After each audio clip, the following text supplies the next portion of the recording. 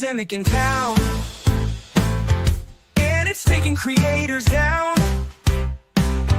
a rabbit hole of corruption in a Massachusetts town.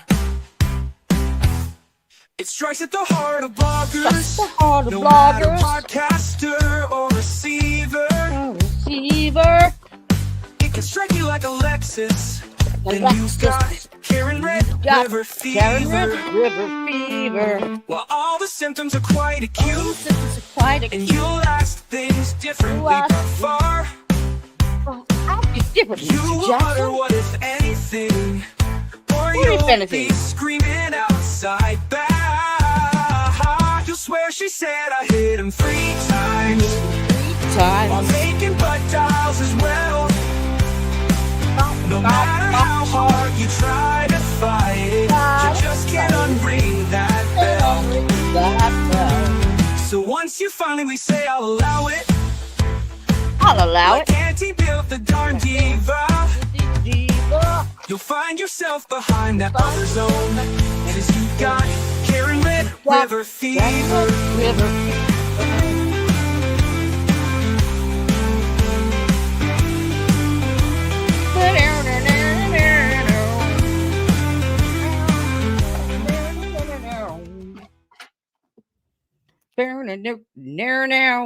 Hello, good morning. Wakey. Hand off Dr. Rentschler Sneaky. How are we?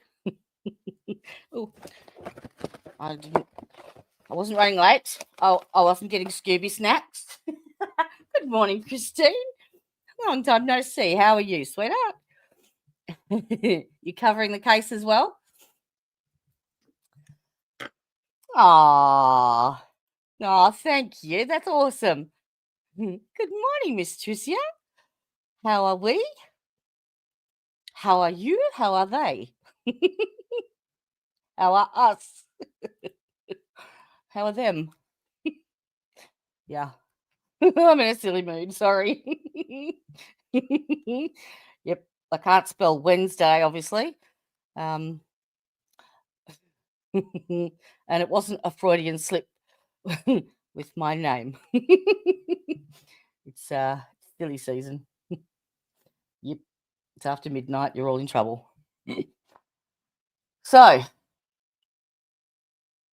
where am I at? Day 31 today. And I've got a feeling the defence is going to rest today. Mr. Jackson seems to think that he's going to need another hour with, or an hour and a half with Dr. Rentschler, and then Mr. Him, the other one, thinks an hour. And then we'll go into rebuttal. So it's coming to an end. It's coming to a close. It's a bit excellent. That's good. Yes, we are. I think it'll probably go to the jury on Friday, depending on how long rebuttal goes for, and closing arguments. I'm not sure if they're time limited with their closing arguments or not. I would assume they would be, but remind me, I'm actually going to do a mock closing argument and see what the database picks up as the key. Write that down actually before I forget. Mock closing. And I did do Jenny G's question for the database last night. So when she pops in, I'll give the results. I've also put it into the Discord chat. All right, let's get into it, shall we? Let's not procrastinate any longer. You don't need to encourage that with me. Well, exactly. What What did it say? It said, put on glasses on. I left them in the bedroom. After carefully analysing the transcript data from all of the child days, I identified 114 sidebar conferences throughout the trial. 114. And that doesn't include yesterday in it, because I've just uploaded that, or today. Yep. Oh.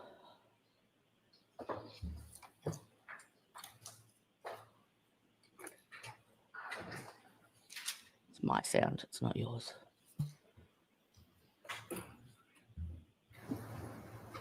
Come on. Hello there, Mr. Rentschler. How are you doing? Yes, thank you. Good morning. Good morning, Your Honor. That's better. Now I can hear it in my ears.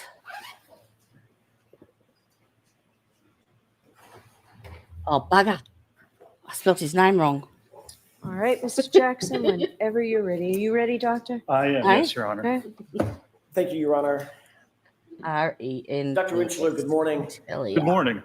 Yesterday, when we last left off, we were discussing materials that you had been provided to review, and you described much of that material in furtherance of your answer that you were asked to review certain data and undertake certain testing as it relates to testing that was done by Apeture, correct? That's correct, yes. Did you prepare a PowerPoint presentation to illustrate the analysis and methodology in your review and testing of this case? I did, yes, sir. Did you bring that with you today? I did indeed. Your Honor, I have a flash drive. I'd like to have Mark. S. Okay. H. Is there an There you objection? Not for identification. Okay, so it's marked for identification.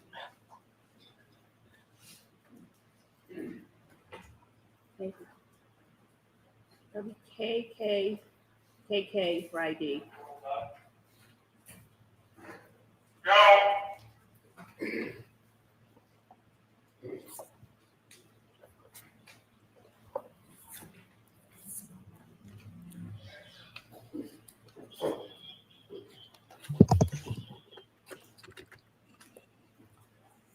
Let me know whenever you, pardon me, let me know whenever you're ready, Dr. Rentschler. Sure, you want me to bring up the PowerPointer? If you could bring up the first slide, let's start with Sure. that.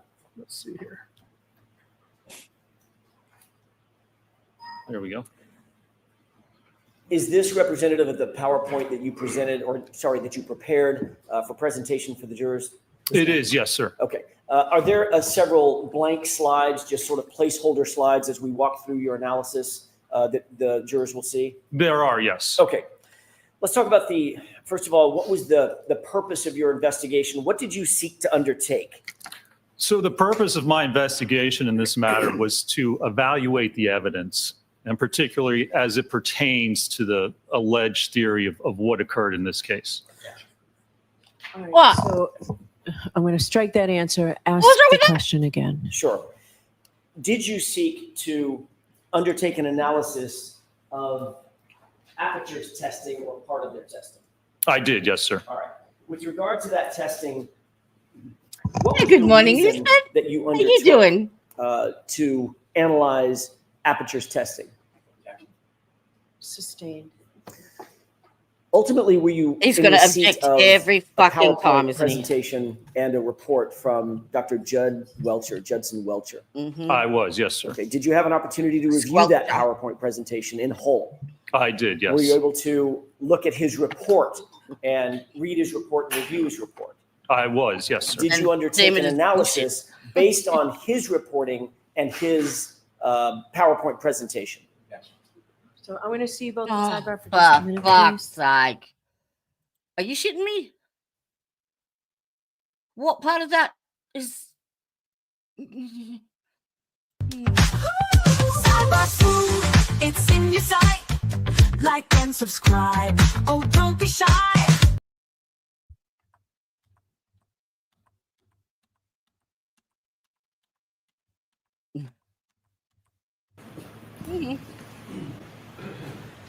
Child May I? bash. Ooh. Yes. Did you undertake to review analysis and testing that was done by Apeture as reflected in the PowerPoint that you reviewed, as well as the report that you received? I did, yes. Well, I Did don't want him to take ARCCA, ownership. yourself included, undertake testing based on your review of the testing by Apeture?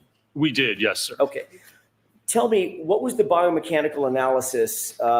That's the second point on your PowerPoint. What was the biomechanical analysis that was undertaken after you reviewed the Apeture reports and Apeture testing? What did you undertake to do? So I touched on this yesterday a little bit. A biomechanical analysis, there's certain steps that you have to do to actually perform a biomechanical analysis. First of all, you have to determine what the injuries are. What are the diagnosed injuries? Second, you have to determine what happened to the individual. So in this case, what would have happened to Mr. O'Keefe? His kinematics, how would his body move? Was it contacted by anything? Was it contacted by the Lexus? If so, what forces were produced on the arm, on his body? Were they sufficient to cause the injuries that he sustained? And in this case, it's a little more involved. We have, was he hit by the car? What happened after that? Did he somehow move into the yard? And then did something happen in the yard to actually cause the skull fracture? So in order to determine if that's what actually occurred in this case, you have to look at each of those three separate events.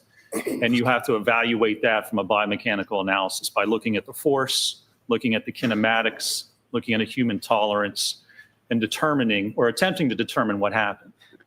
Now, if you try to determine what happened, not only do you have to prove that that was the case and the facts support that that's what occurred, you also have to eliminate all other possibilities. Because if you're saying this is how it happened, not only do you have to show that that's true. So next question, and I'm going to strike that. Next question. Is there an element of differential diagnosis that goes This is into giving me the shits. biomechanical analysis? There is, absolutely. Explain that for us, please. Let me demonstrate. So there are several peer-reviewed articles that I reference. Is this slide number 2, by the way? This is slide number 2. Thank you. Correct. This is If you can't stay, I have put it in Discord, but I did your thing. 114 sidebars.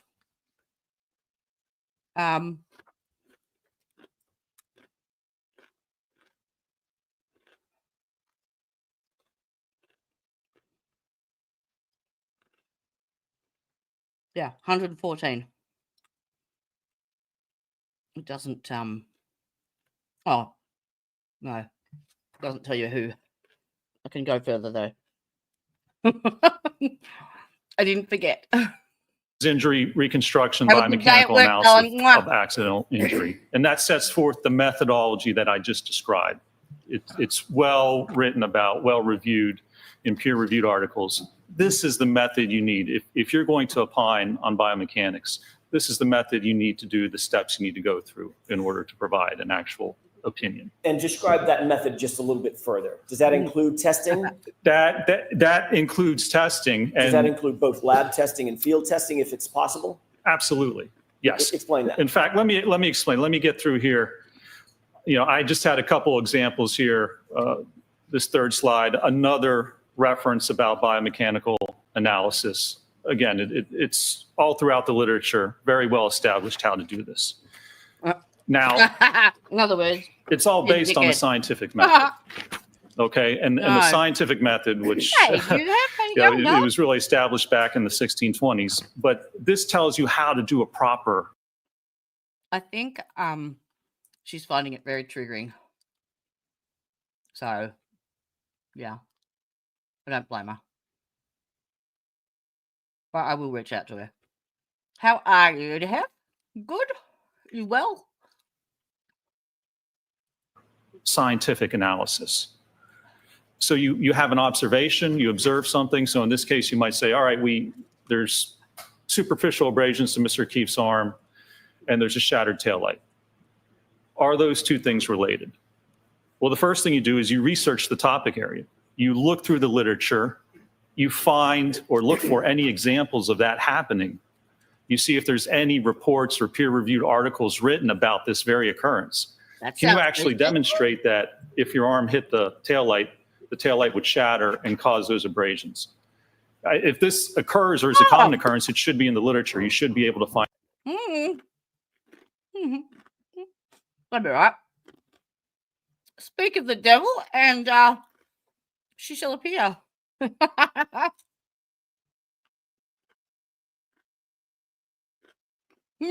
Don't stress, love. You do what you do, love. Yeah, I don't blame you. Don't blame you.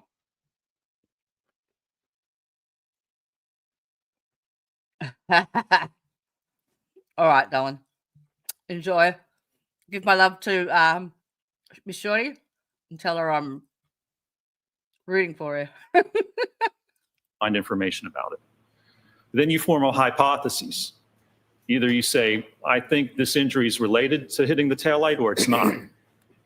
Whichever one you choose, that's where you then start to go into your experimentation. You have to develop tests to get data to actually back up your hypothesis. It's going. So if I said, well, I think the injury is related to it, what would you do? You would go and you would test it. You would get an arm. In this case, we got a hybrid 3 dummy arm, and we got an exemplar vehicle, and we hit the vehicle with the arm.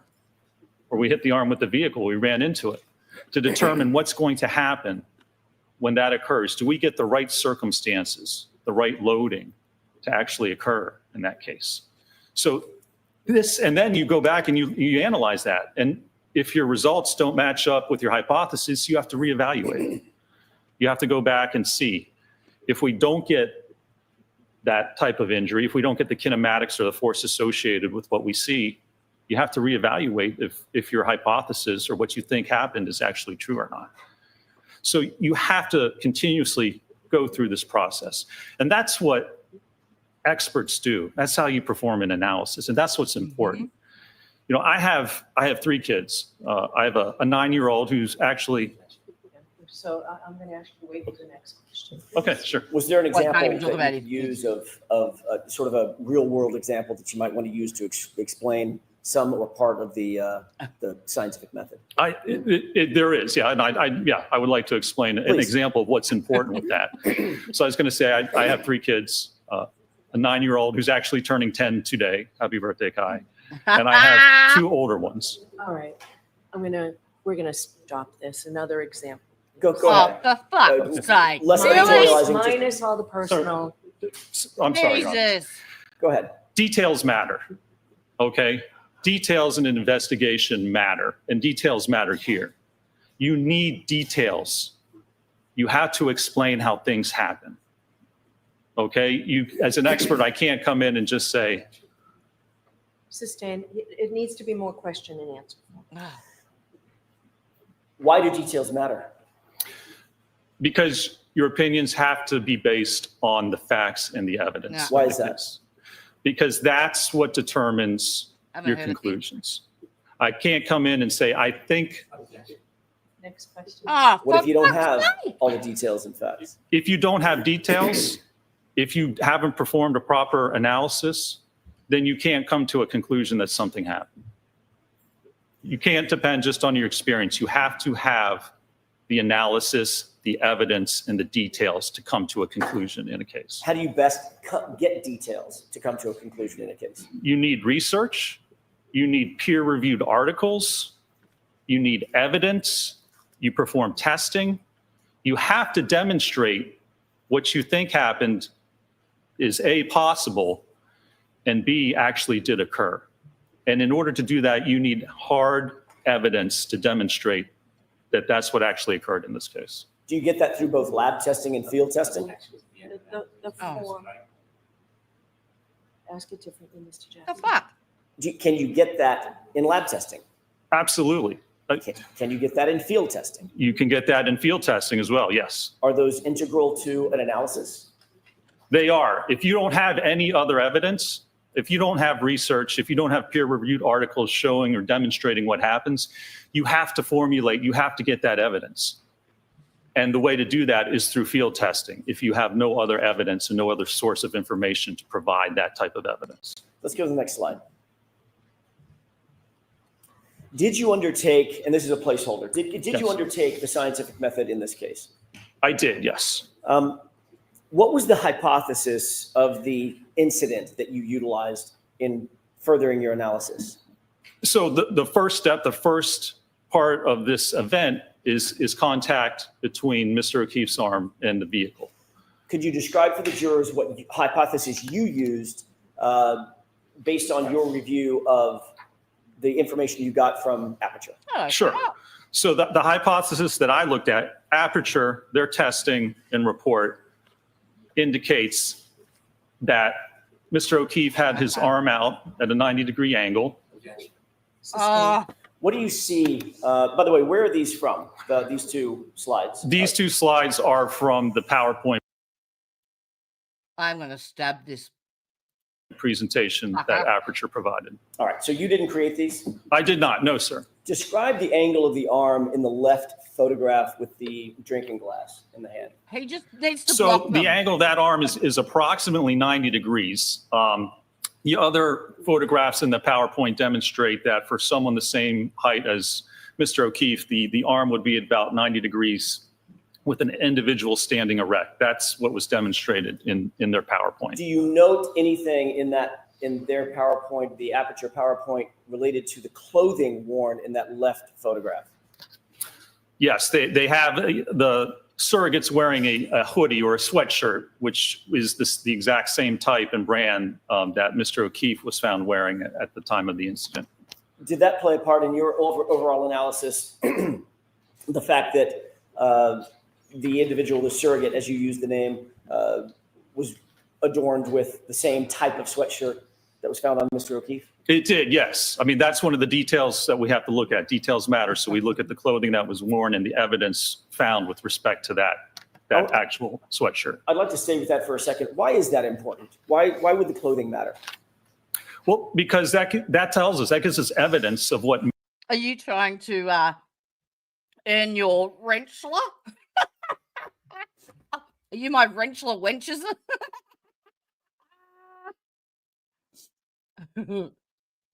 He just needs to block them. He doesn't need to engage. And he needs to get on topic instead of coming on and doing lives and doing nothing but whinge about what's going on with Lauren. Just do you. Just tell the story. For fuck's sake. may or may not have occurred. Mr. O'Keefe was wearing the sweatshirt when the time of this alleged incident occurred. So if there is contact between his sweatshirt and that rear vehicle, the taillight from the Lexus, there would likely be evidence of that. And we have to look at that sweatshirt to see the condition of that sweatshirt, if there's evidence on that sweatshirt, and be able to pair that or match that up to with what happened on the vehicle. Is that part of a normal biomechanical analysis to evaluate clothing of the body as well? Absolutely, especially when you look at automobile pedestrian impacts. Why? Because clothing tells you or can tell you how the impact occurred, where contact occurred between an individual and the vehicle, what part of the vehicle, what part of the individual. So it either may or it may not, but it can give you very important clues about. Elizabeth, are you is it South Carolina or is that where you said you were from? Because when I spoke to him last, or when I messaged him last, I put you up as someone I'd recommend as well. Put a couple of you up, but I mentioned you in particular to be mods on his channel. Excuse me. And good. And I also told him to call past your place and hit you up on his way past.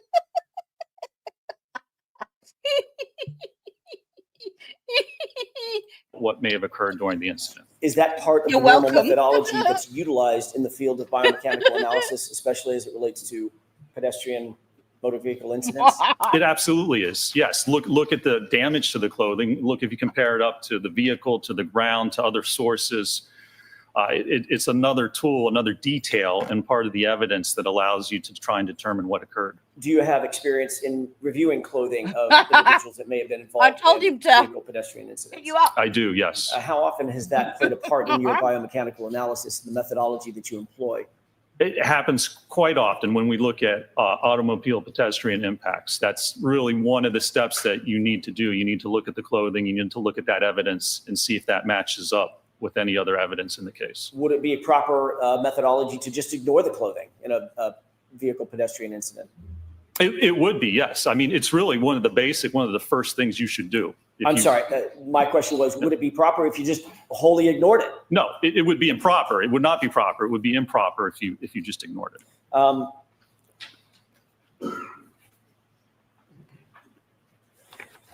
Getting back to the slide at hand, and we're on slide, just to stay coordinated, is this slide 7? That is correct, yes. Okay. You've talked about the left photograph. What is the right, the short video? So this short video is what I refer to as the paint transfer test that was performed by Apeture. And what they did was take a surrogate the same approximate height and weight as Mr. O'Keefe and had him stand behind a subject, an exemplar Lexus, the same year, make, and model. And they put paint on the rear taillight cover on the fender, and then they backed it in to the surrogate's arm. And the reason for this is they attempted to show that where the paint contacts the arm, that it's the same area where the superficial abrasions were on Mr. O'Keefe's arm. Did you utilize? No, I told him to look you up, to come and say hello. These photographs and videos from the Apeture report in conducting and building the field testing and or the lab testing that you ultimately undertook? I did, yes, sir. Can we go to the next slide, please? What's depicted in this slide? So this is from the Apeture report. And the third conclusion is that the location and orientation of the lacerations on John O'Keefe's right forearm and arm are consistent with the geometry and the orientation of the right taillight on the Reed 2021 Lexus LX57. How did you interpret the phrase geometry? To me, geometry just means shape. So the way I interpreted this is the one test that was performed with respect to the taillight. This is the only test I saw that Apeture performed involving the taillight and the arm, is that with this paint transfer test, they concluded that, again, the area where the paint was transferred onto the arm is consistent, the same shape and orientation as apparently the lacerations found on Mr. O'Keefe's forearm. Did this test, in your opinion, establish force multipliers that were exerted on the taillight? It has nothing to do with force. It doesn't describe the force exerted on the taillight or on the arm. It doesn't describe how the arm would have moved as it hit the taillight. It doesn't describe how the taillight would fracture. It doesn't describe how you would actually get the lacerations on the arm. Again, all this does is generally, and I made an error there. This report, and you can see the slide says laceration.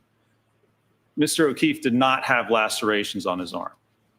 What did he have? He was diagnosed with superficial abrasions. Is there a difference between a laceration and an abrasion? There's a distinct difference, both biomechanically and medically, yes. Is that an important distinction? That is. Why? The first step of the biomechanical analysis is identify the injuries, and you have to take the diagnosed injuries identified by a medical doctor. So it's superficial abrasions. To put lacerations on, that's simply incorrect. Strike. So I strike the end of that. Would you describe the injuries on Mr. O'Keefe's arm as lacerations? No, Would they be more properly described in another way? it would be, yes. What's that other way? So they've been diagnosed as superficial abrasions. An abrasion occurs when there's rubbing or scraping of the skin, and it just rubs away the top layer, the epidermis of the skin. Now, a laceration is an actual a jagged ripping or tearing of the skin, which gets down through the epidermis into the dermis. I didn't think so. So abrasions take much less force. They're less severe than what a laceration actually is. In a biomechanical analysis, if it's done properly, is it I know. proper to I'm on get you. is it important to get the proper injury to the body as a foundation to the entire analysis? That's core to the analysis because you're trying to determine how an injury occurred. You have to know what that injury is. You have to have the correct injury to be able to evaluate it. Let's go to the next slide. Bless you. This is a placeholder. I want to ask you a little bit while this is up. We can turn the lights up. First step in the analysis. What is the first step of the analysis after you determine the injuries, the type of injury? So in this step, after you determine the injury, what we want to do is we want to look at the physical evidence. So we have the abrasions on Mr. O'Keefe's arm, and we have the sweatshirt that he was wearing at the time. So the first step in any investigation is to determine, does the evidence from the arm match up to the evidence on the sweatshirt? Did you undertake that analysis? I did, yes. Is that indicated in a slide a little bit later on in your PowerPoint? It is, yes, sir. Okay. Let's go to the next slide, please. What are we looking at in this slide? So this explains the injuries. And this is from on the left side, that is the diagnoses from the autopsy. The right side is from the hospital. And you can see it says blunt impact injuries of head and extremities, abrasions and lacerations. The laceration is on the back of the skull, on the back of the head where the occipital skull fracture is. When you look at the extremities, everywhere where it talks about the extremities, it's superficial abrasions. So the first step in a biomechanical analysis, you review the medical records, determine exactly what the injuries are. And you can see there's a picture of the actual abrasions. Those are the documented injuries or abrasions to Mr. O'Keefe's right arm. Are these acceptable sources? Well, let me ask you this. What are the sources that are reflected on this slide that you referred to or you relied on in coming to your opinions and conclusions regarding Mr. O'Keefe's injuries to his right arm? Again, on the left side is from the autopsy report from the medical examiner, and then the right side is actually from the Good Samaritan hospital where Mr. O'Keefe was taken. Are autopsy records, hospital records, medical records acceptable sources for a biomechanist to rely on in determining or coming to opinions and conclusions? They are the sources you go to determine what the injuries are. Yes. Did you see? You reviewed the entirety of the medical records as well as the entirety of the medical examiner's file. Is that right? I did. Yes, sir. Did you see reference to any fractures that were noted on Mr. O'Keefe's right arm, either his arm, his forearm, or his hand? No, there were no diagnosed or references to fractures on any part of his right arm or hand. I'm going to ask Mr. Wolk to display a couple of exhibits, the x-rays. Okay. So he's going to take over the TV screen. Sure. If that's okay, Your Honor? Yes.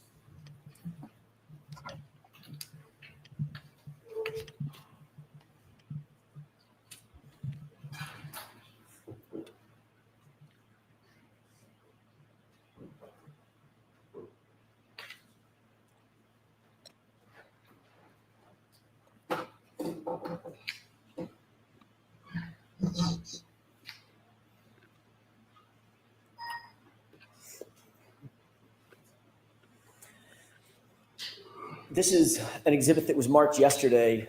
I want to say 226. I may be wrong, Your Honor. I'll get the right nomenclature in just a second. This is one of the exhibits, one of three exhibits that was introduced yesterday. Do you recognize what's depicted on this? That's the X-ray of Mr. O'Keefe's right hand taken January 31st, I believe. Did you review this in furtherance of your analysis? I did, yes, sir. Was it part of the medical record?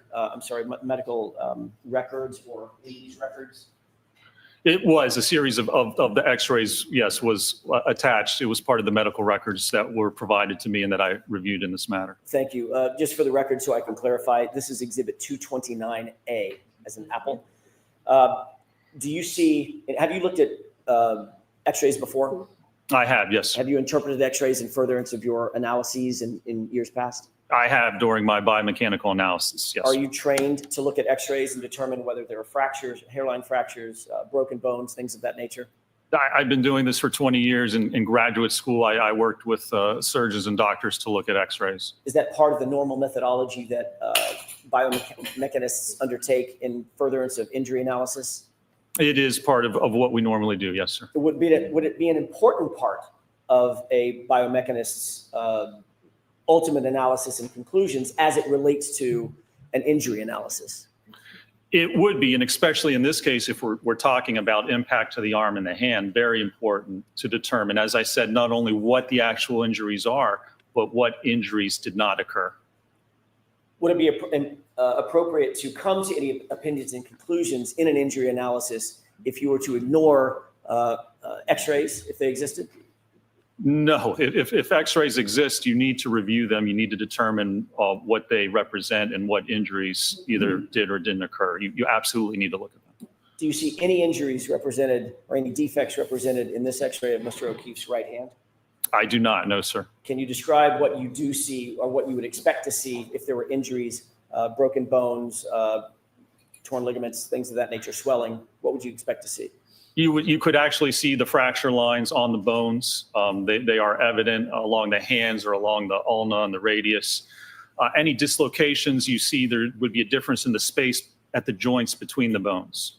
Dislocation, then there would be an increased space or even a decreased space if there's compression of the joints, the interphalangeal joints, the metacarpophalangeal joints, the wrist joint.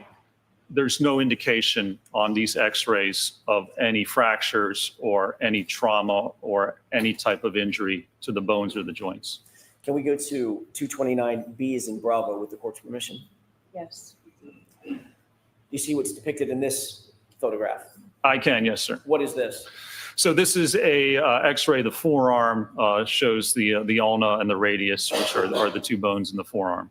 Do you see any defects, injury, trauma to these bones or anything associated with those bones? I do not. And when you're viewing this on the software to look at the x-rays, you can actually adjust the contrast. So you can adjust the brightness and the darkness, and it allows you to go through the whole range to better evaluate whether there are any fractures. This is a little bright, so when you're looking at this, you would actually decrease the contrast a little bit. In terms of your review of this particular photograph, what did you note in terms of trauma or injuries at all? I did not note any indication or any signs of trauma or injury to the forearm or to the wrist in this case. If we could go to 229C as in Charlie.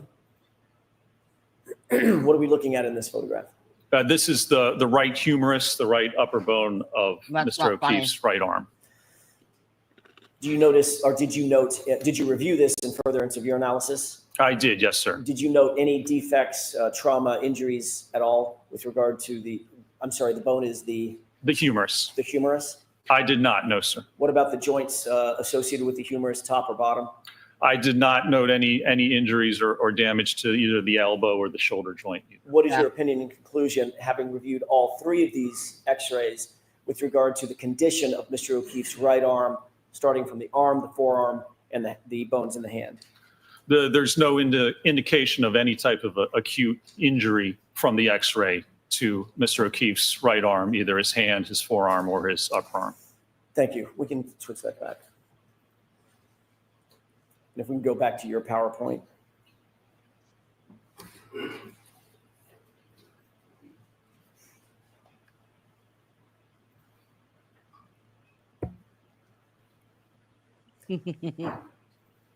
Can we go to the next slide, please?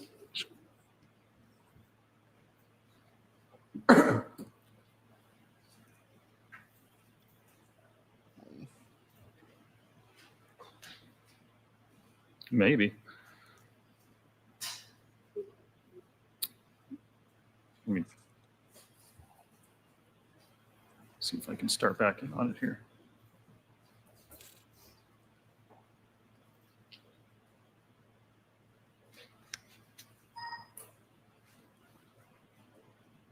Okay, there we go. What are we looking at in this slide? So again, this is the hoodie or sweatshirt that Mr. O'Keefe had on at the time of this alleged incident. Did you consider these photographs in conducting your injury causation analysis? I did, yes, sir. What role did these photographs of Mr. O'Keefe's hoodie play in your injury causation analysis? So this shows the hoodie, and it was inspected by the police department, and it was noted, as you can see on the right sleeve by the triangles, there were 9 different punctures or holes noted in the sleeve of the sweatshirt. Can we go to the next slide, please? What are we looking at in these series of photos? So let's come to sidebar for a minute and Mr. Jackson, bring your PowerPoint. Mhm. What else do you want to take off there, Bev? What else? His signature? Fuck me. No, you can't put the writing on there about what you're going to say.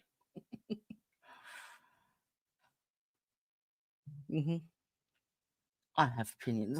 I have feelings. I have thoughts, and they're not good. Not even close to it. Yep.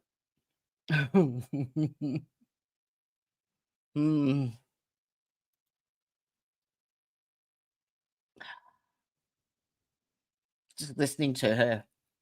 Was it last night? It was last night when they went through and she made a ruling about him not being allowed to have writing on the slides. It's ridiculous. Anyhow, hopefully the jury can see exactly what the fuck's going on here.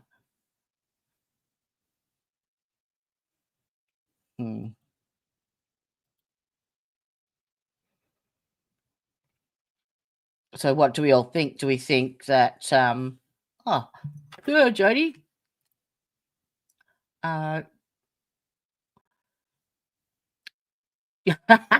Sorry, check this out. I'd have to laugh at Lisa. Just her posing. Oh, she just stopped it now.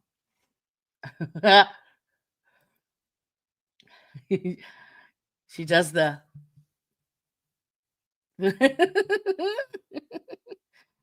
actually, should we say hello?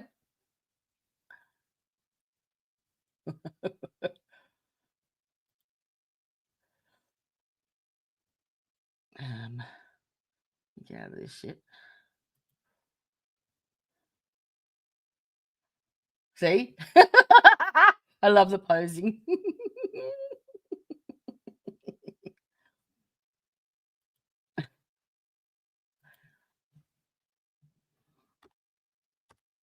Hi at Miss Shorty.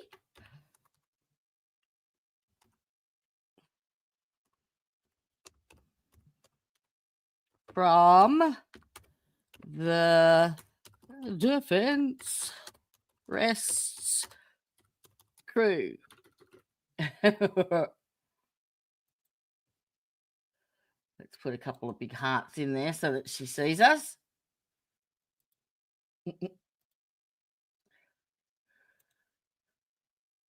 Oh, come on.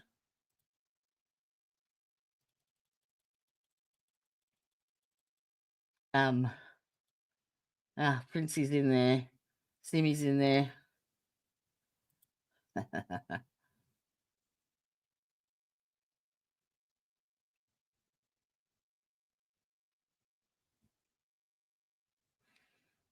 Impacting John O'Keefe and Mr. O'Keefe striking the rear posterior aspect of his head on the frozen ground. And when you look below that, it basically has the references or the support for that one conclusion. I'll see you both at sidebar for a minute. Oh, sidebar. Sidebar. So what are you thinking today so far about this testimony? What is your thoughts? I mean, Bev's and Hank Brennan doing a great job of limiting everything, aren't they? I'm sure the jury is going, we want to hear this. What? Ah, the cool. fuck?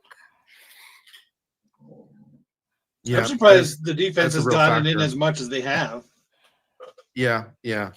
That's It feels fair. like AJ's at that point of zero fucks given. He's just Mhm. he's like, you know what? I mean, when you mentioned before, they kind of it's good to see AJ giving a little back and pushing back a little, and that they've last day of testimony, one would think, Oh dear.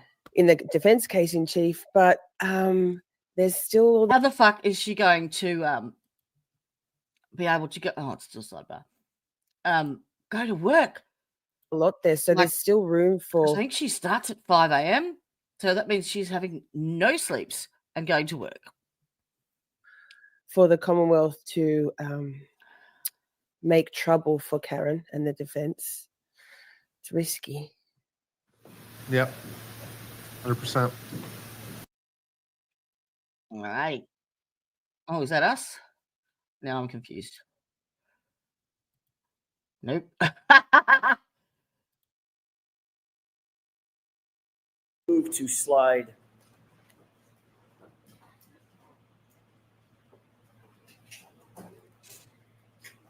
Yeah, just a moment. I'll keep an eye on 70, ours. Mr. But this Jackson. let's side. But oh, Jody, fuck! Oh my god, you're like behind. You can skip sidebar, you dipshit. I'm mental today. You're the right page. You should. Oh, poor bugger. And she starts at 5, doesn't she, Simi, or something like that? Something ridiculous.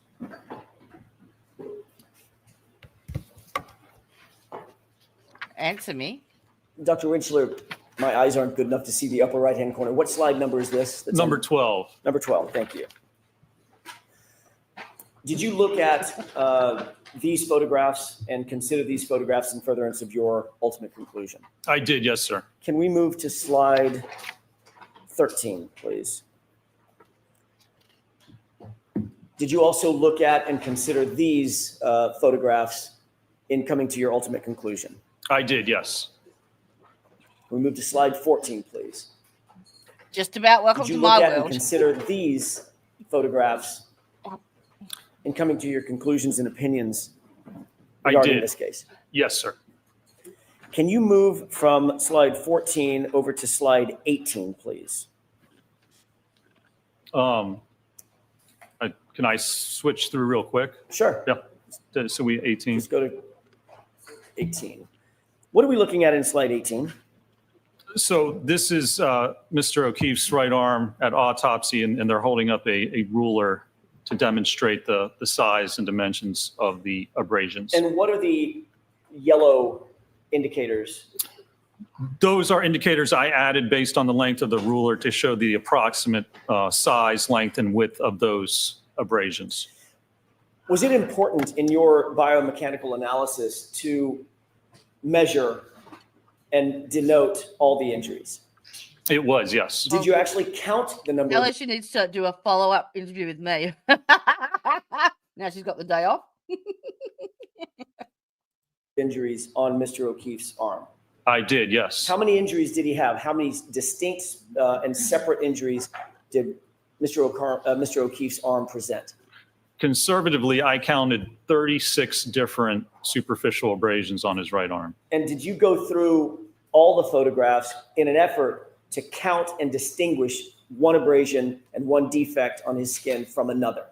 I did, yes, sir. And you said conservatively 36 separate abrasions, correct? That's correct. What does that mean in terms of the mechanism that you would expect to cause that abrasion?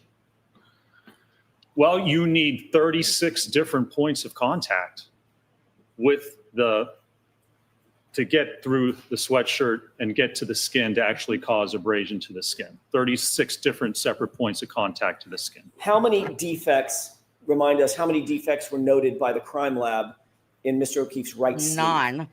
9 defects.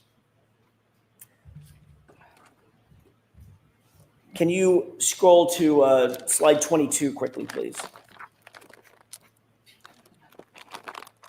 What is this? This is a slide, again, from Apeture, from their PowerPoint. It's the only slide, the only photo, the only indication of the hoodie that I found in their analysis. And it also has pictures showing, looks like they try to line up the top of that taillight cover. Sustained. Do you see there's some sort of marking on that lower left photograph with some yellow lines? I do, yes. How did you analyze that marking? I analyzed that. It goes through the part of the taillight cover and then goes through part of the upper arm of the surrogate. And there's a parallel line to it a little bit in a V shape. There's a parallel line below it. How did you analyze that line? I analyzed that as apparently showing that the area of the taillight. So not apparently. What did you How did you analyze? interpret sure. that? I interpreted that represents that area of the taillight corresponds to the area of the upper arm. And there's a red dotted line around the tail light, correct? Correct. How did you interpret what that represents? That was the part of the taillight that fractured. Did you put any of these lines on there, or are these all from Apeture? These are all from Apeture. I did not put any of those on there. You see the small, it's horizontal, I'm sorry, it's vertical photograph of Mr. O'Keefe's arm? I do, yes.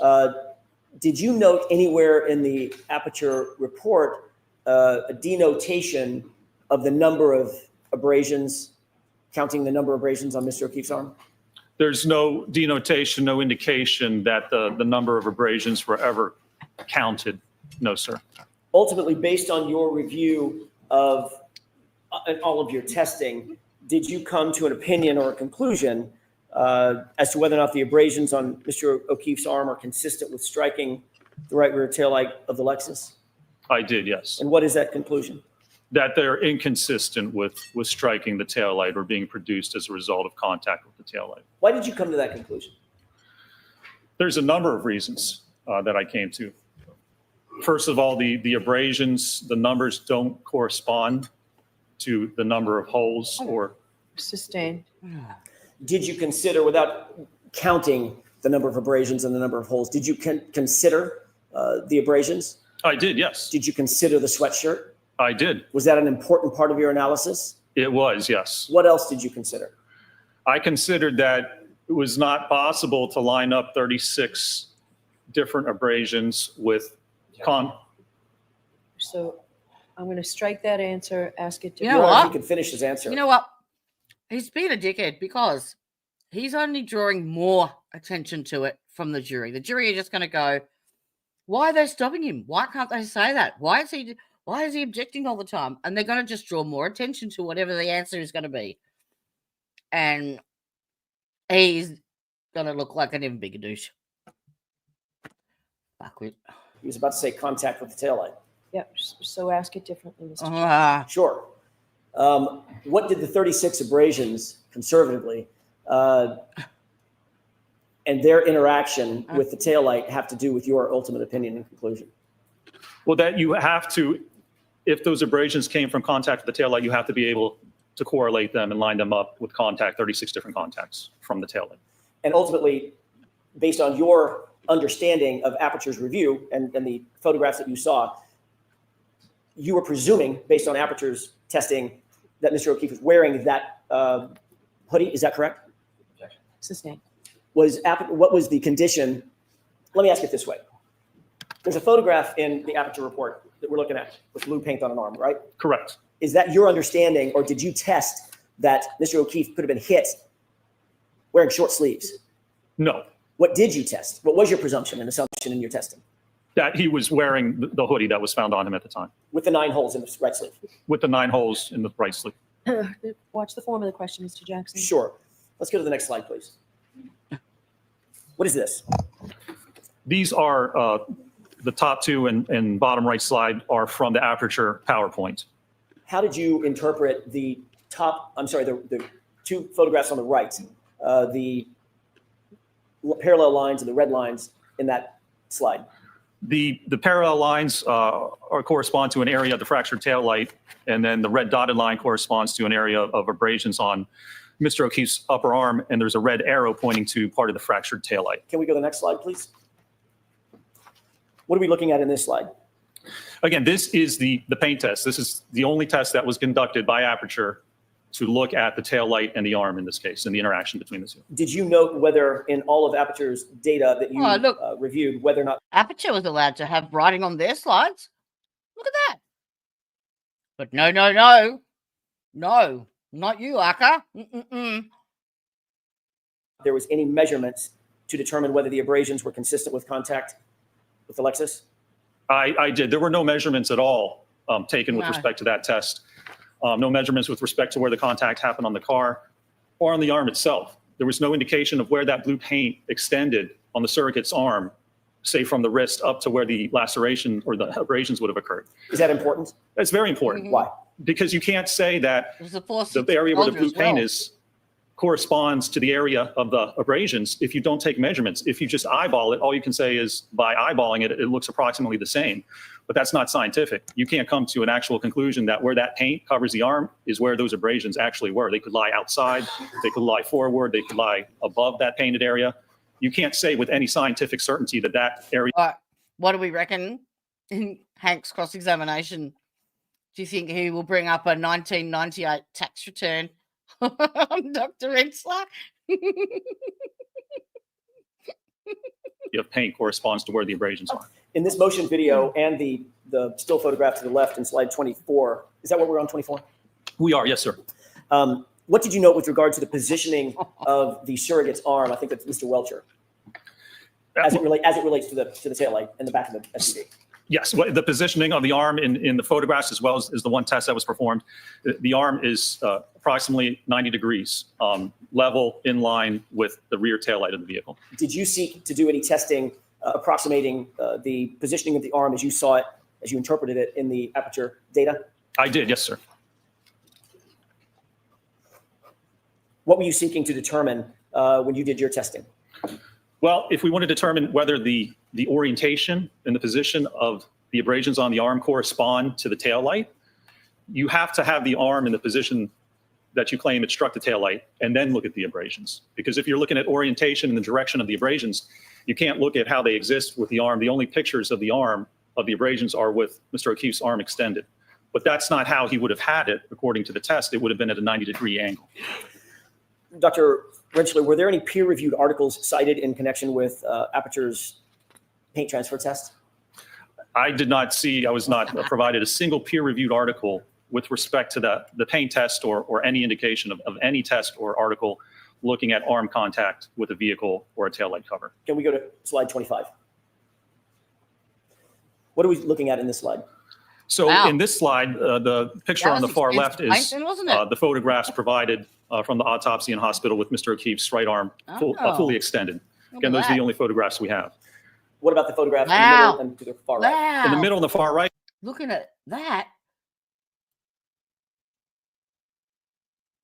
Fuck.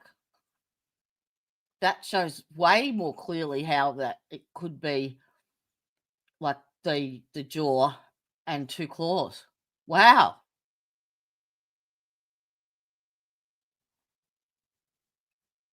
What say you, oh troops?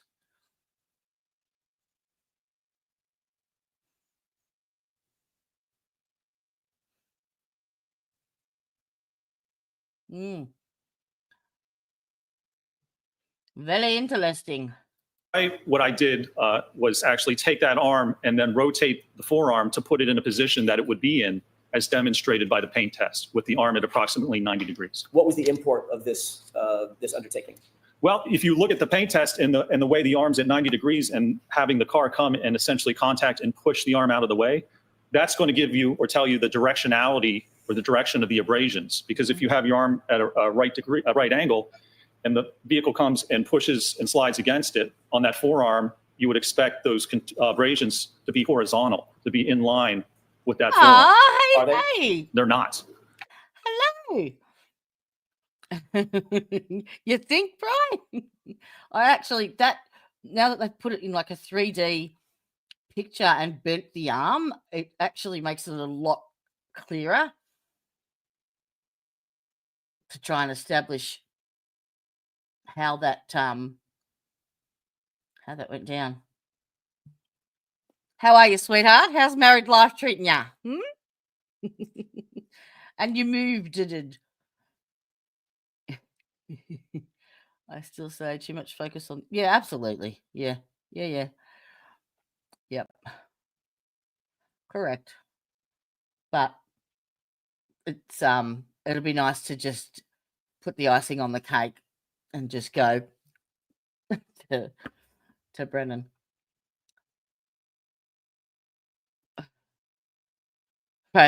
Bry hose the plumbing.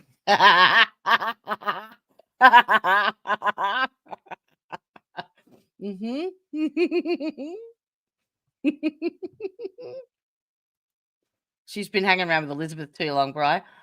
What was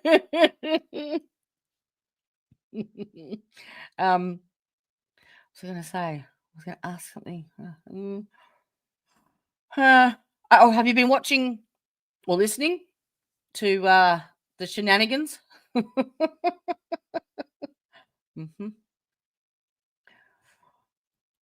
You can see some of them are vertical, some of them are angled, some of them it's hard to tell what the directionality is.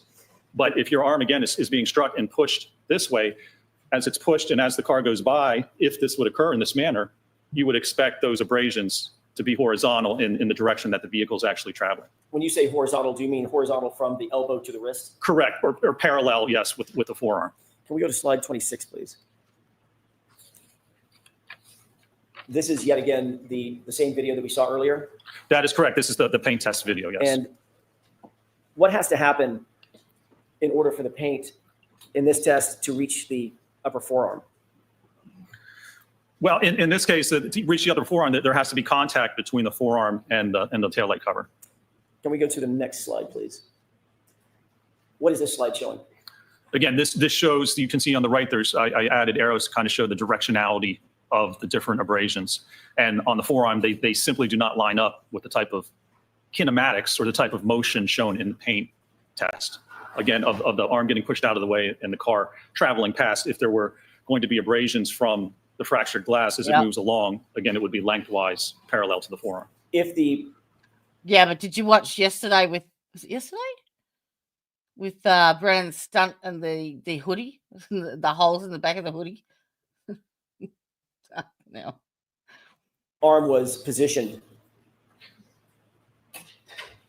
as it was indicated in the paint test done by Apeture. Would you expect to see this pattern of injuries on Mr. O'Keefe's arm if, in fact, it contacted the taillight and if, in fact, it was abraded based on the taillight? Yeah, I did a short on You it. would not. You can't get, for instance, horizontal abrasions on the upper arm and somehow get vertical and angled abrasions on the forearm. The kinematics don't work out to actually produce those types of injuries. Can we go to the next slide, please? What are we looking at in this slide? So again, this is the paint transfer test, and it demonstrates there were no measurements taken, so we don't know the exact size or location of that paint or the lacerations. She's and you can see the testifying in photograph on the rebuttal. right basically shows that after doing the test, a picture of the right arm was put next to it and basically eyeballed to say it's the same. Well, it's only approximately the same area. So I'm going to strike that. So next question. Do you see any measurements, any tape Not even a measures, gag any order on laser him, measuring Viv. equipment, anything like that in that right photograph? Nothing, no types of measurements Stop in his whatsoever. mouth. Can we go to the next slide, please? This is on the left, the same video that we've seen several times, correct? That's correct. What are we looking at on the photograph on the right? So on the right, it is the video of this test taken from the side of the vehicle. Did you notice anything of note in this angle of the paint transfer test? I did. I slowed this video down. And so as you can see, as it starts out, and you'll see the vehicle starts to slowly back. Yeah. So there was no photographs showing the position of the arm in the back of the car. The video is from the side, and the top video, you can't tell where the arm is positioned against the tailgate.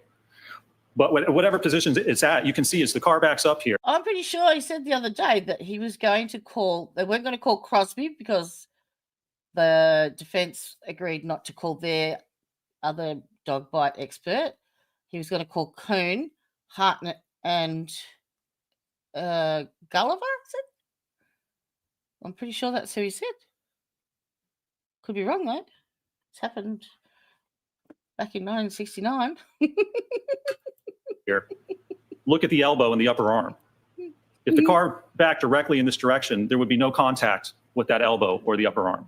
And remember, this test is to show where the paint would transfer and if that correlates to the lacerations. You mean before you start the video, when you say there would be no contact with the elbow or the upper arm, you mean the biceps area and from the elbow up? That's correct. Is that based on the photograph on the right and the positioning of the surrogate? Exactly. You can see right now, if the car just backed directly straight back, it would not contact the elbow or the upper arm. Before you play the video, what did you note when the car from the angle to the right of the video on the right? What did you note as the car, just before the car starts to make contact with the surrogate? What did you note? So in order to get that pattern on the arm, right as the car contacts the arm, the surrogate pushes his elbow forward, leans into the car against the light, and then rolls off. Can you play that for us, please? Mm-hmm. Did you see what you were describing in that video? I did, and I can Hello, Doug. slow it down. So you can see, even at this point, as the car approaches, it would not contact the elbow or the biceps. So as it comes in, watch the elbow all of a sudden shoot in.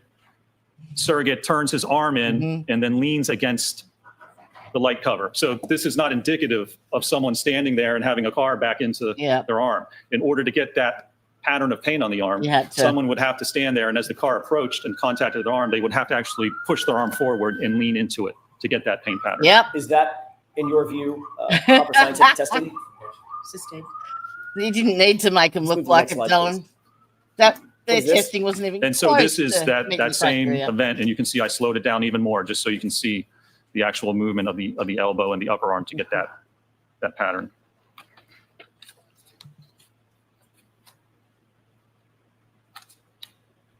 That's why Hank's getting so desperate. Taking so many risks. Can we move to the next slide, please? He This can is see slide the 30. writing on the wall.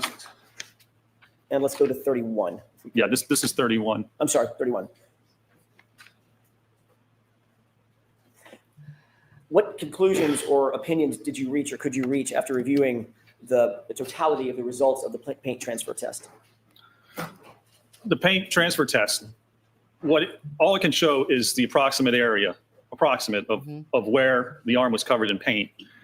As Didn't the even surrogate full impact. jammed his elbow in and rolled it against as well. the taillight cover. So it tells us nothing about what may have actually occurred, how the lacerations were actually, or the abrasions were produced. It doesn't talk about the kinematics of the arm to actually cause those abrasions. All it does is just say, under this specific condition, if I got someone blue was to paint on stand my there and then shoot your elbow forward and lean in, you would get paint on this approximate part of your arm, because we don't even have any measurements for it. That's the only thing that test demonstrates, and that's the only test that was conducted to look at the interaction between the arm and the Lexus in this case.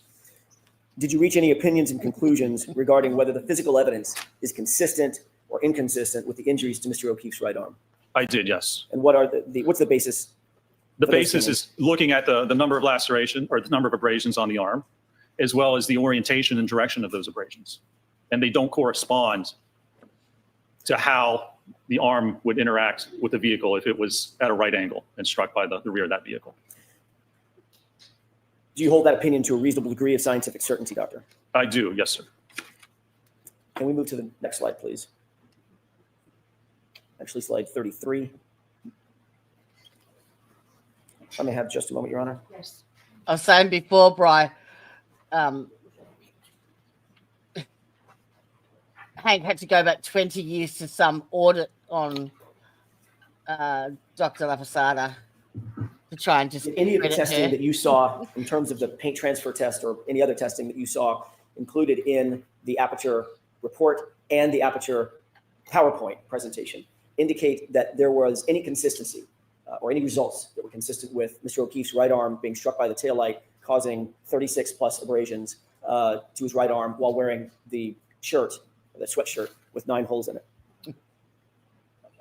That's sustained. You have to Objection. ask that differently, Mr. Jackson. Of course.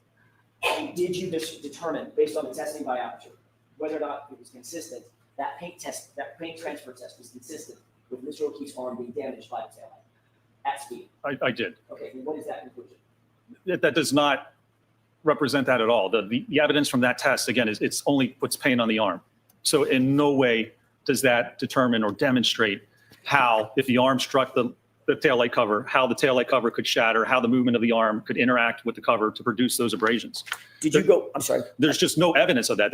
There's no steps taken to demonstrate how, if that's even possible, would that actually occur in a case like that. First, you have to show it's possible. I saw no peer-reviewed articles, no research data, and the only test that was done that links the injuries to the taillight cover is this paint test. Is that the paint test in which the arm was leaned into the car? In which the elbow was shot forward and then the arm and upper arm was leaned into and against the cover. Doctor, did you also go on to further your injury causation analysis by performing impact tests to evaluate the kinematics involved? I did, yes. Can you describe that for us, please? Sure. So one of the steps involved in the biomechanical analysis is the kinematics, the motion. So we need to look at the motion of the arm. If the arm hit the taillight cover fractured, and you got abrasions, you need to be able to show that. You need to look at how the arm would actually move if it was struck by the vehicle. I've seen no peer-reviewed articles or research to demonstrate that. So what you need to do then is do testing to look at how the arm would actually move and whether it's possible to create those conditions to actually get that injury. Did you use an ATD hybrid 3 arm for testing? We did, yes. We used a 50th percentile male ATD hybrid 3 arm. Is the use of that hybrid 3 arm accepted in your industry in terms of testing? Yes, it certainly is. As I said yesterday, it's the gold standard for testing. And the arm itself is used just for that very purpose. In fact, there's a number of studies, they use the 50th percentile arm to look at airbag deployment. One of the issues with airbags for the driver is it comes out of the hub of the steering wheel. So if you're steering and you're turning your car and you hit something and the airbag goes off, what happens? It blows right into your forearm, and it can actually cause fractures. We see that quite often.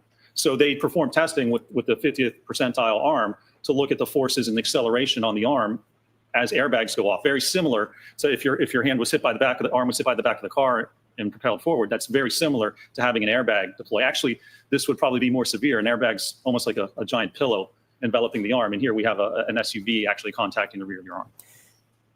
Can we go to the next slide, please? Sure. This is 35. Let's see, here's 35. There we go. Thank you. What's depicted here? So this was testing done at 15 miles an hour. So this is with the hybrid arm and suspended so that it was actually impacting the right rear of the Lexus as the Lexus was traveling at 15 miles an hour. Was there acceleration that was noted on the arm, force and acceleration? There was on both the arm as well as the hand, yes. What was the result of the damage to the taillight based on this test? So in this test, there was actually no damage. As you can see, it catches kind of the hand and the forearm. And if you want to describe it as kind of a glancing blow, there was not enough force at 15 miles an hour on this glancing blow to actually fracture the taillight. Is the position of this arm relative to the SUV consistent or inconsistent with the original spot that the surrogate in the paint test was standing as it related to the SUV? It's consistent. We lined it up so it's consistent with that original location so that it would not impact the elbow or the upper arm. So at that position, if there's impact to the arm at 15 miles an hour, it doesn't cause the taillight to fracture. And it's also important to look at the kinematics. If you look at the acceleration data below, that hand and arm is accelerated. The hand's accelerated up to the speed of the vehicle in about 2 to 4 milliseconds. How long does it take to blink your eye? 250 milliseconds. It takes a quarter of a second to blink your eye. So this occurs if your hand's hit at 15 miles an hour by a car, it's going to be accelerated up to the speed of the car about 50 times faster than you can blink. Can we go to the next slide, please? And what are we looking at in this? So this is lab testing at 17 miles an hour. So the housing and the cover was basically propelled into the forearm of the dummy at 17 miles an hour. What was the acceleration that was noted on the arm? So when you look at the arm, the acceleration here is almost 300 Gs. What does that mean just to us? So 300 Gs. If you look at weight, if you say the weight of the arm is 10 pounds, 300 Gs means there's 3,000 pounds of force acting on that arm. Is that enough to break a bone? It's more than enough to break a bone. Is that enough to to tear ligaments? Absolutely, yes. What about the bones in the hand? Are those stronger or the same the same resistance as the bones in the forearm? Or are they more delicate? No, the bones in the hand are, as you can imagine, much weaker because they're much smaller. When you look at the carpal bones, the metacarpal bones, the metacarpal interphalangeal joint, which is basically your knuckles, they are much smaller, and it takes much less force to fracture your hand bones compared to your ulnar radius. Let's go to the next slide, please. What are we looking at in this slide? So this is a 24-mile-an-hour impact with the arm of the dummy contacting the rear, again, tail light. And it shows you the motion, the dummy suspended, shows you the motion of the dummy, and again, the force and acceleration. Now, that right video I put in because that's real-time video. We've been showing the low speed, but look on the right. This is the actual speed of 24 miles an hour. That's what it looks like if you have your hand out and it's struck by an SUV. Is the arm accelerated in this? Do the same physics apply? Is the arm accelerated up to the speed of the car in milliseconds? It is, yes. It's all about weight, right? Because you have a 6,000-pound car and you have a 10-pound arm. It's whatever speed that car is going, your arm, your hand, whatever's sticking out there is immediately going to get accelerated up to the speed of that vehicle. The video on the right is in real time. Like you said, it's sped up in milliseconds. Is that right? That's correct. Is the hybrid 3 that's used in this test, is that suspended from above? The dummy in this test is suspended from above, yes, like a pendulum, barely touching the ground. Is the dummy connected to the ground in any way? No, it's just its feet are barely touching. What would happen if there were forces applied to that dummy that went perpendicular to the travel of the vehicle? What would happen to the dummy? The dummy would swing out like a pendulum in that direction. Based on your review of the test that was done, the 24-mile-an-hour test, were there forces on that dummy that were perpendicular to the car such that the dummy would swing out or be forced out or be propelled out away from the car? No, there were no forces from the testing, and it's simple physics. Your center of mass of your body is basically at your umbilicus or your belly button. So in order to move the body, you have to apply a force at that part of the body. If your arm's struck, it's not going to move your body appreciably. All it's going to do, your arm's like a moment arm, it's going to spin you around. Could there be some motion forward or backward if you take a step? Possibly. But the center of mass of your body isn't going to move. You have to get struck by the vehicle to have the body actually move in a specific direction. Can we go to the next slide, please? What is this showing? So this is a slow-mo of the overhead from the real time. It was a GoPro that was recording that real-time video, and this is a slow motion of that video. I'd like to ask you a couple of questions. As you see the vehicle contact the arm, what happens to the arm as it's being contacted in those milliseconds where it's being accelerated up to 24 miles an hour? Well, the arm's accelerated up and pushed away from the body. So whatever part of your arm or body is contacting the car, that's going to be pushed forward away from the rest of your body. So not only is it loading the arm with an impact force as it strikes the arm and the hand, but then it's actually stressing the joints too. It's like ripping imagine having a car come and 3,000 pounds of force pulling your arm forward at the elbow, at the shoulder joint. It's putting a lot of force and pressure on that appendage. What's the G-force for the 24-mile-an-hour impact? G-force, let me see exactly. Could you pause that video for a second? Sure. Because I want to ask you a couple of questions about it as well. Let me see exactly what that G-force was. Do you need to refer to something? Yes, my report. With the court's permission? Yes. Thank you.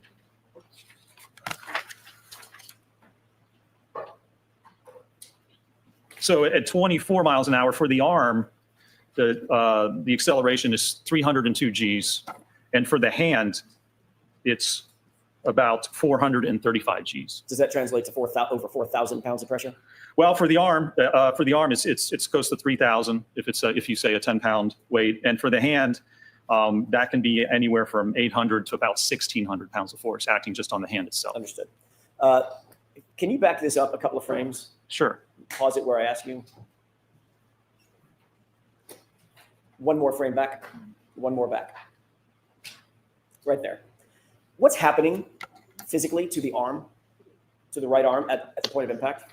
So there is a force on the hand, on the forearm, where it contacts. Now, your arm just isn't going to hit and the force be distributed evenly across the entire part of the arm. That's not how your arm is actually articulated. Even if it was, again, that's similar to an airbag deployment, where at these levels you would get fractures. But if it hits the hand, now, if Mr. O'Keefe's holding a glass at the time of this impact, think about that. What happens is you're holding a glass. It exposes the knuckles. So if you're holding a glass and your arm's at a 90-degree angle and the car comes back and hits your hand, it's going to strike right on the knuckles. The force is going to be applied right at that joint. And then it's going to likely hit along the forearm back near the elbow. What's the shape of that arm in this still photograph? Yeah. It's somewhat of an abnormal shape because the arm should be level with the body. The forearm should be even with the shoulder. But you can see as it gets pushed forward, it's accelerating that forearm away from the arm and the rest of the body. Does that abnormal shape suggest anything to you in terms of what you would expect regarding the bones in that arm? You Again, know what? I think Lally's probably got one of those little smirks on his face going, hey, you wanker. and I would think that Hank would have to be medicated so that he wouldn't be shaking right about now. Or perhaps he's had a couple of rectal Valiums. Yep. I think he's going to just a prediction.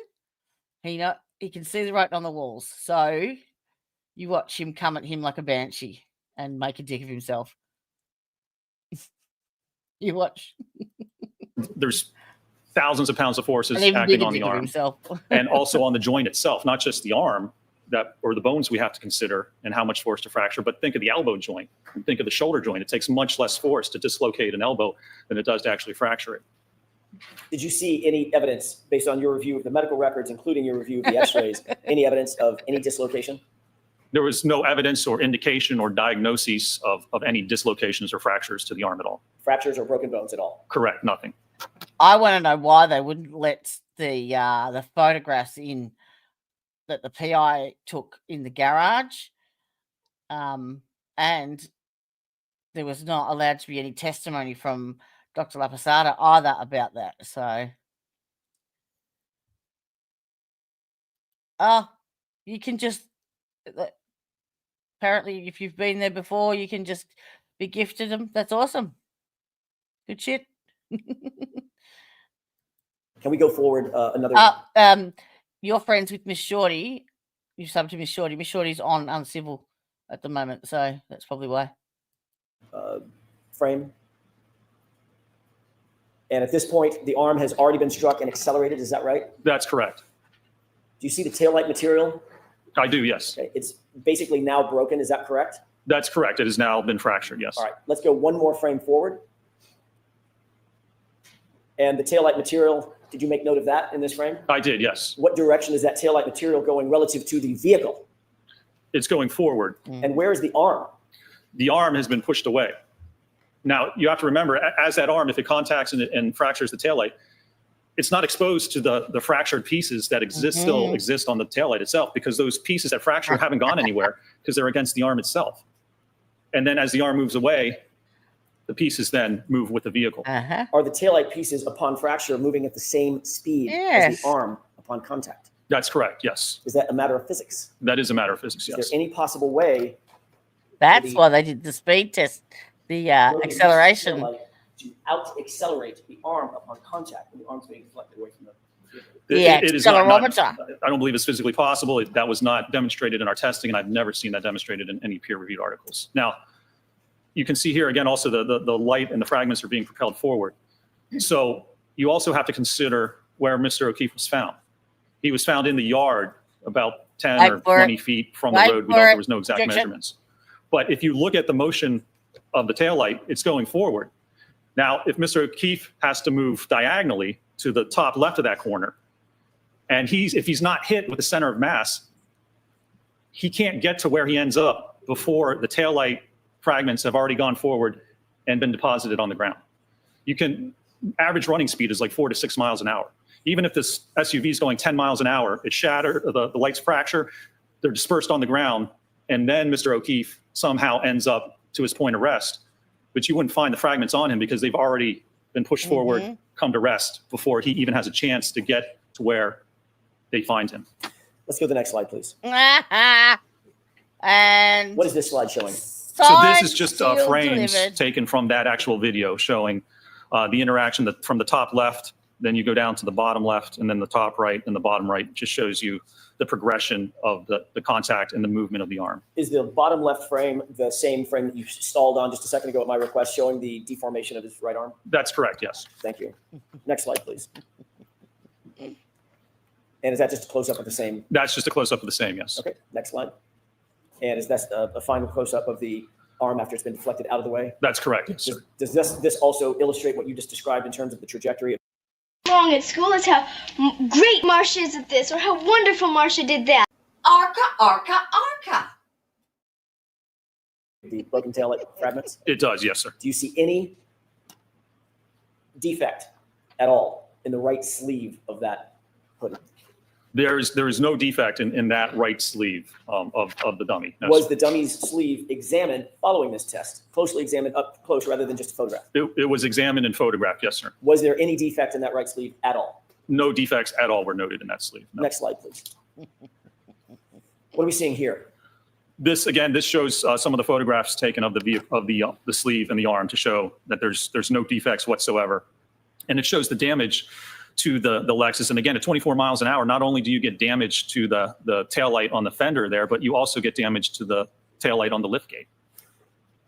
Was there any damage on the taillight of the liftgate in the subject SUV? There was not, no. Next slide, please. What are we looking at in this video? And so this was 29 miles an hour with a suspended hybrid 3-arm. Was the arm in the relative orientation that you saw depicted in the paint transfer test by Apeture? It was, and in fact, in this one, there's actually contact. We moved it in so that you would get contact with the elbow and the upper arm as well. So it's in the position after Dr. Welcher moves his elbow in and rolls his shoulder into the taillight cover. We evaluated that position with this test. And do you see any damage to the liftgate taillight based on this test? There's extensive damage at this speed, yes. What about the damage to, what damage would you expect to see to the arm itself at this speed and in this orientation?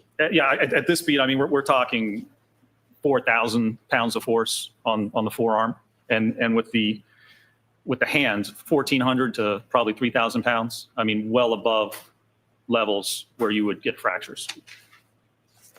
Next slide, please. What are we looking at in this slide, these two photos? This was the final test that was conducted in using a dummy, and it was impacted at 29 miles an hour. And this was a center of mass impact. Why was it important, Dr. Rentschler, why was it important to do a center of mass test? Because if we have an auto pedestrian impact and you want to see where the pedestrian ends up, you have to evaluate how they were impacted by the car. In order to have the pedestrian move any substantial difference, it has to be hit at the center of mass. Again, it has to be hit at that belly button area to propel the body in a certain direction depending on the speed and direction. If there's no center of mass impact, how does someone get to the point of rest? You can't correlate a side swipe where the arm gets contacted and say if someone ends up 20 feet away, there's no way to correlate that arm impact caused them to somehow move 20 feet away.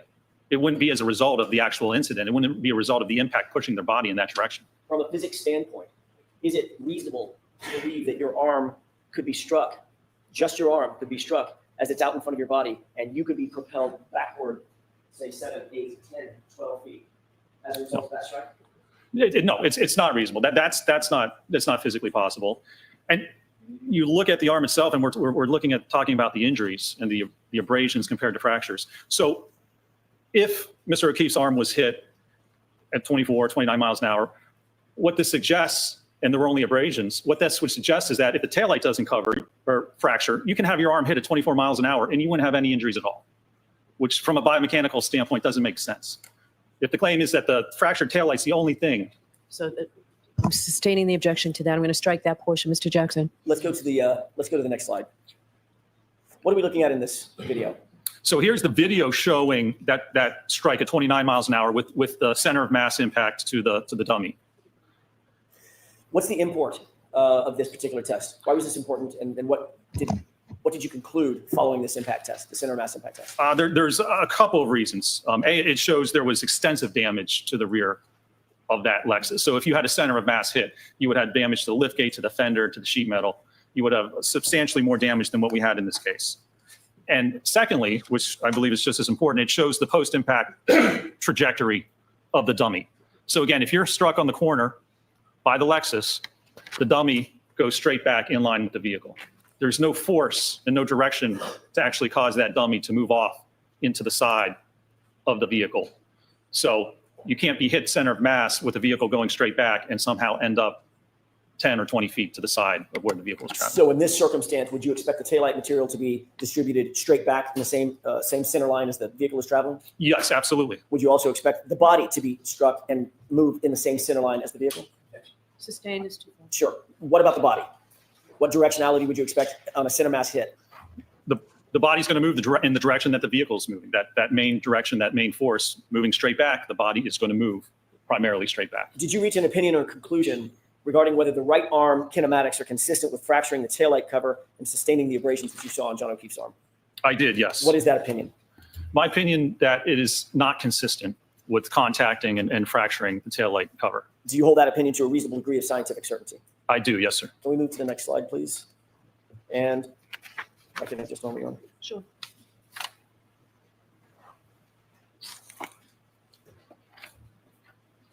On what do you base your opinion that you just told the jurors? That looking at the kinematics of the arm, it's inconsistent with the evidence we have, with the actual abrasions to the arm, the evidence on the sweatshirt, and that at these speeds, you would likely expect fractures, certainly to the hand, and likely to the ulna and the radius and the forearm, if your hand or arm was struck by the rear of the SUV.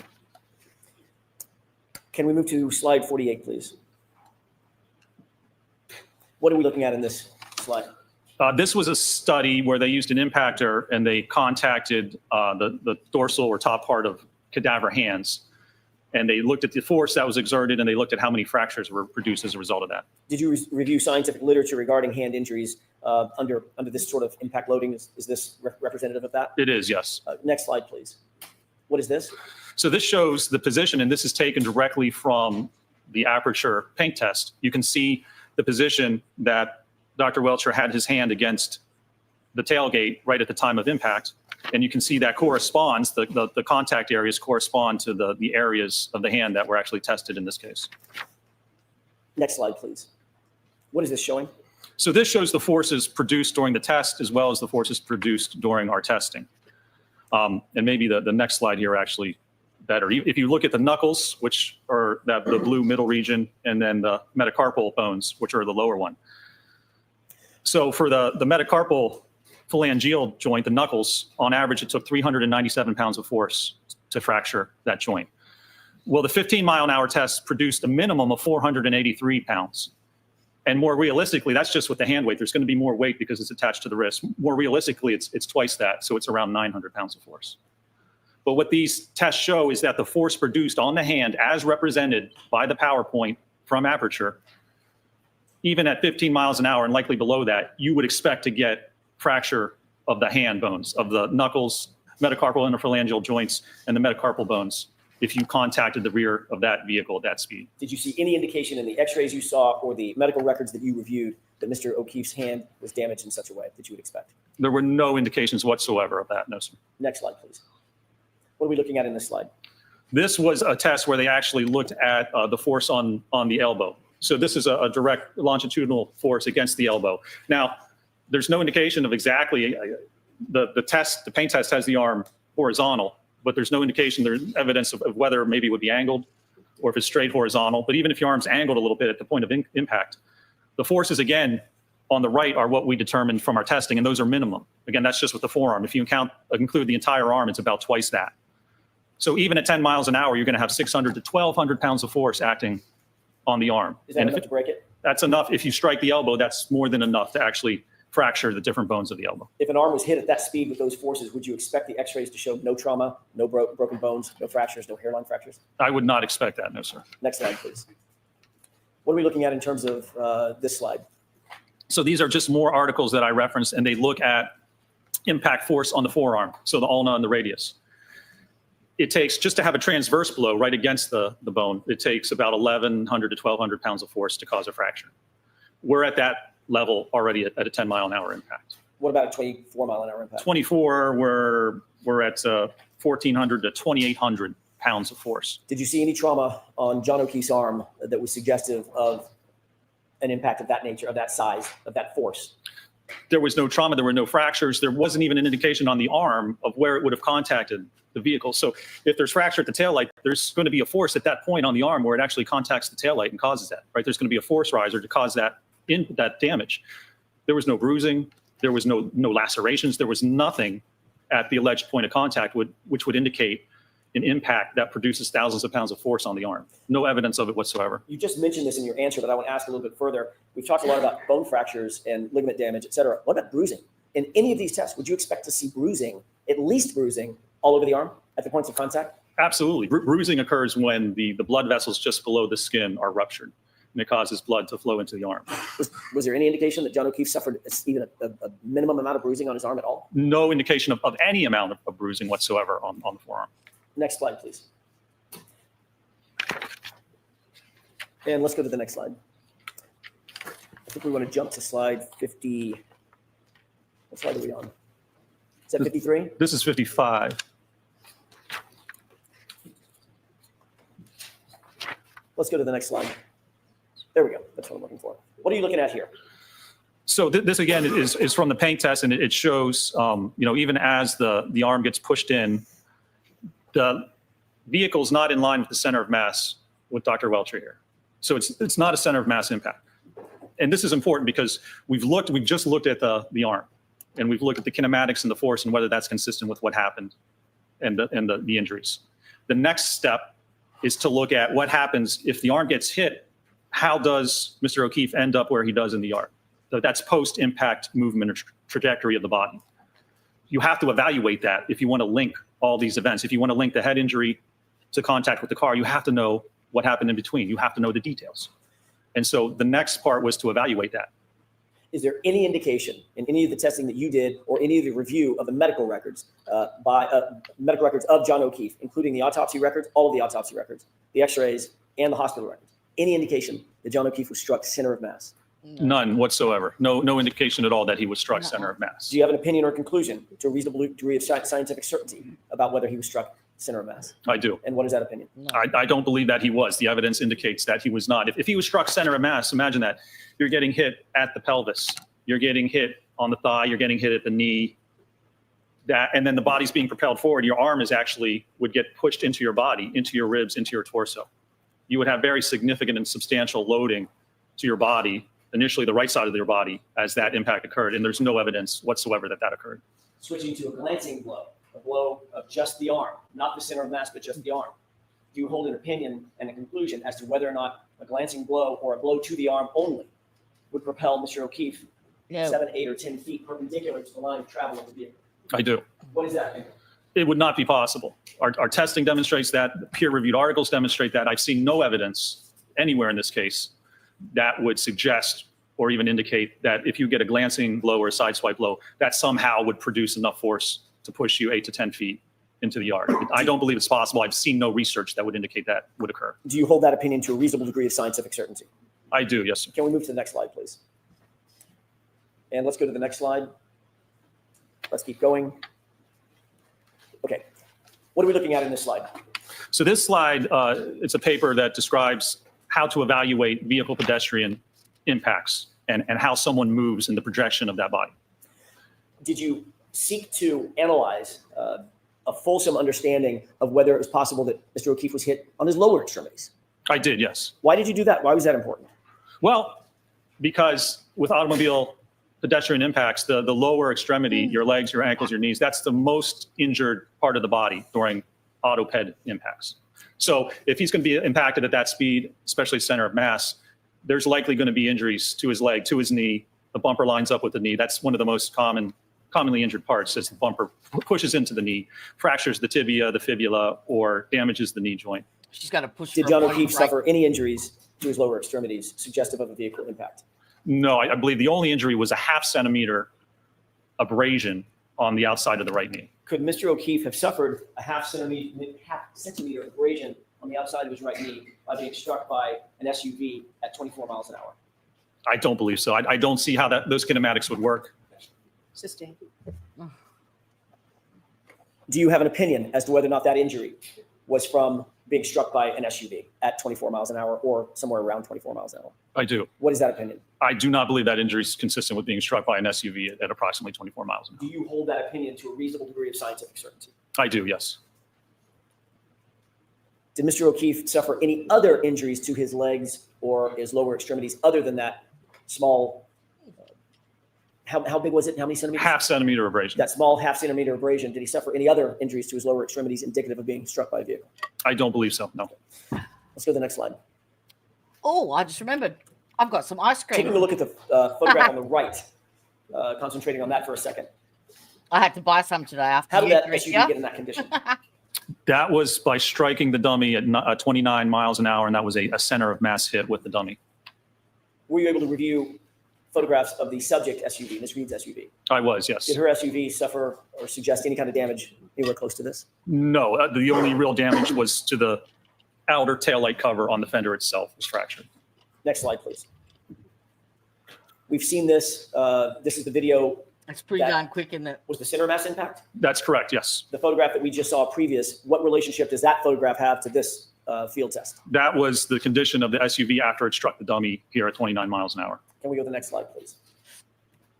What are we looking at in this series of diagrams? So this is some more recent testing that was done, and this test compared impacts between a small sedan and an SUV. And so it's looking at damage or injury to the legs as a result of this type of an impact. And these impacts are actually conducted at a speed of 24.7 miles an hour. They used cadavers, people who donated their bodies to science, set up the cadavers and struck them at just about 24 miles per hour. Did this support your opinion and conclusion concerning the lower extremities of Mr. O'Keefe and the possibility that he was hit by an SUV at speed? It does. If I can go to the next slide, it actually. Sure. So this shows you for the SUV, it's the last column on the page there, the last three columns are the injuries associated with the SUV strikes. There's fractures to the pelvis, left knee injury to the ACL, the MCL, fracture of the tibia and fibula. There's extensive damage to the legs of all three of the cadaver subjects that were struck at 24 miles an hour with an SUV. Did Mr. O'Keefe show any signs of any of these injuries? He did not, no. Next slide, please. Is this, what are these photographs and diagrams on the right? So this was taken from the PowerPoint from Apeture. And so it shows that the medical diagram shows the 1.5 centimeter abrasion. And if you look at the picture on the left of the surrogate, you can see, so the bumper would line up from the knee all the way up to the pelvis. So a vehicle at speed of 24 miles an hour, if it impacts that knee or that leg, it's not going to produce only a 0.5 centimeter abrasion. It's going to get the leg, and it's going to cause significant damage to the knee and to the leg itself.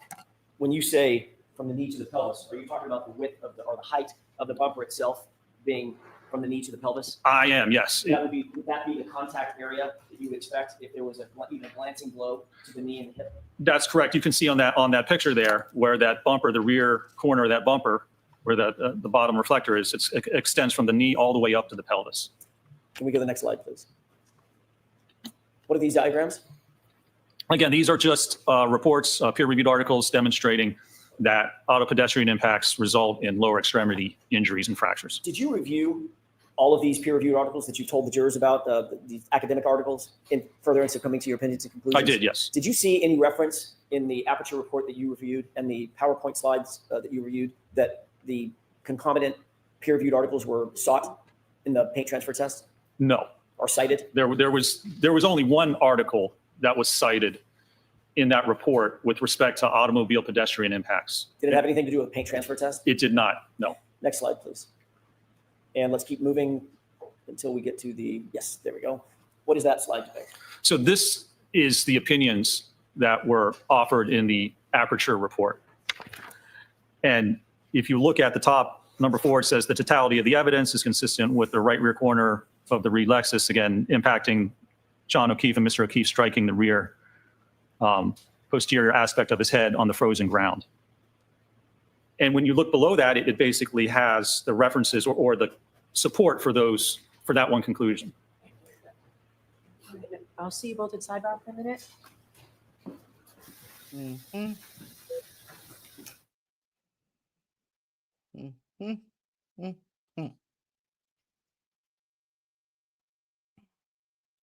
It's a little swoop, a sneak cheeky little guy. The message is simple, like and subscribe.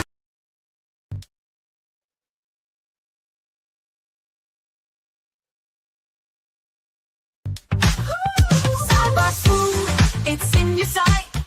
Like and subscribe. Oh, don't be shy.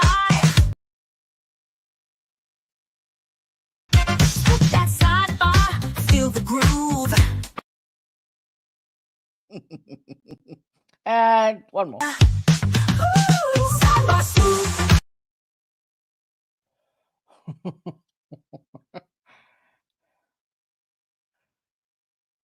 Why? Because I can. That was good timing. Dr. Rentschler, can we move to slide?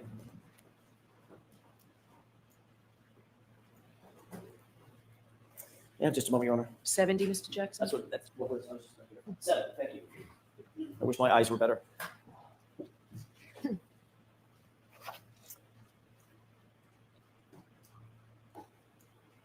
Slide 70. Oh. Let me restart it here.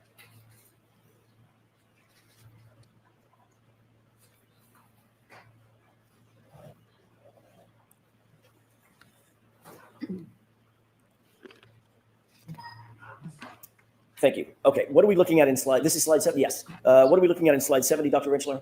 So this was the one article that was referenced in the Apeture report with respect to automobile pedestrian impacts. And there was a chart from there that was referenced in the PowerPoint that indicates the head's the most commonly injured body region in pedestrian impacts. And what significance did that reference have in your analysis? Well, that's not accurate. This article was written in 1979. And the first modern SUV, the Jeep Cherokee, wasn't manufactured until 1984. So this is an article that's 46 years old that doesn't actually relate to this type of an impact.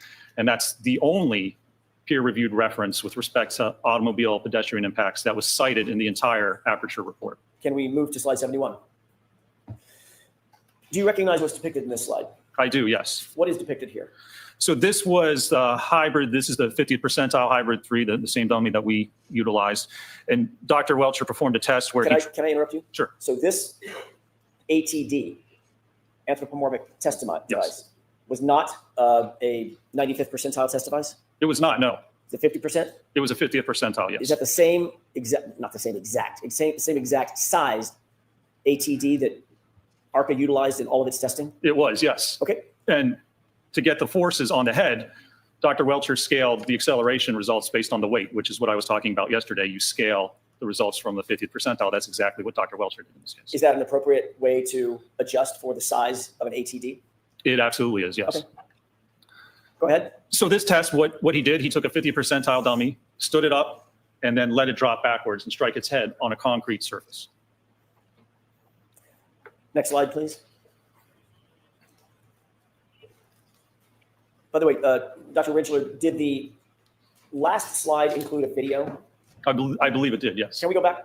I'm not sure it's on this slide. That's just a screenshot. I see. Yeah. I see. Yeah. Okay, so let's go back to that slide for just a second. I thought this might be the video of it. Oh. So in the lower portion of the center of the screen, you see Dr. Squelcher holding the ATD. Is that correct? That's correct. Did you review a video of what happened next? This is not the video, but did you review the video? I did, yes. Describe for the jurors, since we don't have access to the video, what did you see happen from this point forward? So Dr. Squelcher releases the dummy, and the dummy just falls rigidly backwards, almost like a tree, and impacts the concrete. Can we jump from your PowerPoint to a video that I have and ask you if you recognize it with course permission? Is the video in evidence? It's in Dr. Squelcher's PowerPoint. Is it before the jury? Is it in? It is. Okay.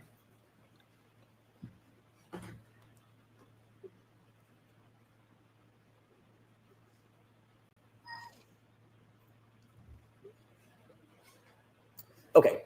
Do you recognize this? I do, yes. Is this just look like the same screen, basically same thing that you just took a screenshot of? It is, yes, sir. Okay. If we could play the first couple of seconds of the video and pause it.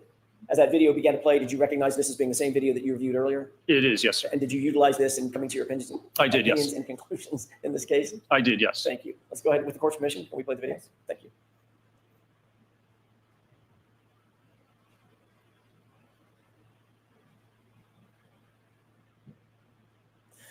What did you see? Describe what you saw in this video. So this is a passive rearward fall of the ATD dummy. So just releasing and let it fall. Obviously, it's a dummy. There's no musculature. There's no response to that dummy. So this is what would happen if a rigid individual just fell backwards onto a concrete surface. Can we see it one more time, please? I want to ask you one other question. I'm going to ask you to take note, Doctor, of the impact location. Did you see that? I did, yes. What kind of surface is that floor, if you could tell? That, I believe it indicates it's a concrete surface, concrete floor. Did you notice if the falling backward like that, the dummy slid across the floor or was propelled across the floor, anything like that? It did not. It just dropped and angled backwards and hit directly on the floor. Okay, let's go to the next slide. I'm sorry, if we could revert back to your PowerPoint. And if you could pull up slide, I think it's 72. Let me, every time we do that, I have to restart the PowerPoint. Okay. Why did you include this video one more time in your PowerPoint here? Because again, this is the pain test, which indicates the position, at least that Dr. Welcher had himself at to get the impact with the taillight cover. And notice, again, so it's not a center of mass hit. It hits his arm and then he slides by. So if that were to occur, he would rotate or move to the left. So if Mr. O'Keefe did that and somehow ends up falling backwards, rigid directly onto his head, he's going to have to rotate at least 270 degrees and then stop and then fall directly backwards onto his head. There's no explanation of the kinematics. Sustained is to the end of that. I'll strike the end. Do the kinematics support what you just suggested? Sustained is to form. What do the kinematics support? Oh, fuck. Jurors will be taking a break. I was just reading through, I was looking for a comment that Hank Brennan made right when he was hired as special prosecutor for this case. And in the article I read, there was a quote from Alan Jackson about it. And it says,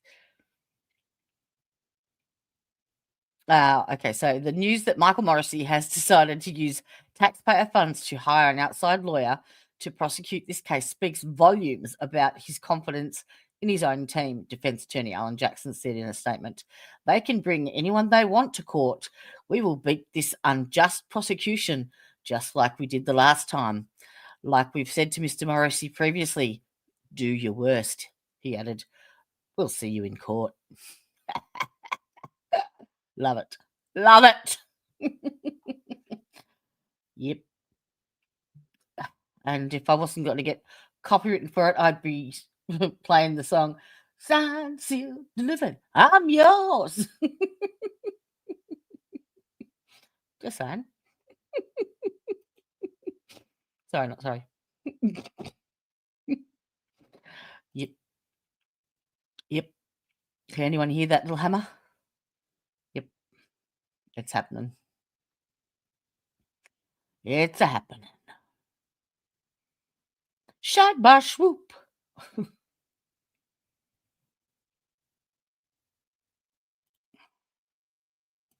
Oh, I can. Side by swoop, it's in your sight. Like and subscribe. Oh, don't be shy. Consistent Nope. with John O'Keefe being struck by the vehicle, propelled perpendicular, backward, take 7 to 10 feet, and falling straight back onto a hard surface, as depicted in the drop test. The testing is inconsistent with those types of kinematics or that type of scenario. Mm-hmm. On what do you base that opinion, sir? That's based on the testing that was performed, the evidence available in this case, and the kinematics of how somebody would move post-impact after being struck by an SUV. Do you hold that opinion to a reasonable degree of scientific certainty? Mm-hmm. I do, yes. Can we go to the next slide, please? May I have just a moment, Your Honor? Yes.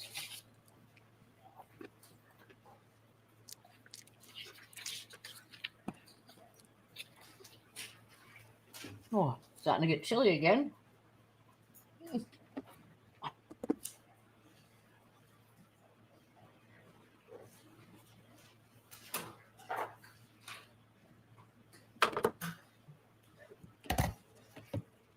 Finally, Dr. Rentschler, do you have an opinion, or did you reach a conclusion whether the biomechanical evidence in this matter is consistent or inconsistent with Mr. O'Keefe's right arm being impacted by the subject 2021 Lexus 570, resulting in a backward fall leading to the head injuries that he suffered? I did, yes. And what is that opinion? My opinion is that the evidence is inconsistent with Mr. O'Keefe being struck on the right arm by the SUV and then moving laterally into the yard and falling backward onto. And do you hold that opinion to a reasonable degree of scientific certainty? I do, yes, sir. Thank you. That's all I have. Okay. So now we'll take our break, folks. We'll see you in about 20 minutes. Please rise for the jury. You are muted. You are muted. Yeah, well, I wish they would do that every time Brennan took the podium. That'd be nice. Now, I think he'll bring up his 1995 tax return where he claimed that he donated $20 in $20 a donation to the Salvation Army or something. But I'm a cunt, so.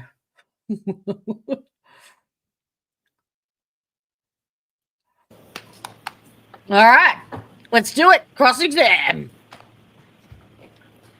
Fuckwit style.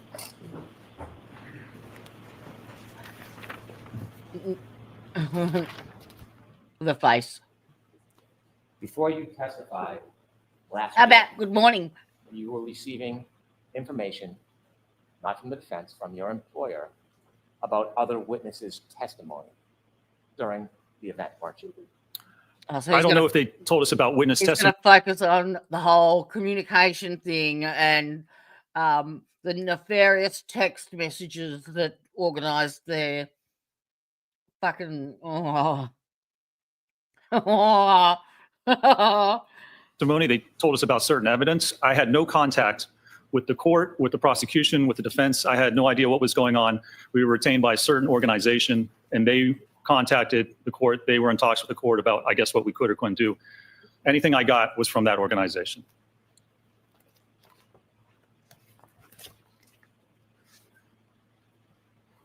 That shot you in the foot, didn't it?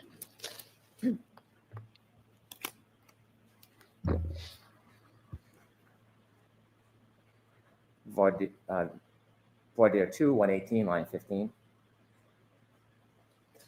Did you testify under oath that they did inform me, yes, about testimony and situations and events that came forth in the event that I was not aware of? I don't know. They told us about evidence. I don't know if it was specific to who testified to what, but they told us certain things, certainly, yes. What I just said to you, are those your words, sir? I have no idea. I mean, if that's what's in the record, I assume it is. Would you agree it certainly helped you prepare? It helped me prepare? Yes. It didn't make a difference to my analysis or conclusions. Made no difference at all? It did not, no, sir. Would you agree it helped you understand what was going on during the trial?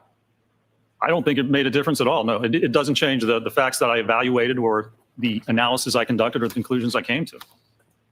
And so as you sit here today, you are denying that that information certainly helped you prepare. How did it help me prepare? It didn't change the opinions I offered. It didn't change what was in my report or what I'm opining to or testifying to today. It hasn't changed anything I've ever testified to. I'm going to ask you a very specific question. I want you to give me a very specific question. So just go ahead and ask the question. Asked and answered, Bev. That receiving that information certainly helped you prepare. No. Honestly, I can't remember. It didn't change my opinion. I don't see how it would help me prepare. I remember there was evidence about trace DNA found that we didn't know before. That didn't change my opinion then. It doesn't change my opinion now. It doesn't have anything to do with my opinion. Details matter, right, sir? Details can matter. Details matter. So let's talk about detail. Sure.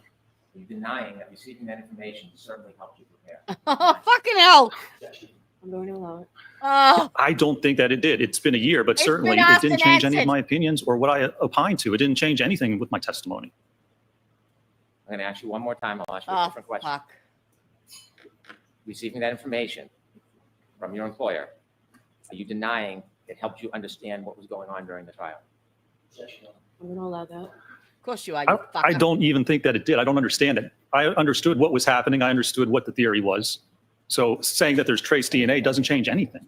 It doesn't affect what my understanding of the trial was or what was happening or what allegedly occurred.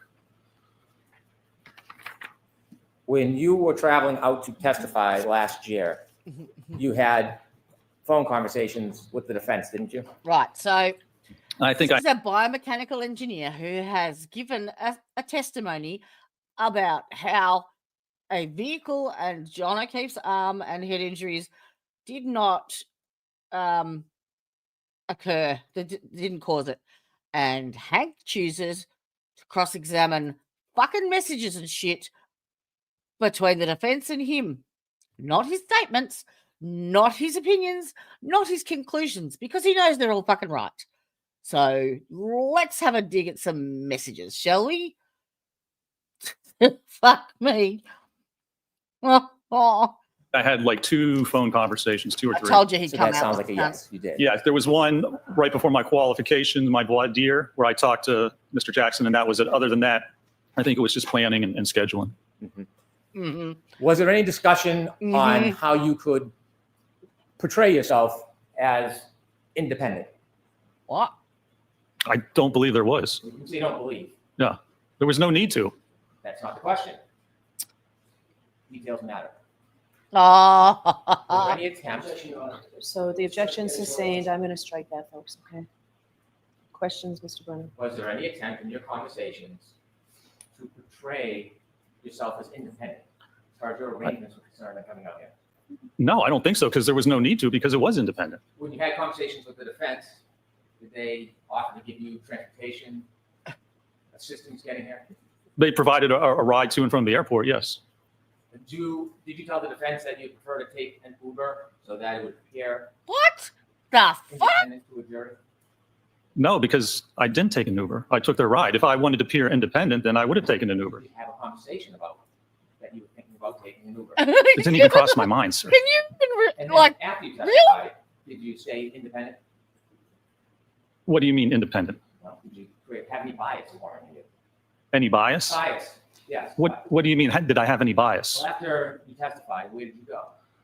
Well, I was waiting for my ride, and to get back to the airport, they had to take other people. And so they were having a lunch afterwards, and they said, come have a sandwich, and then your ride will take you to the airport. So I went, and I had a ham sandwich. You had a ham sandwich. Did you testify at some point that after you had something to eat, you just stood in the corner? I did. I just sat at a table, ate, and then went over and literally stood in the corner waiting for my ride. When you sat at the table and eat, did you just eat your ham sandwich, or did more go on? I ate. People were talking. I really didn't talk much at all. Did you listen? Well, certainly, I'm sure I did, sir. Did you laugh along? I assume if something funny was said, I probably laughed. Did you talk about your testimony? I don't, at this point, I don't even remember. Let me alert you to something. When you were there at the luncheon, did you see a camera crew I believe I did, yes, sir. filming and documenting, right? There were a lot of cameras, yes. You know that you might have been on some of that footage? That's fine. I could care less. Okay. So do you think maybe you were talking about the case and their answers and laughing it up a little bit? I have no idea, possibly. You were involved in conversations with the defense attorneys, were you? What do you mean conversation, sir? I had just gotten done testifying. I was having lunch. Whatever was spoken about at the table, I'm sure I heard. You know what a Guys conversation are is when fuckwits. someone speaks to you and you answer. Such a Sure. Did you have conversations with some of these folks? Sir, I can't remember conversations I had last week, let alone a year ago. So I probably did, but I have no clue Do you remember what we would have talked about. Do you remember accolades you might have been receiving because you had given certain answers to the then prosecutor on the case and Oh. laughing about the answers? I have no idea. I can't remember last week what I had for lunch last Tuesday. How would I remember a conversation from over a year ago? Do you remember when you were having conversations with some of these folks and you were laughing about when the prosecutor asked you about other evidence like DNA? You had a response, well, the physics doesn't change. Remember I don't specifically remember that, no, sir. How long were you at the table eating your ham sandwich with the folks there enjoying the event? How long do you think that went on for? I honestly don't know. 10 minutes? How What long does does it it take you to eat a matter? ham sandwich? 10 minutes? And after you finished your ham sandwich and then you told us you stood in the corner, you got a ride back to the airport? I did, yes, sir. after you got back to the airport, ultimately your company billed the defense for your time preparing and traveling and testifying? I believe they did. Well, you wrote your bills down, didn't you? You wrote your time down? Well, I don't know who gets billed to it. I think it was actually, I wrote my time down and it was the same time code for the original employer that we had.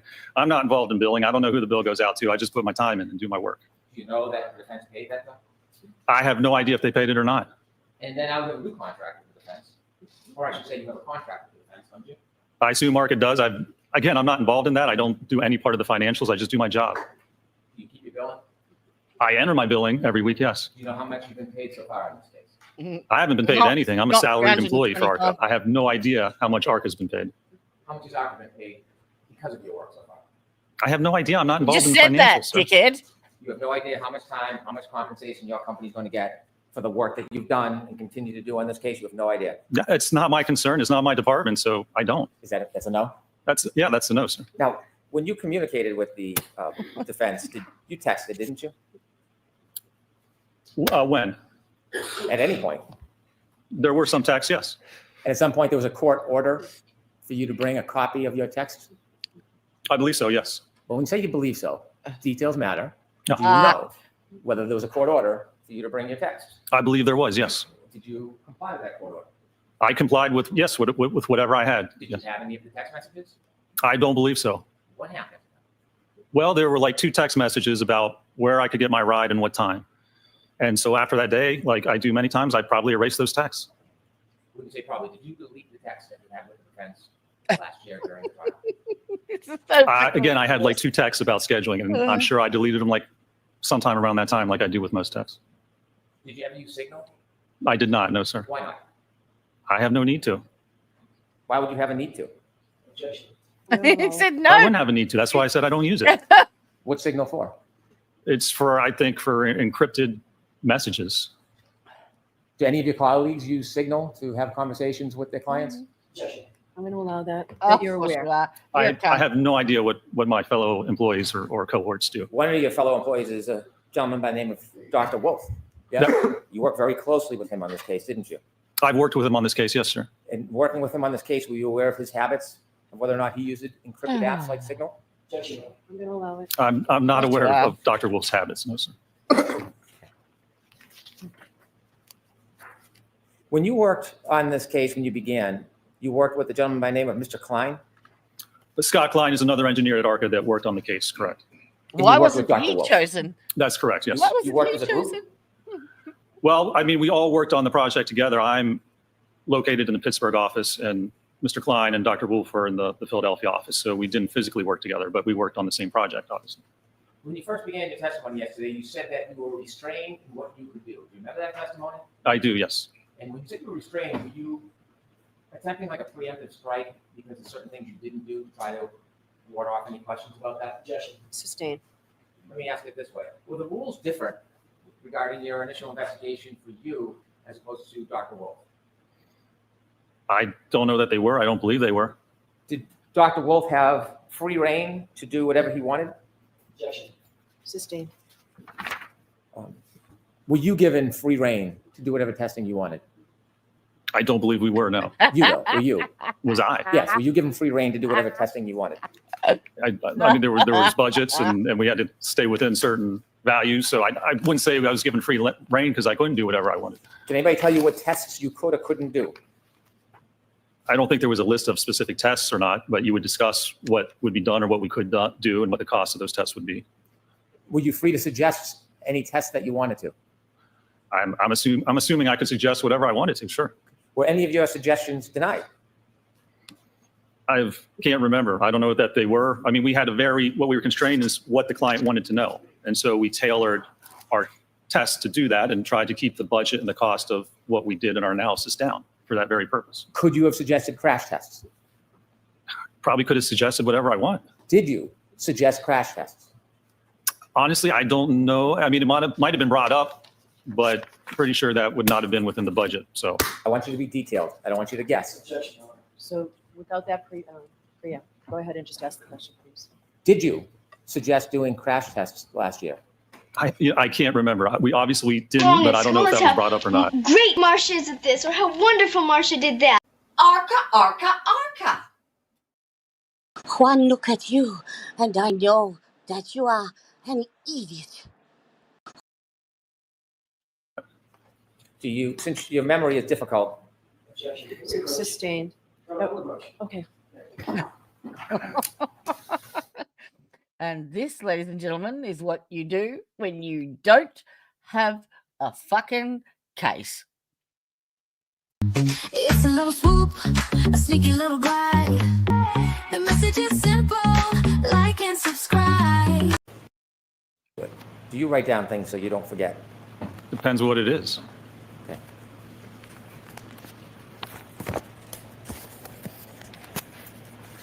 Come on, Heater. You can do it.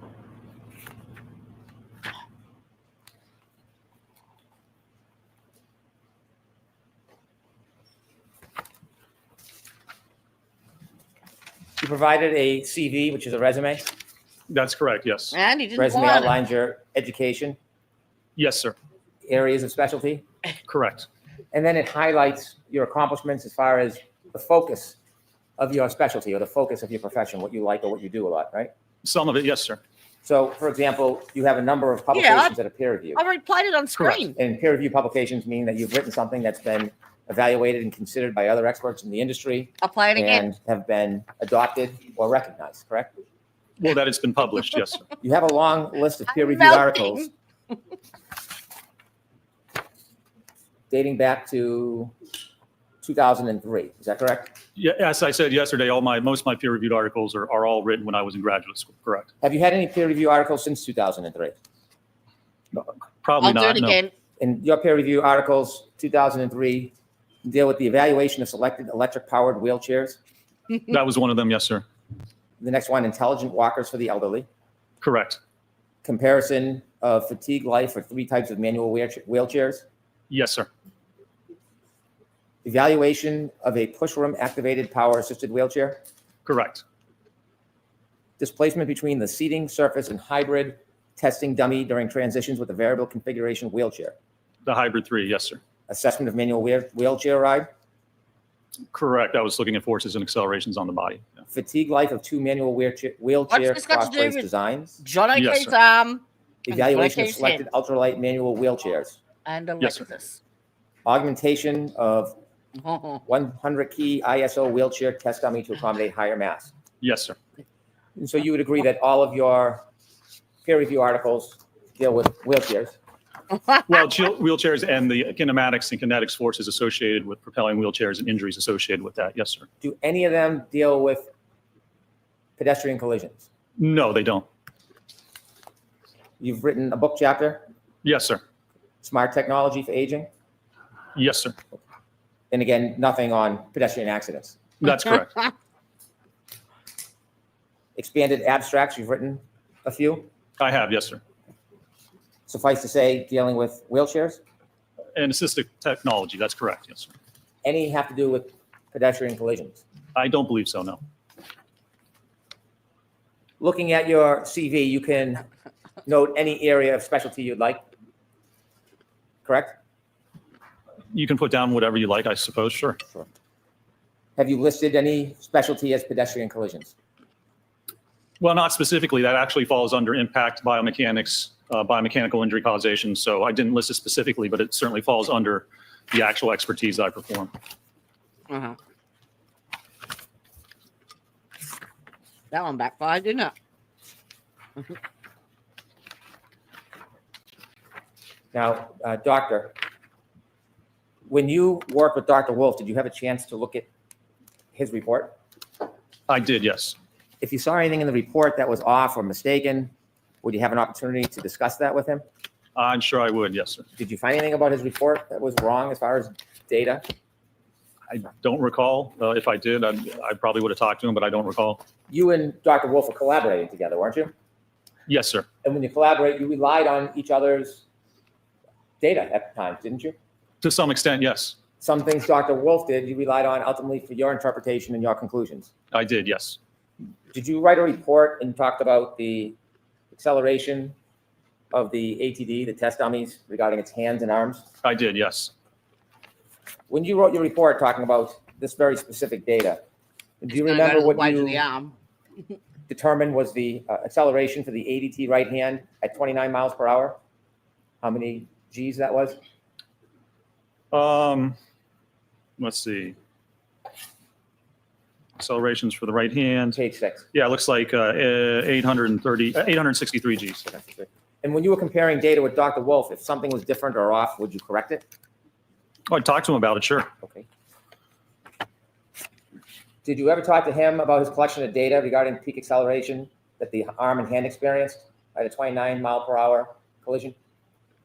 Well, when I think that 863 is from 1,000, the CFC 1,000 hertz low pass filter. And in his report, he used a lower number from a 180 hertz. So they're both accurate numbers. It's just how you actually filter the data. So you know what I'm talking about, right? I do, yeah. Yeah. And I ended up using a lower number than when I did my calculations. Could we have Exhibit 1, please?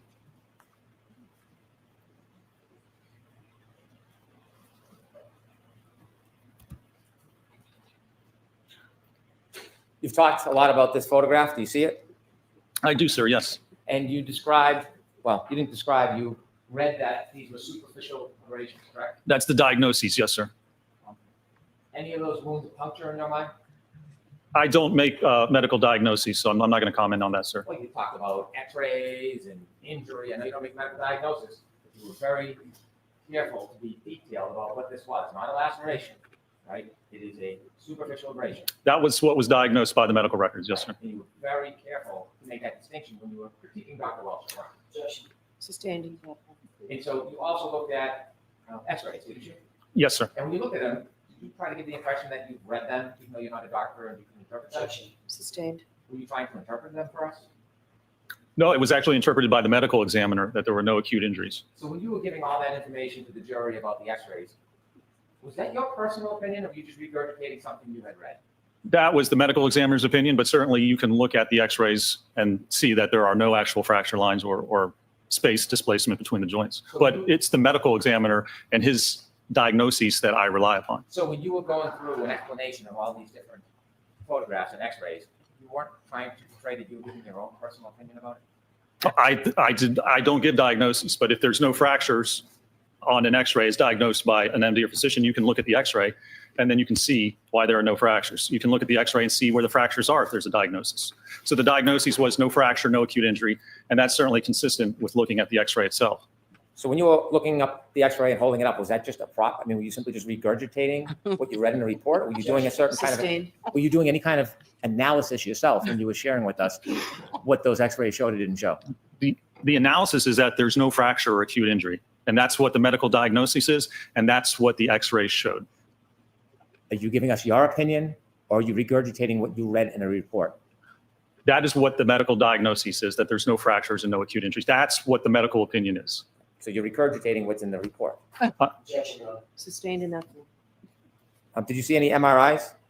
I don't believe any MRIs were taken or performed. In x-rays, does it depict deep soft tissue damage? Normally, it does not depict soft tissue damage, no. How about muscle tears? No, it does not. How about tendon tears? Not normally, except you can see laxity in the joints if there is tendon or ligament tears. Normally, you can see laxity in the joints, but it doesn't show the ligament or the tendon itself. Nerve injuries? No, sir. Avulsion fractures? Yes, sir. People sometimes get MRIs to see if there's a fracture that doesn't appear in an x-ray. Yes? Sometimes x-rays are the best for looking at bony fractures. MRIs looking at soft tissue injuries. Speaking of wounds, you've cited a number of references, a number of materials in your reports, haven't you? I have, yes, sir. And one of them that you've cited is You forensic study the pathology. fabric. Yes, sir. This is a legitimate source to you, correct? Yes, sir. And you've relied on it for at least part of the basis of your study or opinions. Well, I relied on it because it speaks and looks at the difference between, for instance, a laceration and an abrasion. A person could be struck by a motor vehicle and not indicate any bruising to that area, wouldn't you say? At what speed, what part of the vehicle were they contacted, what part of the body were they contacted? It depends on the amount of force associated with that. There's a number of variables involved. Okay. Does the absence of a bruise indicate that there was no blunt force trauma to the area?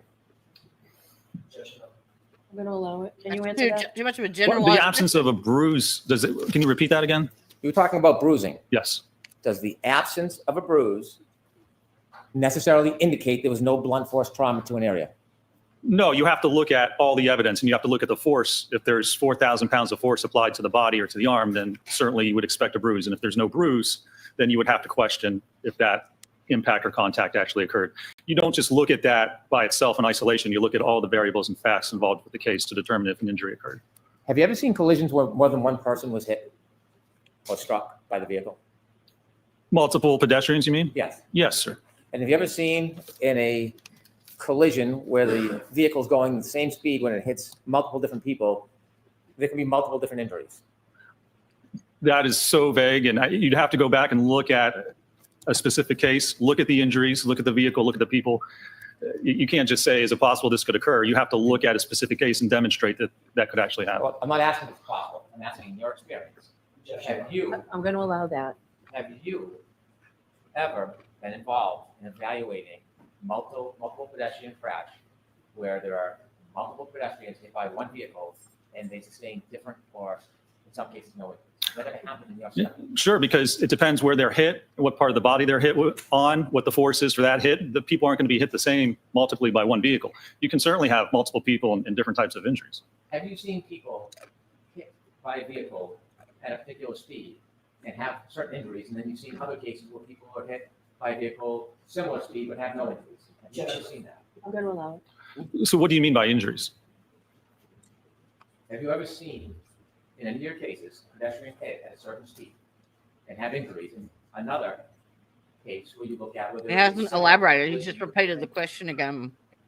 So again, do you mean abrasions, cut, laceration, fracture? Do you mean same cards? It's not something that you look for and compare between cases. You'd have to go back and actually study the cases and look at the details. Having experience in pedestrian collisions, you can't think of a similarity between cases as far as vehicles and speeds and totally different injuries occurring.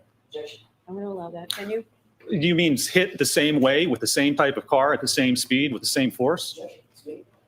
I'm going to allow it. Can you answer it? I don't believe I've ever seen a case where two people were hit with the same car at the same speed with the same force with different injuries. I don't even know if you can correlate that. Looking at Exhibit 1, have you done any study about the directionality of glass or broken plastic? What do you mean by directionality? About when something shatters, how it shatters. Does it shatter the same every time, or when plastic shatters, does it shatter differently? It certainly depends on the impact. Do you have any studies where plastic shatters exactly the same way on different impacts?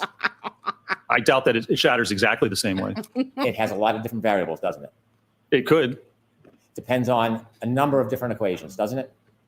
Well, it depends on the testing you do. If you want to see how it shatters, and if you're claiming that it shattered in a certain way to cause a certain injury, if you don't have any peer-reviewed evidence, if you don't have any research, then you have to do the testing, because you can't just say, well, it's possible it could shatter this way and cause that injury. That's not conclusive. You can't use that to come to an opinion about what happened. Oh, that wasn't what I was asking you. I was asking you if you have seen in cases that when plastic breaks, it breaks differently. Yeah. Well, sure. The testing we've done here, the taillights covers fractured differently, and we didn't get any contact. So I have personal experience just with this case alone. We'll get to the contact. When you look at all the tests you did, the plastic broke differently in each and every case, every experiment, didn't it? Sure, it's broken like that, and I've never seen a case where you get these types of abrasions. I didn't ask you that. Is that funny? It's not funny. Okay. So I'm going to strike the comment. Next question. Next question, Mr. Brennan. No more comments. When you did your experiments, the sizes of plastic that broke were different in each experiment, weren't they? They were, yes. The number of breaks in each experiment were different, weren't they? They were, yes. The angles of the break changed from piece to piece, experiment to experiment, didn't they? I'm sure they did. Did you watch the videos and watch the damage and take a look and count how many pieces broke in each experiment?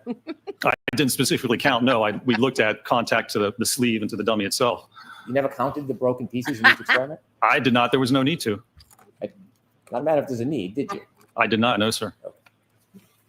You had talked quite a bit about Dr. Welcher's test with the paint, so I want to ask you some questions about that. Were you ever under the impression that Mr. Welcher, you can take that down, please. Were you ever under the impression that Dr. Welcher was trying to reenact the actual collision when Yes. he did that blue test? Objection, Your Honor. I'm going to allow it. Well, that was the only test he performed, and he referenced that test for his opinion that the position and orientation of the lacerations are consistent with the taillight cover. So if that test was not intended to signify or demonstrate the position of the arm, he has no evidence to say the position and orientation of the arm in the lacerations, which are abrasions, are consistent with the taillight cover. That's the only test he did. So if it doesn't represent that, it's really meaningless in his analysis and conclusions. Now that you've shared your opinions, can I get back to my question? Sustained. So, Mr. Jackson, Mr. Brent, I'm going to see counsel at sidebar. Told ya. He's going to make a dig of himself because he's having a little tanty because he's losing. You fucking wanker.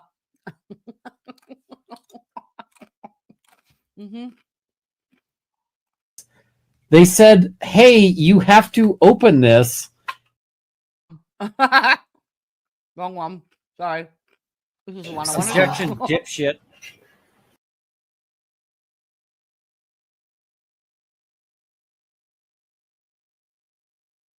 You keep lying and delaying and being a complete clusterfuck. Ah, they're sending the jury out.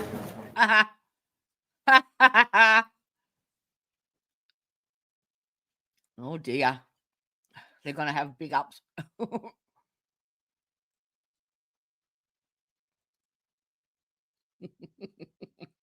Warning, warning, moron alert.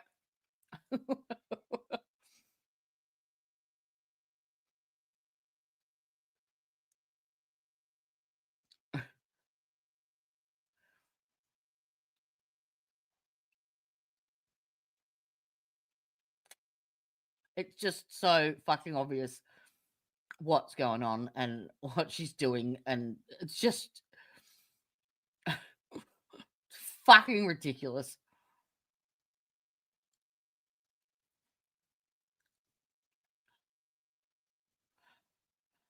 Oh, how about I play this one?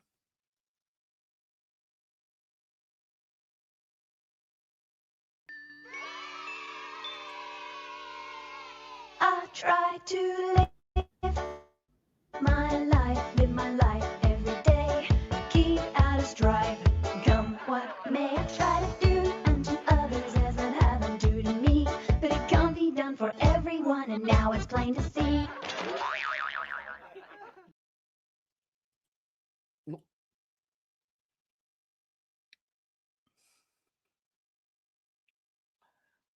Come on. So it will be the lunch and recess, and we'll take an hour. All right, support, please. Oh my God.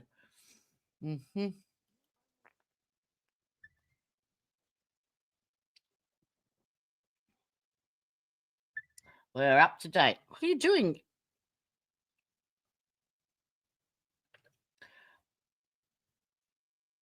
Nope, they're on lunch. We're up to date. We're on.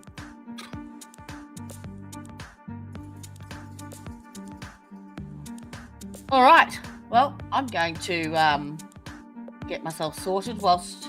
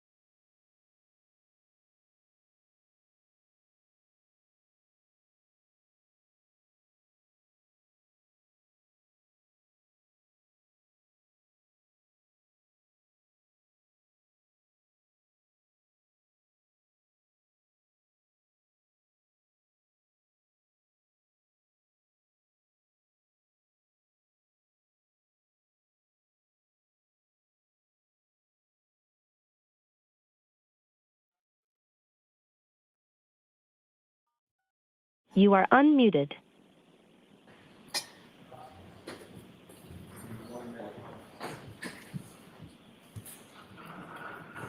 What is now open, you may be seated. All right, while the jury is on their way in, I need to see counsel at sidebar.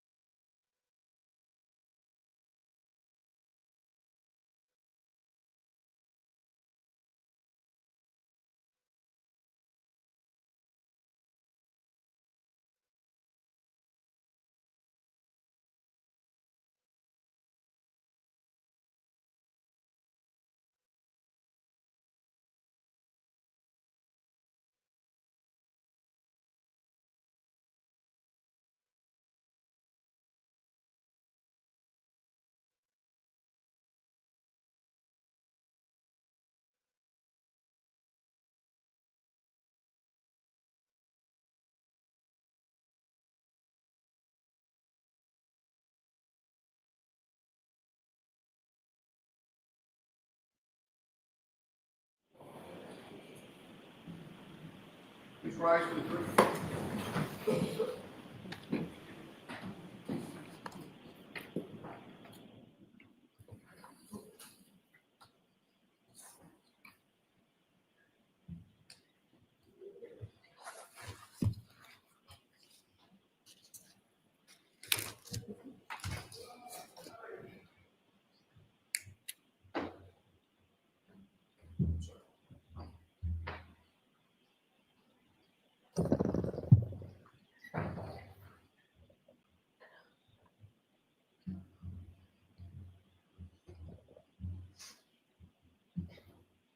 Be seated. This court is in session.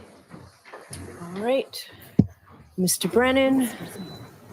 Jurors, hopefully it'll be comfortable enough in here this afternoon. The court officers has done a great job keeping the AC going while we were out of the courtroom. So.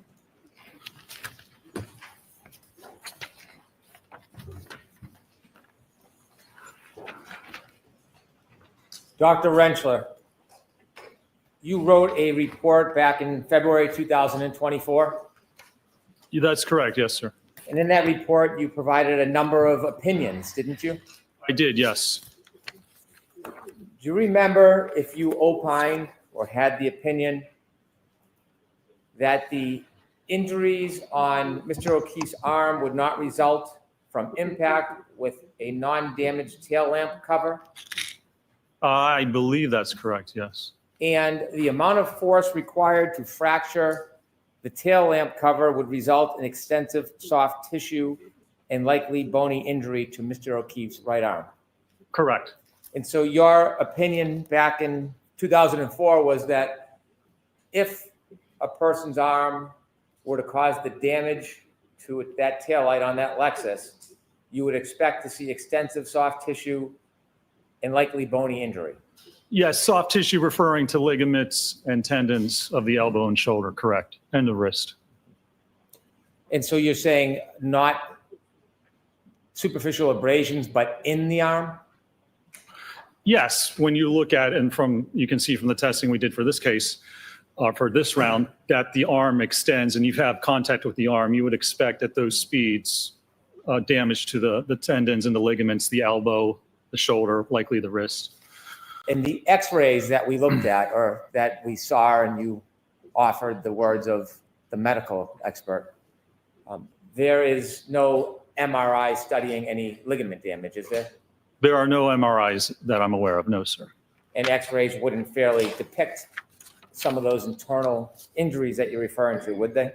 As I described before, it can show laxity of the joint, but it normally doesn't show the actual soft tissue damage itself, no, sir.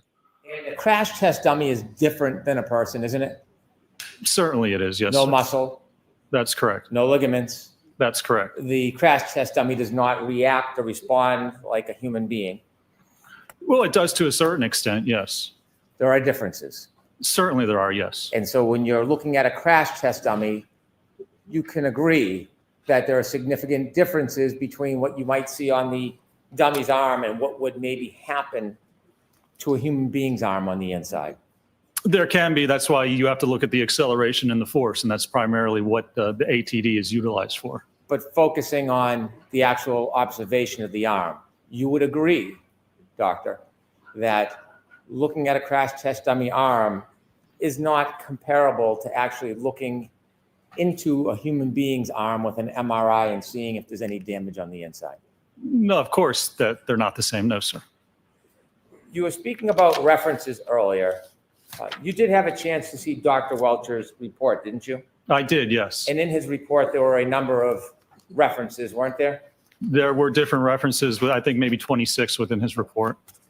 In addition to his references, you were sent a number of gigabytes of information, weren't you? I was, yes. And in those gigabytes, there was different references to different materials, wasn't there? Well, first of all, there were only 26 references in his report that he cited to for his opinions.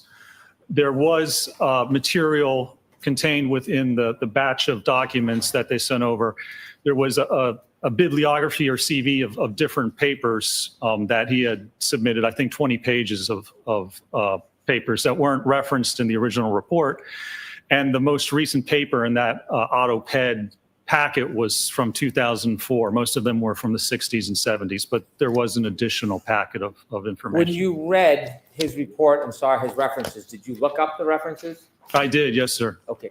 And when you were saying earlier that there was only one reference, you were referring to the pink test, correct?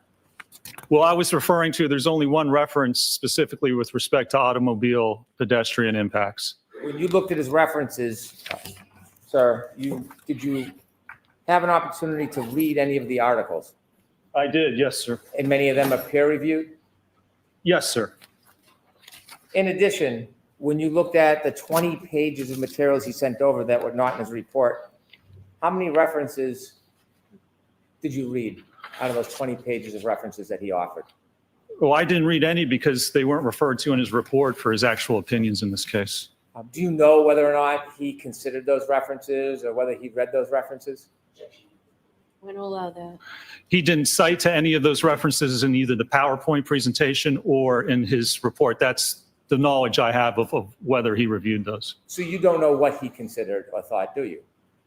I know what he cited to and he referenced to in his report in PowerPoint. That's the extent. The question is, you don't know what he was referring or reading or relying on other than what was in his report cited, correct? Well, right. If he referred to the other articles, yes, certainly other articles in the 60s, 70s, and 80s he may have, but they don't really pertain to what happened in this case. How many references were in your May 7th report? Well, I think there were,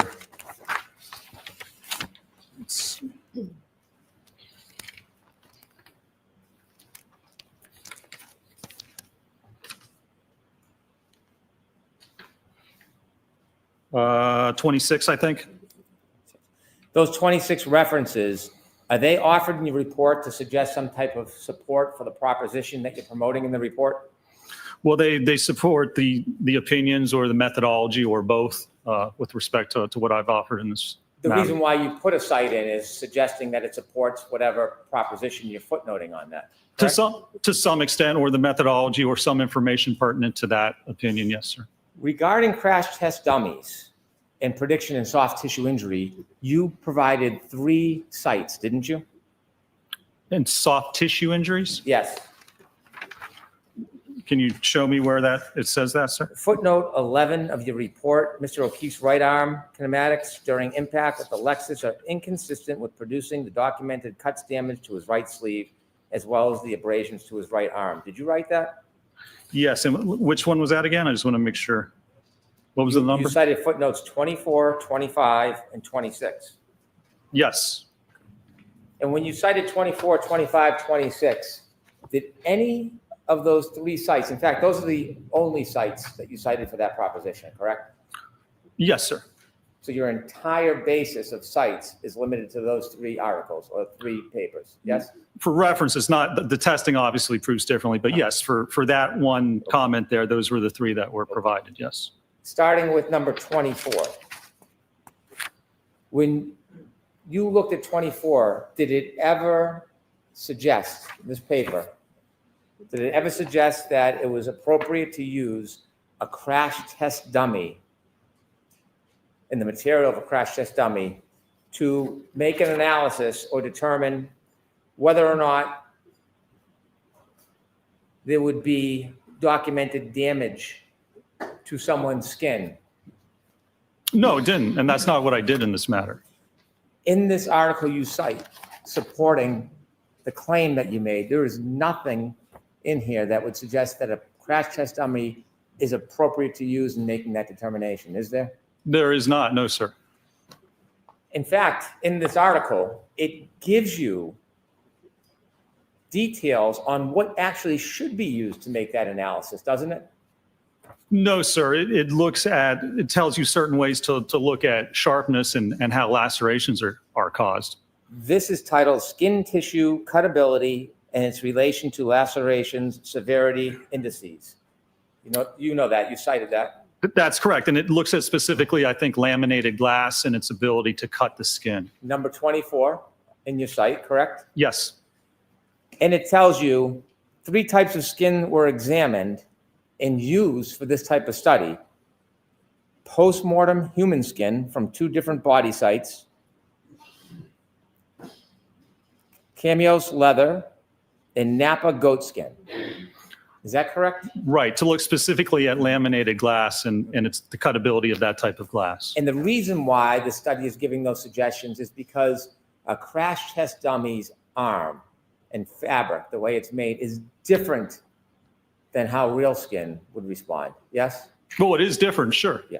And I didn't do that type of comparison. You did not do any comparisons with any of the suggestions in the site that you cited in support for your proposition, did you? Oh, I did not evaluate that. No, not in that manner. No, sir.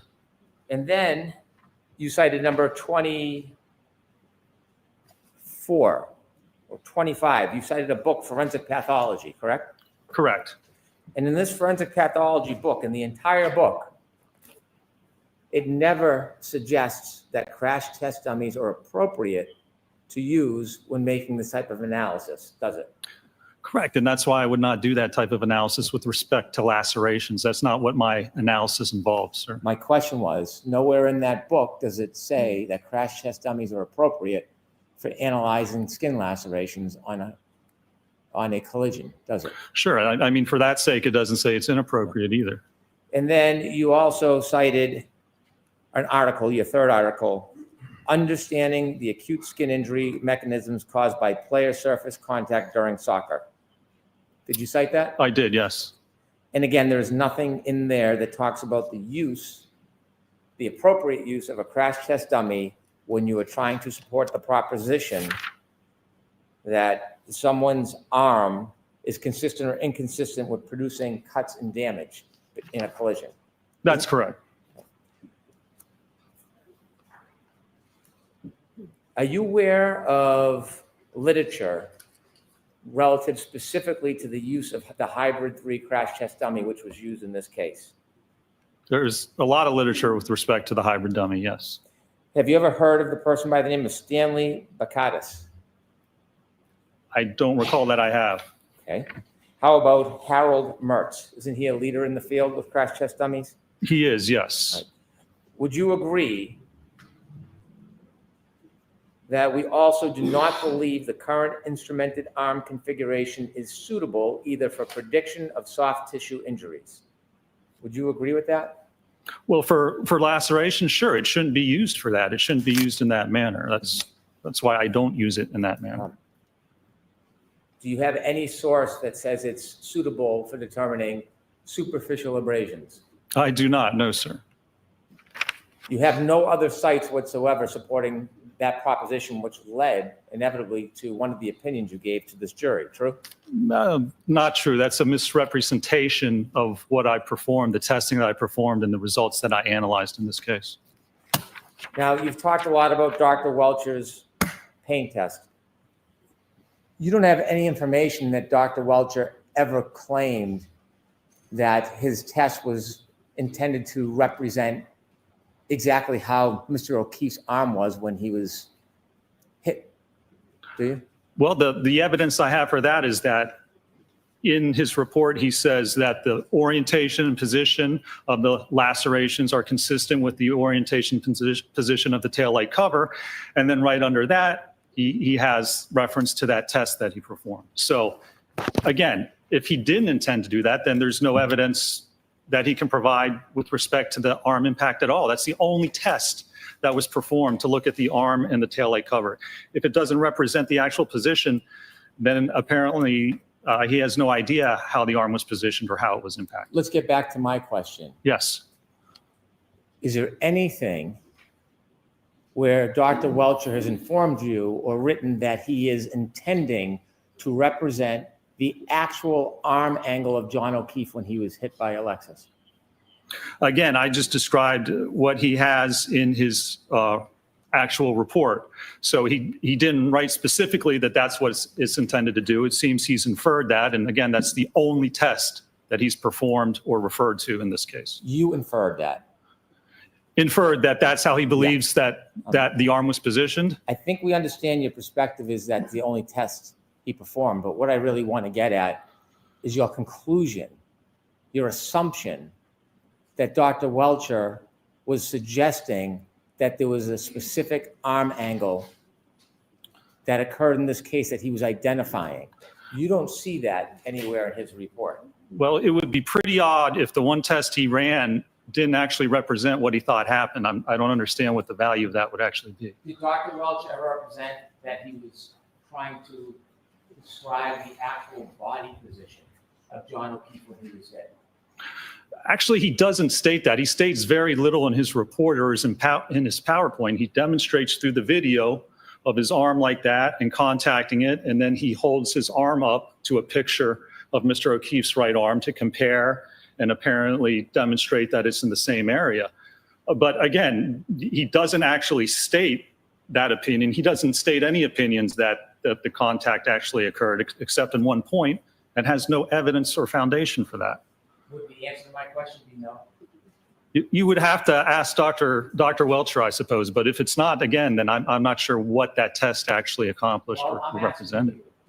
You've made assumptions and then have given opinions to this jury based on your assumptions, haven't you? I've evaluated the evidence in the one test he ran. If that's incorrect, well, then I would have to correct my opinion and my assumption and say that not only is the test not actually show what occurred, but he hasn't performed anything to actually link the arm contact to the taillight cover. If it doesn't represent that, you're right, I'd change my opinion that there's no evidence, no analysis, no conclusion whatsoever. I'm going to try to make my question a little clearer.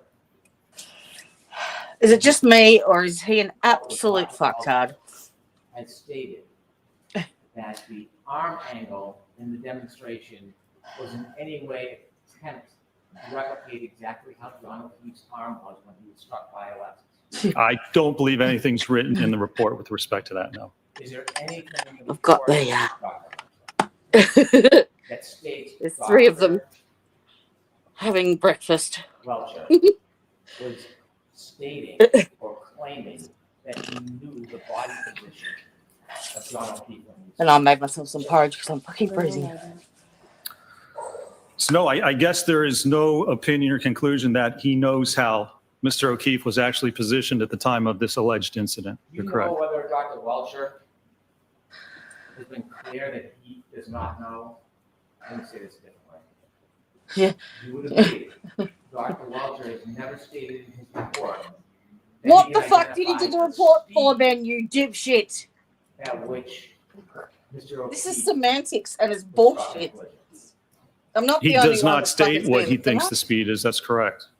He never states how far, if at all, Mr. O'Keefe was thrown after being in a collision. That's right. He does not. When you don't know the speed, you don't know the body position, and you don't know the angle of the body at the time of collision, you cannot replicate a collision with crash test dummies to the degree of scientific certainty. Well, you're right. You can't prove that that actually occurred. That's the basis. Yeah. So if you don't have the can- information, you can't replicate what happened. You can't determine You can't state to any conclusion Pretty of much, accuracy what actually occurred if you don't have the evidence. So if you were to do a crash reenactment, but couldn't state to a reasonable degree of scientific certainty this replicated the actual collision, that wouldn't be scientifically reliable to a reasonable degree of scientific certainty. Why would you do that? Why Well, would you if you perform a test and you state this is what I tested and this is the angle, then you can certainly say these are my conclusions. But if you don't know the throw distance, if you don't know the position, then you're correct. You can't actually come to a conclusion that it didn't occur. If you don't know how something occurred, how can you conclude that it actually occurred? It scientifically makes no sense.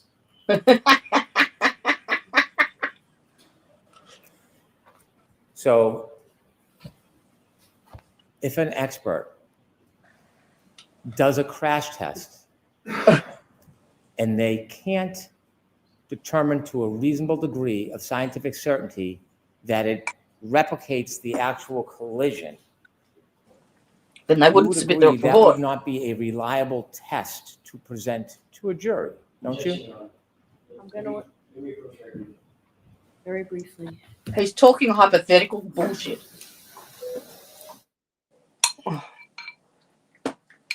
I'm so over this bloke.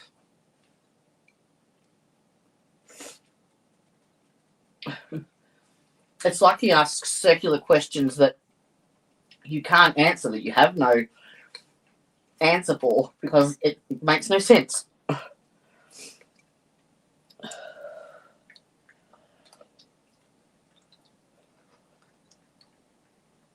How do you prove a negative? He's an oxymoron.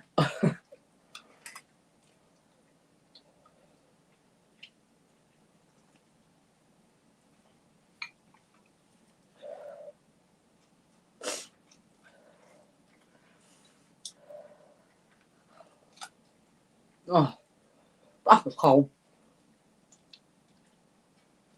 This porridge is delicious.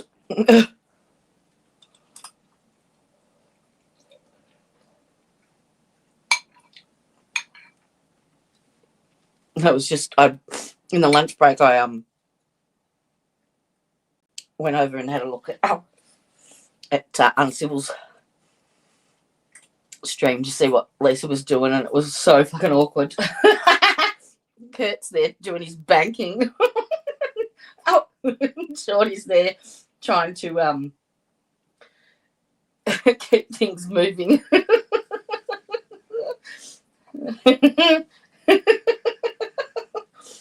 Yeah. Yep.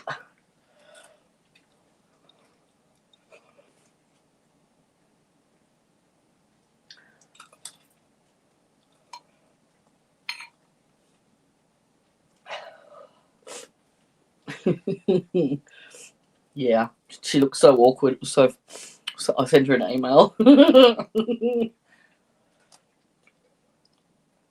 He wasn't even talking. He was looking down at his phone. You could just see the top of his hat, and it was dead silent. It's just like, and then occasionally he'd just say something about, "Oh, the app's working now" or something. Or she'd try and make a joke and, "Hey, Liz." She'd try and make a joke and he wouldn't respond or react. Okay. Yeah. Okay. Yeah.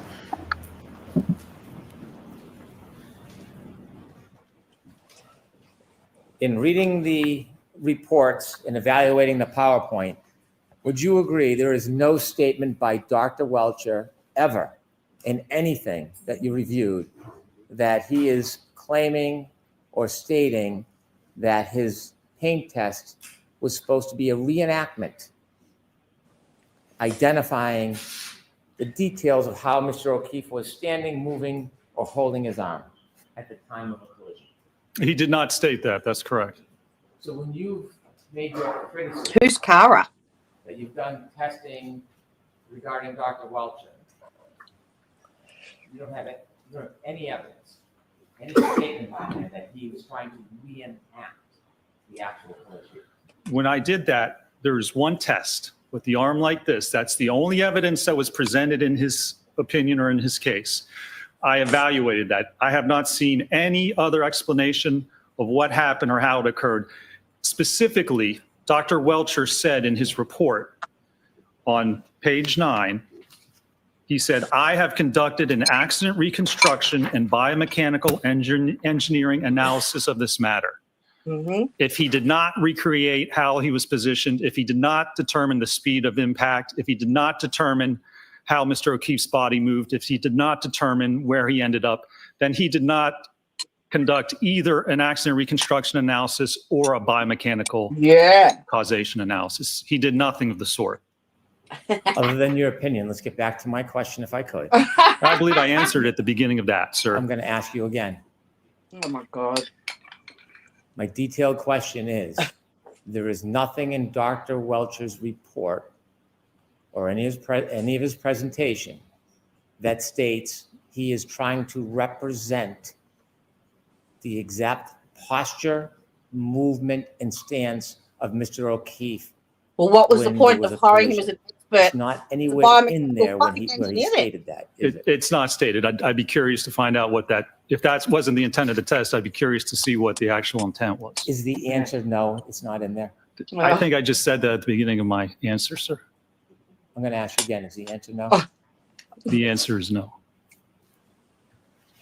When you do crash tests, you have a controlled environment in some respects, don't you? You do, yes, sir. You get to control some, What do you think or jury's thinking of sometimes this? many of the variables, don't you? You can, yes. Real life sometimes is described in your world as chaos, right? I suppose it could be under certain circumstances. Testing is limited to the variables that you produce, but real life sometimes has variables you can't predict. Isn't that fair to say? It's possible, yes. Is it more than possible, doctor? I don't know, is it? What I'm asking you. It depends on the situation and the certain variables. It depends on the case. It could be possible, yes. Have you seen cases where variables are impossible to predict? Where the what? Variables. Have you had cases? You've had many cases, you said. Have you had cases where variables are impossible to predict? It depends. I mean, it depends on what you're looking at. And if you want to conclude that something happened and this is how it occurred, you have to look at those variables. If you can't control for those variables, then it's possible you can't prove that it actually happened. So yes, if you're doing a certain test to prove something, you have to look at how those variables may affect it.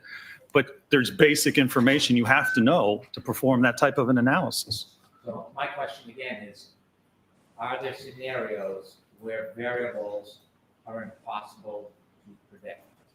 There could be, yes. That's such a broad Have you fucking had question. cases yourself where there are variables that were impossible to predict? I suppose I probably have. I mean, it depends. If you don't know what happened, sure, then you don't know those variables necessarily. How many cases have you done on pedestrian accidents? Done hundreds of cases. So you have a good background and basis to know whether or not there are variables that sometimes you can't predict, don't you? Sure. As I said, it depends on the case. When you did the crash tests in this case, did you actually do them? I did not, no. Were you even there when they happened? I was not, no, sir. So you're relying in part on Dr. Wolf's work. Yeah, the other I am, expert, yes. yes. If Dr. Wolf made mistakes, would that affect your conclusions? It depends what mistakes they are. When you had, or when Dr. Wolf had the crash test dummy in test E and F on a forklift, you remember those? I do, yes. When it's on the forklift, it does not allow the crash test dummy after being struck to move, to be thrown, does it? Actually, if it's a force acting on it, it will move. It will like a pendulum. So if there's a force acting on it, you'll see which direction it moves. If there's a forward force, it will move. It'll swing forward or sideways or backwards. It can move. Well, my question isn't direction. It's can it show the throw? Can it throw or move the crash test dummy in its natural course after the collision to a resting spot? No. In those tests, though, there wouldn't be any throw. If a crash test dummy is restrained by a forklift,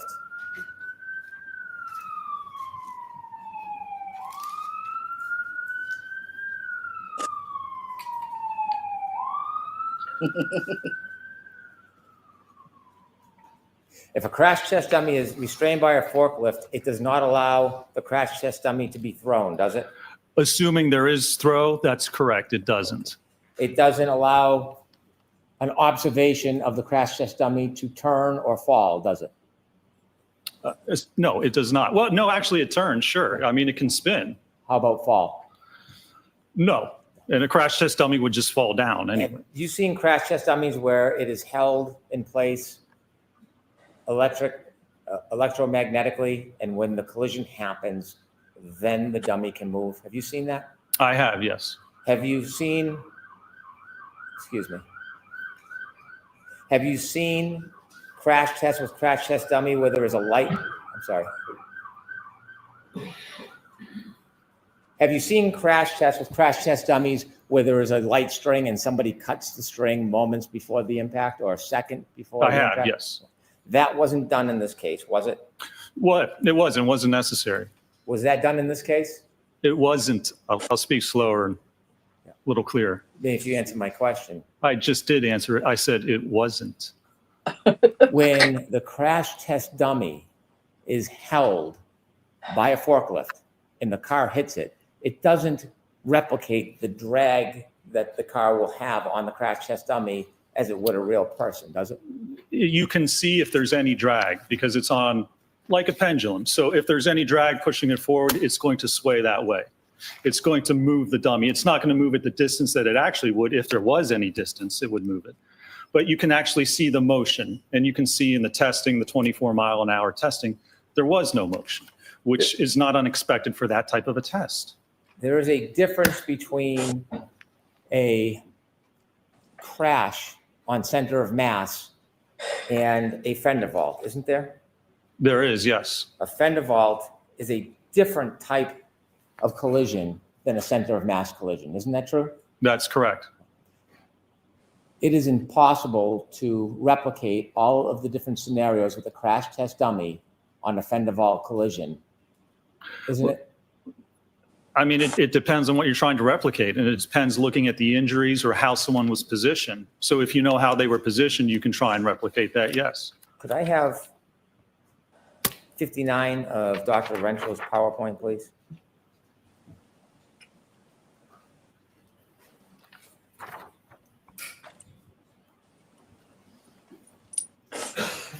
In your PowerPoint, you cited an article, Vehicle Pedestrian Collisions, Validated Models for Pedestrian Impact and Projection, correct? Yes. And you put snippets up on the board? Yes. Okay. And these snippets talk about an engagement with the pedestrian in the vehicle? Correct. Okay. Is there a reason why you took out a piece of that article that falls between those two paragraphs? No, I don't think so, no. Those are the most relevant parts.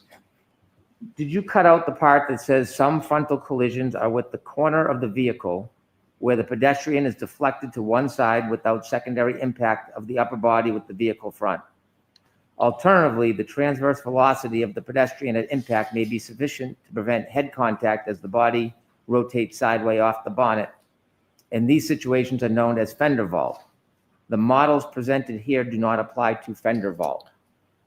Did you leave that part out purposely? Oh, yeah, I did, sir, because this isn't a frontal impact with a sedan over the fender of the hood of a sedan. This is with the back of an SUV, so it's completely different. You've cited many, many sources where it talks about front end collisions because that is the majority of pedestrian collisions, the front end, isn't it? The majority, Yes. It is, yes, sir. And so there is a difference between fender vault and a center of mass collision, isn't there? That's correct. And that's why you see a center of mass, you look at the testing we did, that's a center of mass impact. On a frontal impact, usually, if you're hit by the front of a car, it doesn't usually get your center of mass, you're too tall. That's why you do a fender vault, or you flip onto the hood, or you flip over the top of the car. So yeah, it's completely different. It doesn't pertain to allegedly what occurred in this case. So let me get back to my question. When the tests were done, E and F, F was a center of mass collision at 29 miles per hour, wasn't it? That's correct, yes. Right. E, are you considering E a center of mass collision? Which was E, the 24 miles per hour. No, Just- it didn't hit the center of mass of the Right. dummy. It just hit the arm. Exactly. So there is a difference. In this case, you don't know the position of Mr. O'Keefe's arm at impact, do you? Nobody knows. I don't think his arm was even impacted by the car. There So you no, go. I don't know the That's the position of whole the arm at fucking impact point. because it wasn't hit by the car. You don't know the angle of his body at impact, do you? The alleged angle. Fucking hell. So, ask the question again. Okay.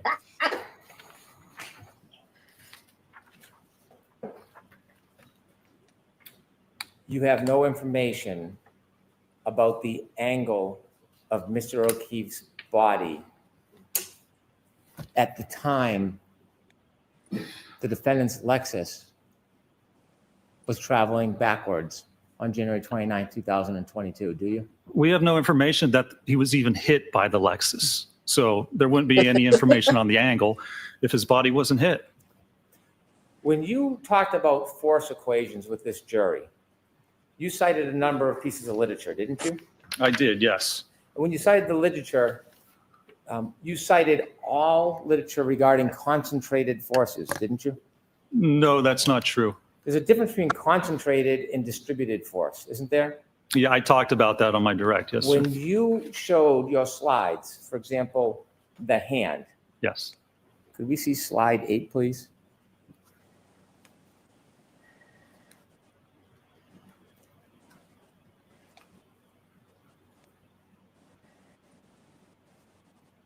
Okay. Let's try slide 56.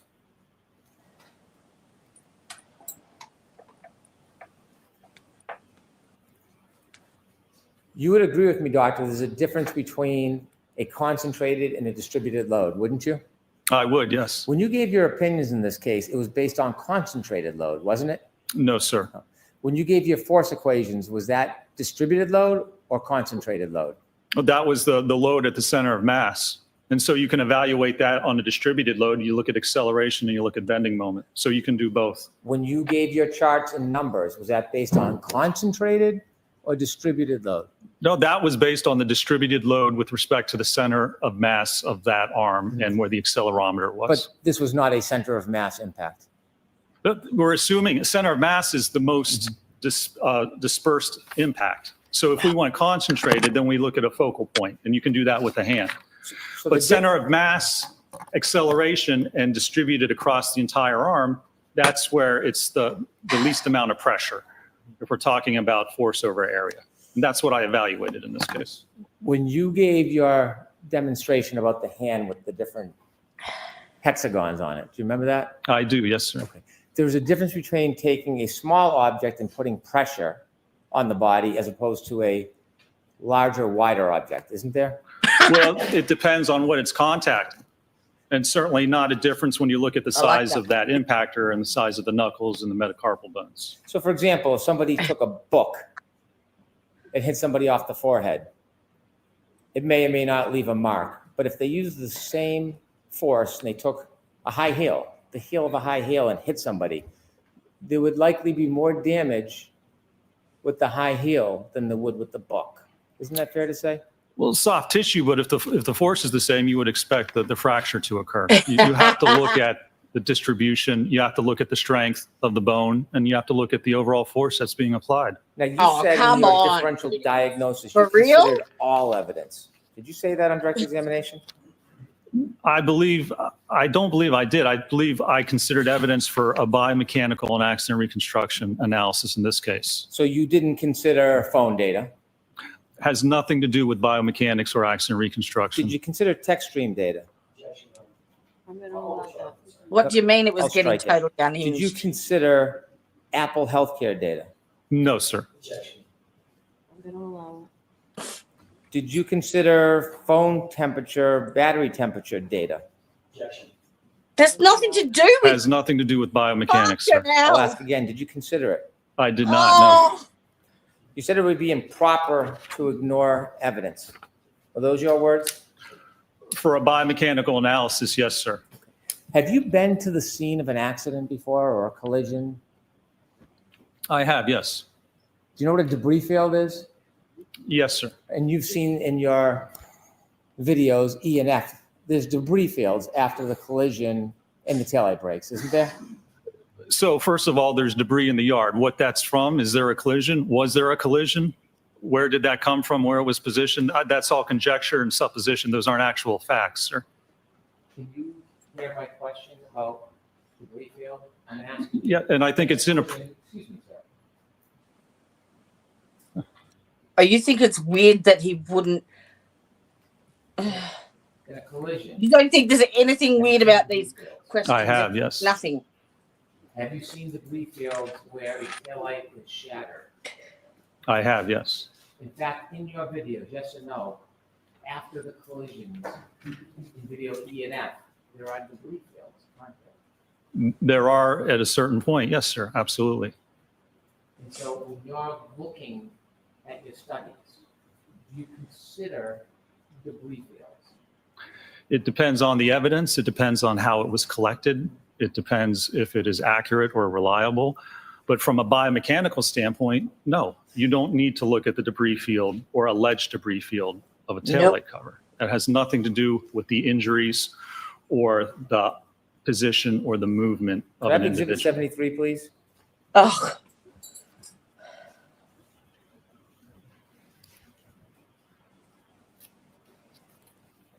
Showing bias? You see that, sir? I do. Do you know what that is? Bias of what? Looks Science? like possibly part of the taillight cover. Right. Is that an alleged part of taillight cover, or do you think that's part of a taillight cover, sir? I don't know specifically. It might be part of the actual taillight cover. Well, when you studied this case and you looked at all the evidence and all these different things, did you look at these photos and see that alleged piece of taillight shard recovered from the front yard area of 34 Fairview Road? Did you consider that? Well, No, I don't- but he didn't was consider that the bit of part toilet of the one paper that was that he's recovered by a leaf crack hole when blower he wiped his ass or either. not?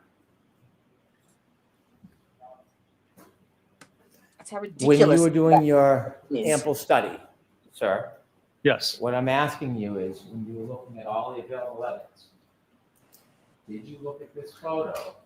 No, Alleged the questions that he's asking taillight shard on the are front lawn of absolute, 34 like, Fairview Road? they're Were you aware they're of this? oxymorons. Oh, I was aware they're that there irrelevant. was They're debris in not- the yard, but again, They don't that has nothing to do with the exactly. biomechanical They have analysis. nothing to do with it. So If you can't prove that the impact happened, exactly. then everything after that doesn't actually matter, does They've it? proven Because that all of that it's would be not from something else. possible. So unless you prove So the the rest core is issue of irrelevant. this case, the contact, the post-impact movement, the head injury, without proving that, everything else is ancillary to That's what you're right. attempting to conclude.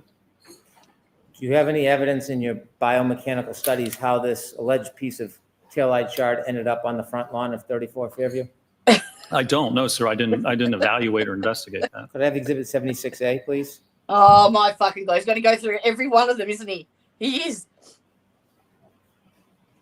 Did you see this photograph, sir?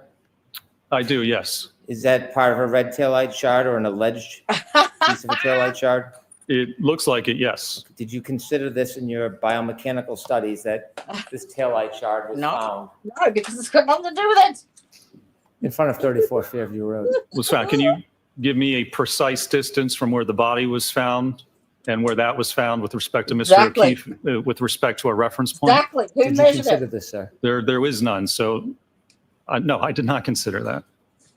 Do you know how this taillight shard got there? No. How it got there? Yes. That wasn't part of my analysis. There are certainly different possibilities of how that actually occurred. Exhibit 990. See, he just talks over it when he doesn't get the answer he wants.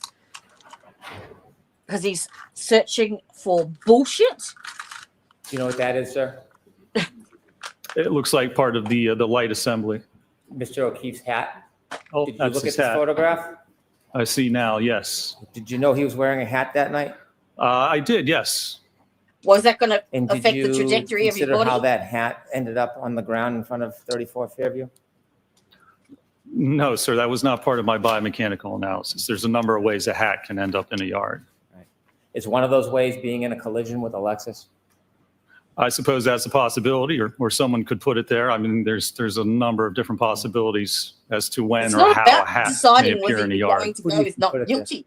Well, I have no idea. It's showing the evidence I that haven't it's seen not any evidence of how it got there. And scientifically possible. frankly, it's immaterial to a biomechanical analysis. Do you have a theory you want to share with us In- about planting evidence? Is that what we'll Creates get doubt. into? That's all they have to do. By the way, the x-rays you looked at earlier, when's the first time you saw those? I saw those when I was on the case initially for the first trial. No mention in your report about reviewing those. It says I reviewed medical records and reports. That's how I actually word in every report I have. I just put generally that it refers to medical records and reports, Can you which write includes that x-rays, down? MRIs. Exhibit Batman. 74, please. See? Fuck off, you cunt. I fucking hate him. Have you seen this photograph? He's an arrogant fucker. I have, yes. Okay. In your studies or your testing, did you determine how Mr. O'Keefe's shoe ended up near the curb? No, sir.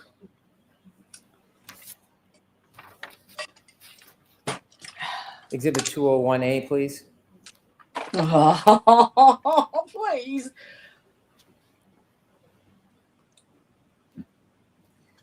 Have you seen this photograph before? I don't know that I have. Have you ever seen any container that had tail light shards that matched the defendant's Lexus that were removed from his sweatshirt and his shirt? Have you ever seen any container holding those? I haven't. Well, I believe there was evidence collected like that, but yes. Okay, could we have 201E, please? Have you seen this photo? I believe I have seen that, yes. Do you understand those are taillight shards matching the defendant's Lexus, the broken taillight, Yes. that were recovered from Mr. O'Keefe's sweater or shirt? Objection. I'm going to allow that. Did you consider that? Of course you are, you cunt. I'll try. I'd rather try to reformat it than come sidebar. Did you know that taillight shards were collected after Mr. O'Keefe's sweatshirt It varies. and Let's t-shirt like the word was fuck. scraped? I'm going to allow that. And actually calling him a cunt is doing it a service to cunts because he lacks the depth and warmth.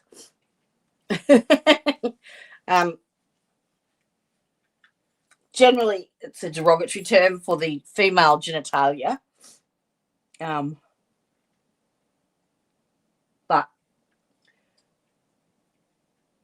it's funny, I don't actually think of the female genitalia when I call someone a cunt, so.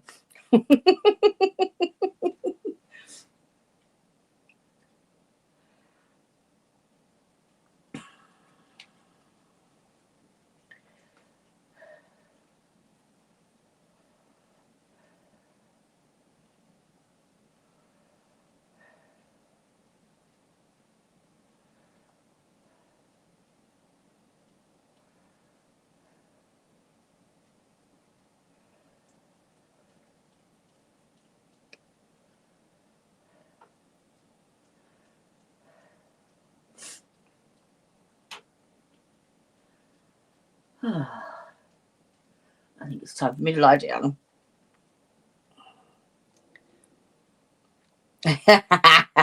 Yes. It's not actually a word I regularly, it's not something that I regularly use. It seems that Hank Brennan brings the worst out in me. Because I have very limited tolerance for idiots. And I definitely consider him one. Actually, no, he is an intelligent man. But he is playing with smokes and mirrors. In your extensive study of the detail of this case, Did you See, that know comes out with a smart ass that fucking these comment before the question. pieces of plastic were removed or scraped from Mr. O'Keefe's clothes, specifically his sweatshirt?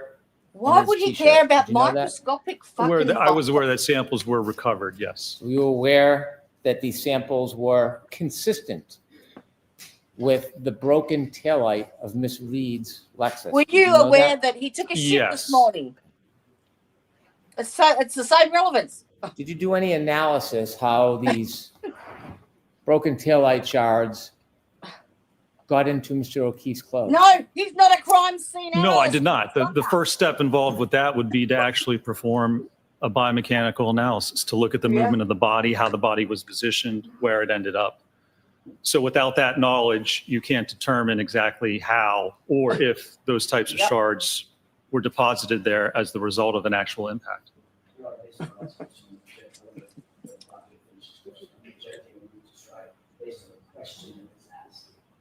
See, he's gotten the answer he didn't want, and now he's fucking. I'll try again. Okay. When you looked at these taillight shards that were projection. Go ahead, Mr. Brennan. Yeah, of course. Go ahead, Mr. Brennan. That were consistent with Kiss my ass, Ray Mr. Brennan. Reed's Lexus.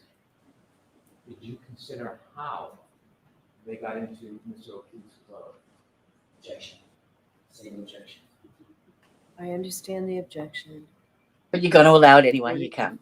Start with the different. I told you. You see these pieces of broken plastic, don't you? I do. And you understand that these were found in the scrapings of Mr. O'Keefe's clothes. I do. And you understand that these broken pieces of plastic are consistent with the taillight of Miss Reed's Lexus. I do, yes. In your studies and reenactments, did you make any determination how I don't even think that'd help, Elizabeth. broken plastic got into Mr. O'Keefe's? They need a whole fucking field. No, when you look at those studies, first you have to know how the incident occurred. Then you can look at that and determine, if you want to, how that may have occurred. Because otherwise, there's, again, different ways, different manners in which that may have been deposited on the sweatshirt.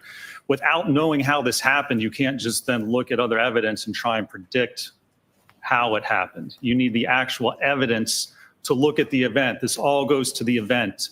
You need contact with the arm, I guess, apparently, to actually cause this incident to occur. And without that evidence of any of that happening, knowing how the body moved, knowing how it was hit, knowing where it ended up, any conclusions drawn off of information like this is just supposition, because you don't know the movement of the body or the vehicle. It's putting the cart before the horse.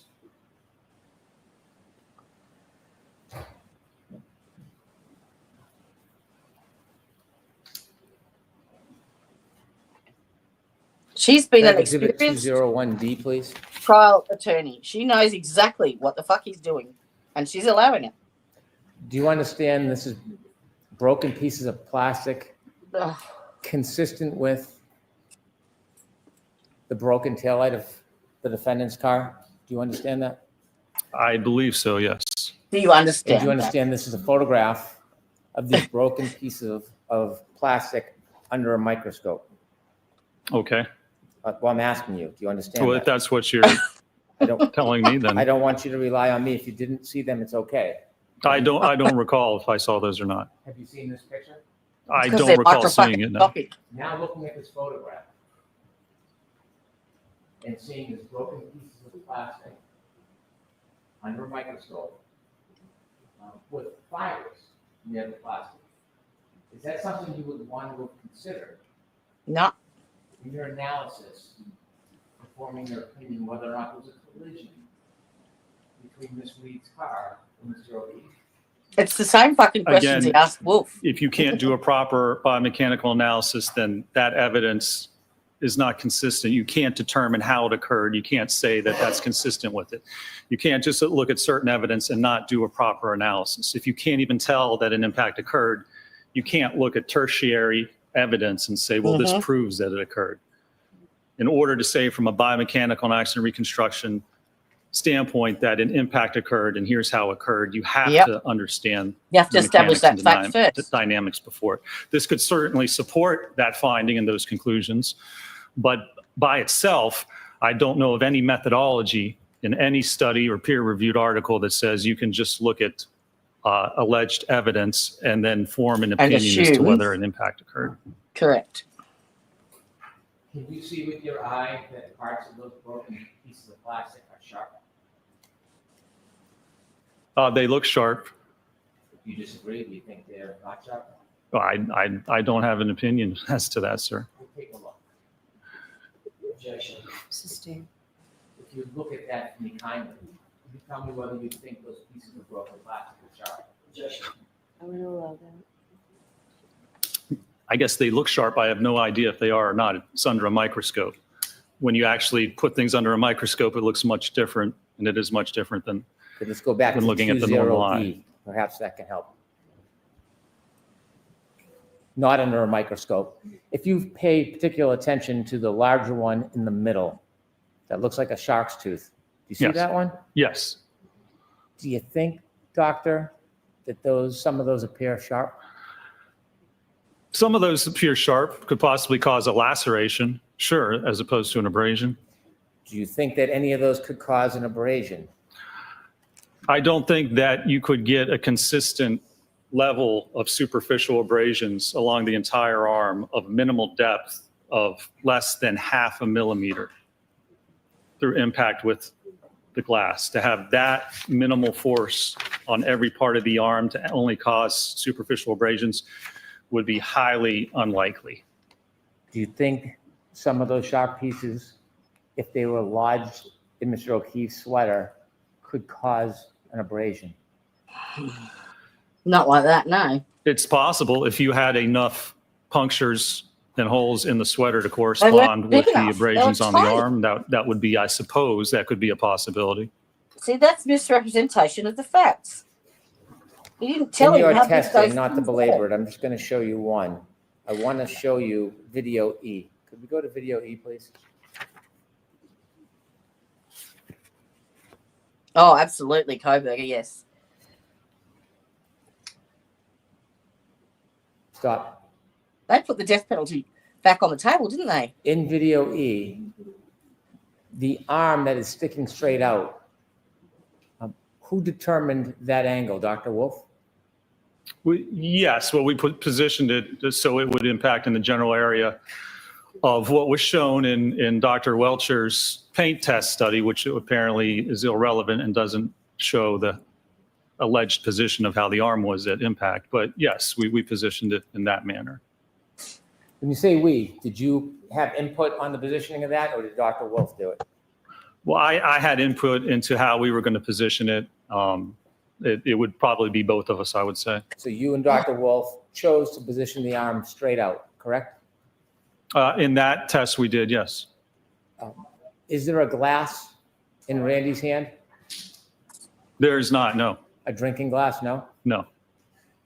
In any of your studies, did you have a drinking glass in Randy's hand? We did not have a drinking glass in the dummy's hand, no. And you see when the taillight is shattering, those red things falling down. What are those? Those are part of the taillight. Oh. Continue a little bit, please. Stop. Did you count No. how many taillight pieces Oh, fucking broke? Woody. We didn't count the taillight pieces. We counted how many punctures or holes there were in the sweatshirt, which was 0. If you had done this test and changed the arm angle, do you See, he expect the ignores that. damage would look different as far as the brakes in that taillight? Well, we conducted a number of tests. It may look somewhat different, sure. If you conducted this test and moved the arm angle, not another test, this test, but you move the arm angle, do you expect that the brake? Why didn't you get your fucking look expert to do that? That the Okay. brake would look different? Yes. It could look a little different. I mean, certainly the brakes looked a little different in the test, but they were comparable to each other. You do not know how John O'Keefe was standing that night, do you? Oh. Well, Objection. No, I'm going to allow that. Of do course not you know are. how John Standing there. O'Keefe was standing that night, do you? If he was standing, if the impact occurred, then no, nobody knows how he would have been standing. You would not know what his arm angle was, would you? No. You would not know the exact Aw. speed of any vehicle that hit him that night, would you? Sustained. The debris, the broken taillight, is that traveling in a consistent or a different direction? What do you mean consistent or Is different? it all going in the same direction or is it going in different directions? No, there's some spread to the debris. So the pieces don't all fall right in a pile with each other, do they? They do not, no. Continue, please. Stop. Do the majority of the pieces land on Randy? No, they do not. And so as they fall, if Randy were to fall, many of those pieces would not be among the immediate area of his body, would they? If the dummy fell right there, no, they would not be. Now, the dummy can't fall because the dummy is on a forklift, correct? It's suspended like a pendulum, correct? And you see in your test that the tail light at what you say is 24 miles per hour can be broken without the dummy's knees touching the vehicle. Isn't that fair to say? That's correct, yes. Okay. You can't tell the full movement and fall of this dummy the way you've set up this test, can you? Well, knowing the physics, you can certainly determine or estimate where it would be, but no, you could release it and it would fall primarily straight down. It would twist and it would fall down. Is there something that could affect the dummy if you let it fall? Is there something that could affect its movement after being hit? Like what? Like, could its feet be twisted and then hit another object like a curb? Well, Really? there's going to be very little lateral movement of its feet, but even if it did, then it's still going to fall over right where it is. Can you continue, please? Can you see the feet, doctor? Yes, Are they twisting? they are, yes. Is that because of the rotation of Randy after he struck? Yeah, that's the rotation of Randy. And again, yeah, as you said, that's not a normal person because there's no normal force acting on the dummy. We just have it barely touching. So a normal individual, you aren't going to twist to that extent because this is a dummy which is suspended with just a little contact on the And ground. after being contacted by a vehicle enough to break the light, could it cause a person to stagger backwards? I mean, you're making some suppositions here. There's no evidence that would occur in this case, and not if you're spinning like that. You're not going to stagger backwards. First, you're going to spin if you get hit with your arm, as I described in my direct. But is it possible? I can't say it's impossible, but there's no evidence of that. Could a person stumble backwards after being hit? I'm going to allow that. What do you mean by backwards? Because you'd be spinning. So what direction is backwards? Could a person get their foot caught on a curb, sneaker come off, and then stagger backwards and fall on their head? He's making it up as he goes along. I'm going to allow that. Mm-hmm. Yes, you are. Don't even bother objecting. Can you answer that? I mean, I guess you could somehow predict or have a possibility of almost anything happening. You could say someone could get hit by a car and do a couple of somersaults into the yard. I mean, there's no evidence of that. So it's just supposition, but I won't say it's impossible. Do you think John O'Keefe did somersaults in the front yard of 34th Fairfield? Is that what you're telling us, Doctor? No, I don't think he even got hit by the car, sir. That's not. I've heard that. I'm asking you. Yeah. He did somersaults into the front yard. No, there's no evidence of what he did. Your Honor, should come sidebar quickly before I start. Oops. I actually have to go to the toilet. This is giving me the shits.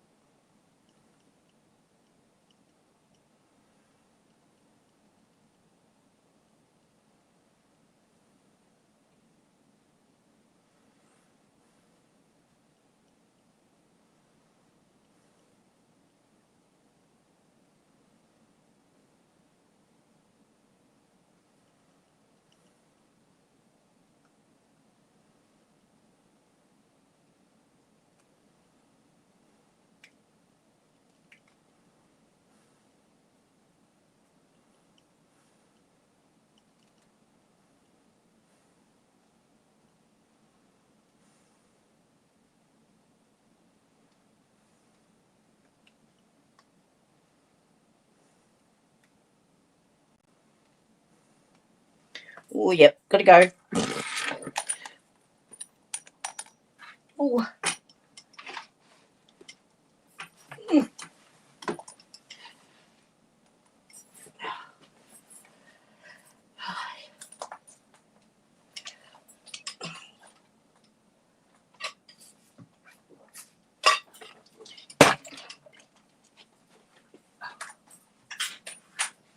Hey, Miss. Did you have dinner? Ricky? Yes. Do you think Hank's a fuckwit too? Yes, you do. Good boy. Good boy. That's my boy.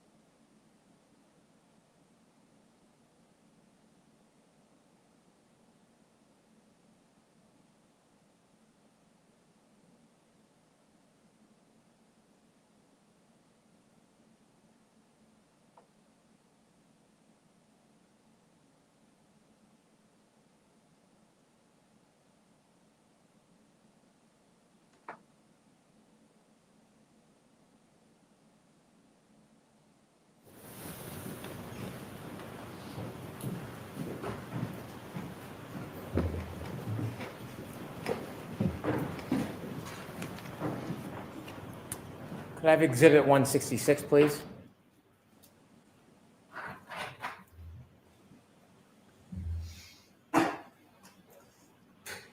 Did you see this photograph, sir? I did, yes. And do you see the cut on Mr. O'Keefe's nose, the left side of his nostril? I do. In your analysis of whether there was a collision with the defendant's Lexus, did you consider or know that there was evidence that a piece of glass or a piece of broken plastic was pulled from Mr. O'Keefe's nose? Objection. I'm going to allow that. I'm going to allow that. So, hold on. Let's get an answer, Dr. Mitchell. Your objection's noted, Mr. Jackson. I was aware there was some piece of material allegedly pulled from the nose, yes. Allegedly pulled from the nose? Yes. Okay. And that alleged piece of material, were you aware that it was perhaps a piece of glass or broken plastic? Objection. Are you aware of that? That's not the evidence. That is not the evidence. So, Glass. hold on, Mr. Jackson. Mr. Brennan. I can reword it. Okay. You're welcome. Are you aware of that object that was pulled from Mr. O'Keefe's nose? What material that was? I believe it was glass. Did you want to know in your assessment about collision where that came from? Well, I did evaluate that, and it's actually entirely inconsistent with coming from an impact with the vehicle. Can we have exhibit 52A, please?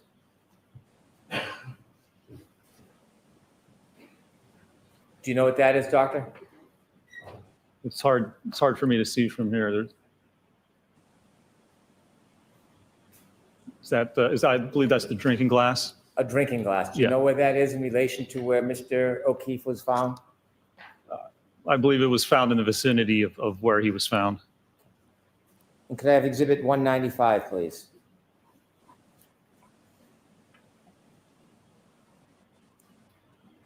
You recognize that?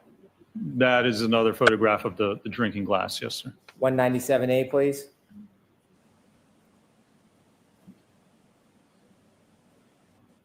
B.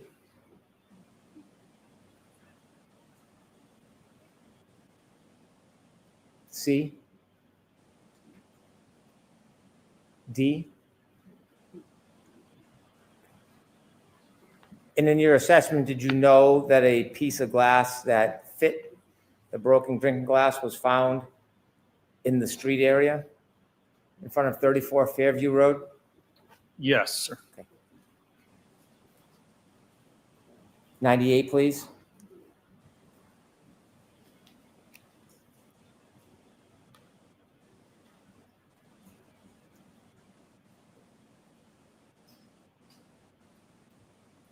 A little more, please. Do you know what that is, sir? It's hard for me to tell from Does it back look like here. a drinking straw? Okay, the black, that does appear to be a drinking straw, yes. Have you seen that before? I've seen that photograph before. And you appreciate that is in front of 34 Fairview Road? Yes, I believe that's correct. And sir, in your analysis, in your reconstruction analysis, did you consider the broken glass found near Mr. O'Keefe's body, the suggestion glass is found in his nose, and that glass that fit the broken glass was found on the street? Did you consider all those things in your reconstruction analysis? Well, my biomechanical analysis, I did consider especially the glass in the nose, yes, and whether that could have been as a result of the impact. A result of what? A result of the impact with the vehicle. When did you find out about the glass from Mr. O'Keefe's nose? When did you learn that? I don't recall specifically. But was it before you came and testified last time, or was it before this time? I honestly, I couldn't tell you. I know it was before this time. I don't know when I found out about it. Weeks ago, months ago? Could you turn the lights on, please? I have no idea, sir. You don't know if it was weeks or month ago? I don't remember with that specific piece of evidence when I found out about it. What do you mean you don't remember it? Have you seen it before? Well, I evaluated certainly for my report for this case. I don't know if I had known about it prior to that. Is it mentioned anywhere in your report about the piece of glass in Mr. O'Keefe's nose? No, it's not. When you received that information, did someone tell you about it? Did you listen? Did you watch? How did you evaluate this evidence? It might have been in an interview or something that it was pulled from his nose, I believe. Okay. So you saw and listened to something? I believe so, or was made aware of it. Okay. Just a couple more questions, sir. I had asked you at the beginning of your examination whether you denied that receiving information certainly helped prepare to understand what was going on during the trial. Do you remember those questions? With respect to the trace DNA, correct? Okay.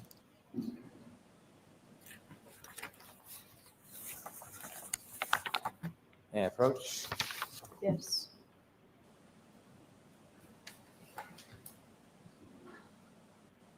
April 20th,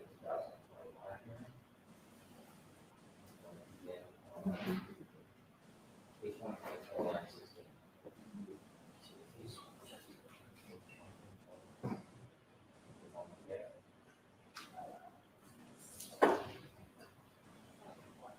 Yes. 124 minus 16. Yes. You've testified a few times under oath in this case, haven't you? I have, yes, sir. And you've testified recently for a short bit in April, didn't you? I did, yes.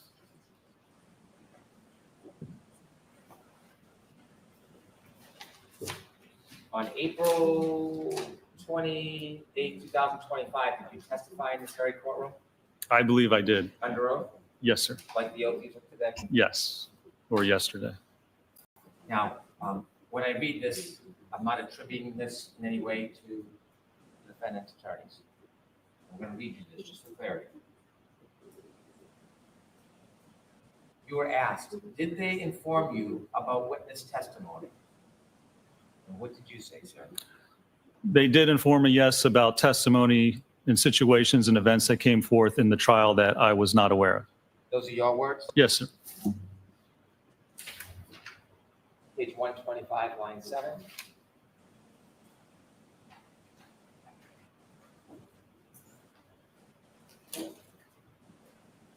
I'm going to ask you if this is your sworn testimony, sir. On page 125, line 7, I'll read the question. And if this is your answer, you should read the answer. You asked, and by calling and raising issues and telling you information, even if you weren't requesting it, it helped prepare you for your trial testimony, didn't it? What did you swear? I said it certainly helped prepare me to understand what was going on during the trial, yes.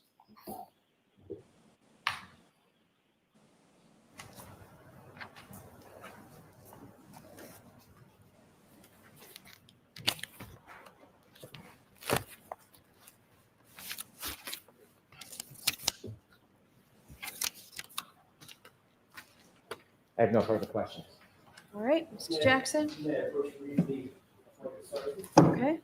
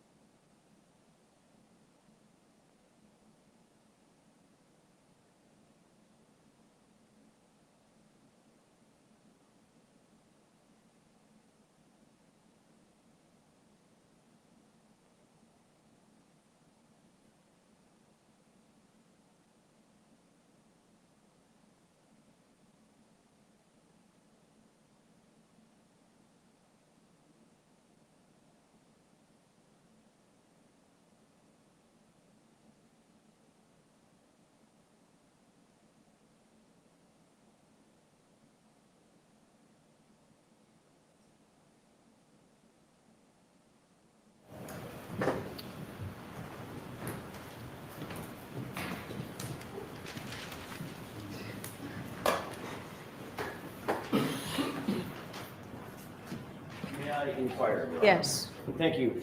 Dr. Rentschler, you were just asked a couple of questions about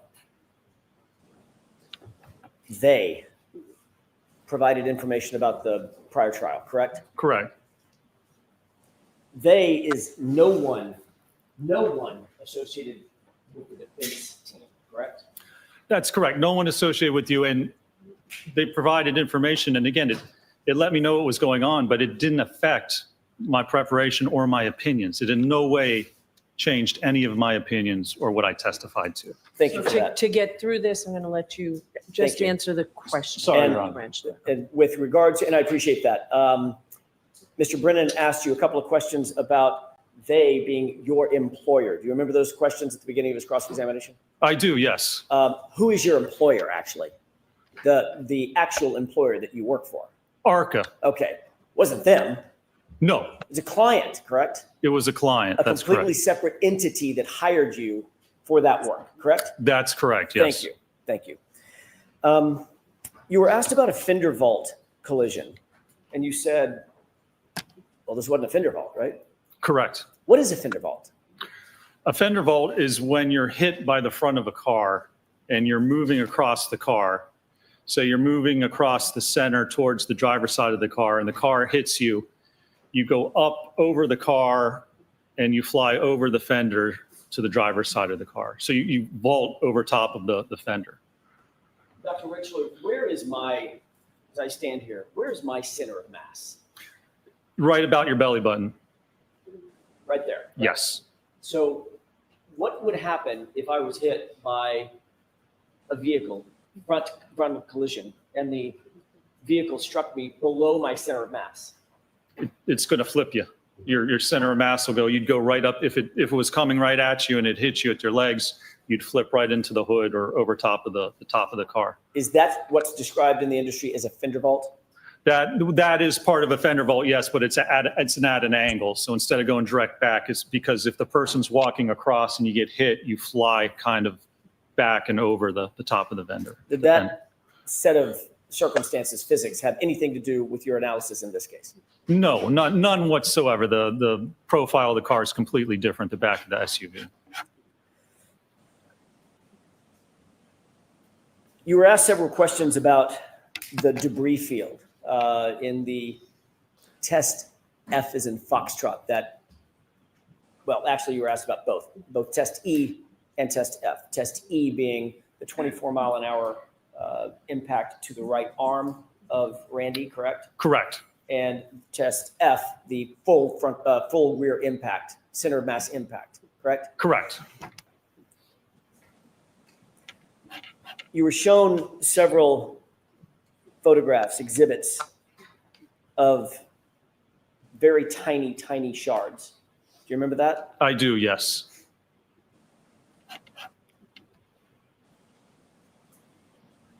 I'll get to that in a second. You were also shown some photographs of pieces of plastic that were claimed to have been found at 34 Fairview. Clear plastic, piece of red plastic, correct? That's correct, yes. In your review of all the data in this case, do you know when those pieces of plastic got to 34 Fairview? I do not. No. Do you know how those pieces of plastic got to 34 Fairview? I do not know. Do you know who put those pieces of plastic at 34 Fairview? I do not. Were you aware in your review of the police reports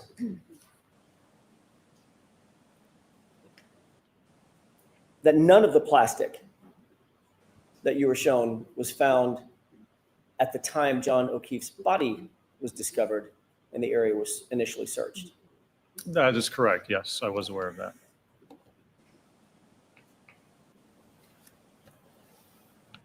You indicated that the cut on Mr. O'Keefe's nose, the right side of his nose, was inconsistent with coming from a vehicle, correct? Correct. Can you describe why you came to that conclusion? Well, if you're standing at the back corner of the vehicle and it strikes the arm, and let's be clear, if nobody wants to say where the arm was or how it was positioned, if they're claiming the abrasions are a result of the fractured taillight, it has to strike the arm. You have to be standing like this. The debris goes forward with the vehicle. So it's with your arm like this, it already passes by the person. And if there would be any contact whatsoever, it would be with the right side of the face. The shard can't come out and then make a right turn and then somehow embed itself on the left side of the nose. That's entirely inconsistent with the fracture and how the glass and the cover would actually move. Dr. Rentschler, you were asked a series of questions about a hat. Do you remember that? I do. About some shards of plastic material, correct? Yes. About a drinking glass? Yes. About a drinking straw? Yes. Doctor, if there was no collision, does any of that matter in terms of your biomechanical analysis and your reconstruction in this incident? It does not. Why? Well, because if there wasn't a collision, it wasn't that debris or those items weren't a result of that impact. You can explain how that got there, I believe, easier than if you can't explain how the impact occurred. If the injuries don't match up, if you can't even prove what happened, then you can't use information or evidence if you have no idea how it got there to try and prove what you don't even know what happened. Scientifically, it makes no sense. Scientifically, is the first question that has to be answered is, was there a collision? Sustained, you have to watch the following question. Of course. In your expert opinion, based on all of your review of all of the data in this case, all of the testing that you've undertaken, do you have an opinion as to whether or not there was a collision with John O'Keefe? I do. Yeah, I'm sustaining that. You're on the second. In your view, was there evidence of a collision with John O'Keefe? Sustained.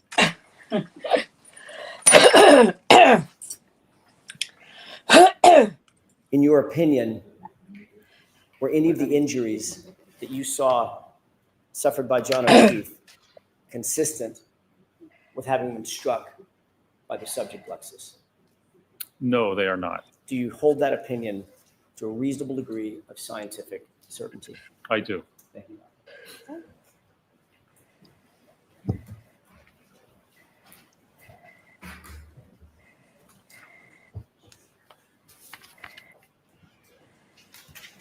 Doctor, you just said that you do not believe that there was a fender vault collision. Could it have been a clip? Could it have clipped Mr. O'Keefe? Yes. Not hit him, but clipped him. Well, I don't believe that's consistent with the evidence and what occurred. I mean, someone can get clipped by a car, sure, but in this case, no, I don't believe the evidence indicates that's what occurred. The glass. When you learned of the information of the glass in Mr. O'Keefe's nose, when do you think it was that glass was pulled from his nose? What date? I think it was the morning when his body was discovered. January 29, 2022? Yes, sir. Somewhere around 6:15 a.m., is that your understanding? Sometime when his body was discovered, that's correct. Do you know or understand that, did you see any evidence that Mr. O'Keefe had a drinking glass outside of 34 Fairview Road that morning after he got out of the defendant's Lexus? Do you understand that? What do you mean evidence? Drinking glass. Did you hear anything about that in your review about? What evidence would there be? Is there a video or a photograph, you mean, of him holding a drinking glass? Because otherwise there's a drinking glass there, but there's no evidence that he had it. We have a clip, right? Okay. Judge, can I come sidebar? Okay.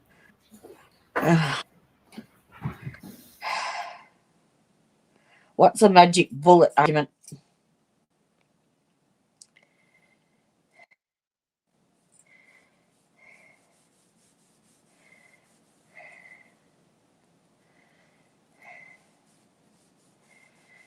This is how ridiculous I was just sitting there thinking of how to explain how ridiculous the questions are, right? So this is my example in the best way that I can think of it. You go to the toilet to take a shit, right? And you wash your hands. And when you wash your hands, there's evidence that you've done so because the sink is wet.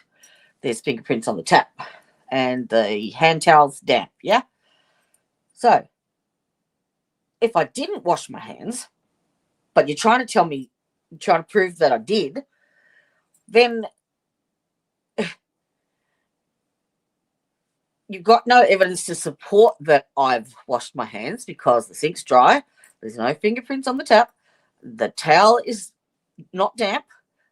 But you ask me questions like, now, did you consider if the light globe in the bathroom was clear or opaque at the time you were doing this assessment? Or if the hand towel was pink? Or if the sun was shining? Or did you establish what, you obviously, you know that soap and warm water is the best cleanser of germs when you wash your hands, don't you? Yes. Or did you analyze the temperature of the hot tap? No, because there's no evidence that she washed her fucking hands. If my hands are dry, the sink's dry, there's no fingerprints, and the towel's not damp, and my fingers smell like shit, I didn't wash my fucking hands. The rest is irrelevant. That's the best way I can describe what Hank's doing.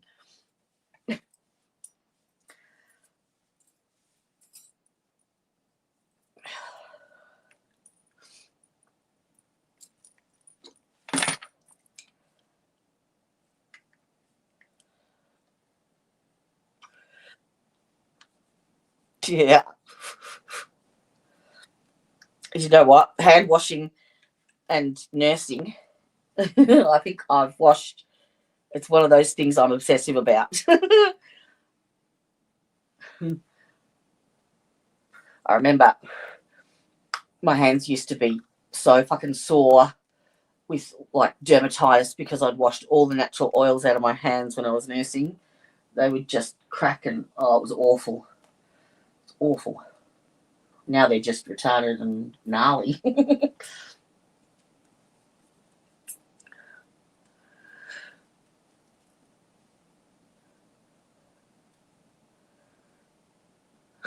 Go for it. You clip the bit where I say, if the sink's dry, there's no fingerprints on the tap, the hand towel's not damp, and my fingers smell like shit, then I didn't wash my fucking hands. All right? Simple.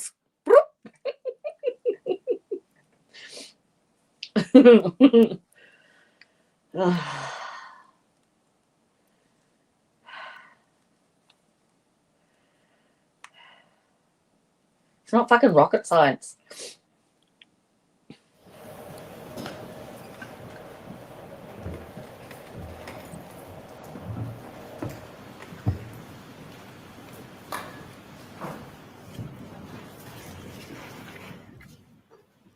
You were asked about whether or not any plastic taillight shards were found. See? That means nothing to Mr. a O'Keefe's body. biomechanical engineer. Do you know the limits of the search that the Canton Police Department did around Mr. O'Keefe's body? How small of an area they searched when they first went there? I do not know. Did you see a video of somebody with a leaf blower blowing snow? Did off anyone the- actually I did see plot that, yeah. where Did you this see debris the field was area accurately? in which that happened? Well, I mean, I saw the area where he was blowing with the leaf blower. Have you seen any information or evidence whatsoever that the pieces of taillight that were found after that search, have you seen any evidence that they were found in that exact area, or were they found in different areas on the lot? I'd have to go back and look. I don't recall specifically. And so when there was a snow blower or a leaf blower search in that area, there would not be a piece of plastic taillight to find if it was never there, would there be? If it wasn't there, you wouldn't find it? Is that what you're saying? That's what I'm saying. Sure. Okay. Did you notice in the injuries to Mr. O'Keefe, most of them are on the right side of his body? Well, we have Well, the it's like his right abrasions arm. and then a half centimeter abrasion. And then we have the laceration and scuff on the left side. And then the skull fracture, it's a little bit to the right, but it's mainly on the back of the head. And the bruise on his knee? That's the Oh, half it's a centimeter. It's not a tiny bruise. It's a half centimeter abrasions, about an Yeah. eighth of an inch. Looks like a When you're cigarette burn. conducting an investigation or you're doing your analysis and you keep saying the physics and the physics, do you add a little bit of common sense in the equation when you consider the evidence? Well, you can sit back or step back and look at whether what someone's claiming makes sense in the bigger picture. Calling the kettle So when black. you have common sense and you look at the big picture, it's not just physics, it's considering all of the evidence, right? Well, it depends what you're looking at. To certain parts of it, the biomechanical analysis, you look at the physics. It tells you what it is. I mean, if you don't like it and you don't think it fits, well, sorry, it is what it is. That's the science. So you have to step back. I mean, you can look at it the bigger picture if things make sense. You know, if somebody was standing on the side of the road with their arm like this while an SUV backed up at them and they didn't flinch or they didn't put their arm up, that's Well, kind they of the didn't smell move out test the bigger way. picture. That doesn't make sense. But the physics, you can't deny it. You have to accept what science tells you. You can't deny it. That's the line you were laughing about in the documentary. As one of your answers that you were all celebrating. Objection. Isn't it? The objection sustained. How'd that feel like break, sir? How did it break that night? How did, oh, I don't know. There's no evidence of how it broke. Thank you for the questions. All right. You're all set, Dr. Rentschler. Oh, Your Honor. fuck.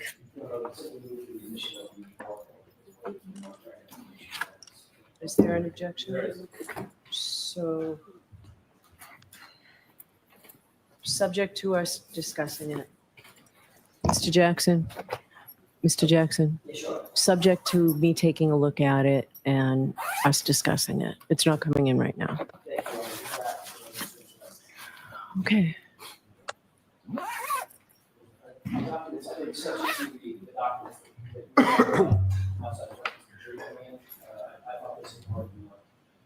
They've been marked for identity. Jurors, I'm going to see counsel for a couple of minutes over here.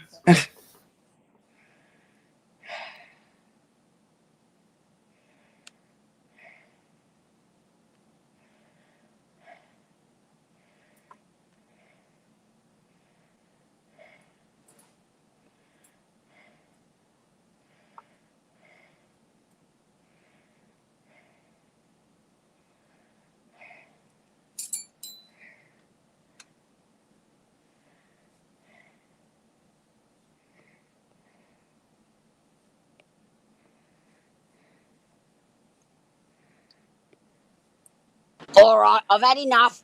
I'm going to wipe my ass with you.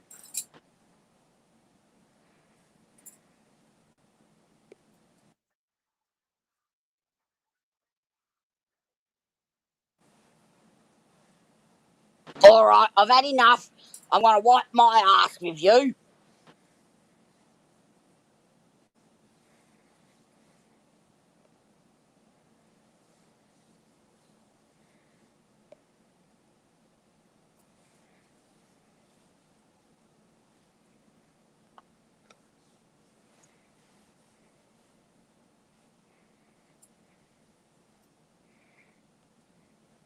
Objection, dipshit.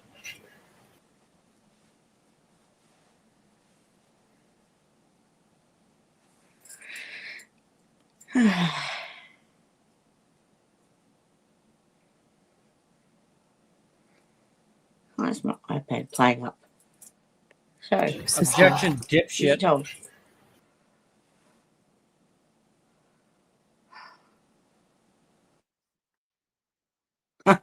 It's saying the words, but it's not sure. Oh, there's the picture.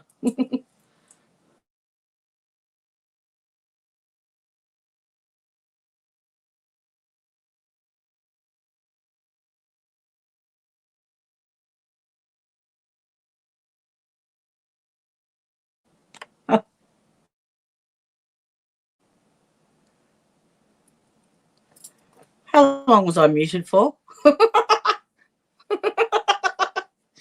Oops.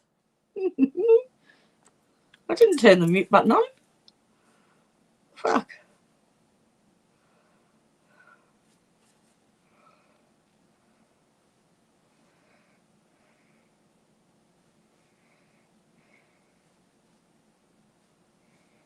I dare someone to fucking ask Elon Musk what his opinion is.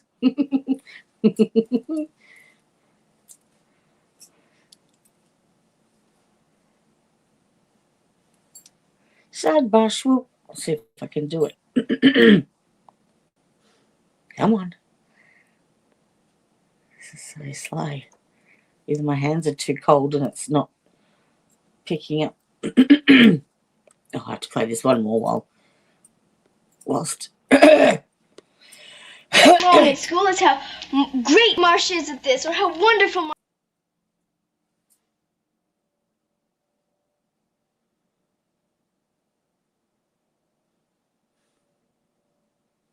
Come on.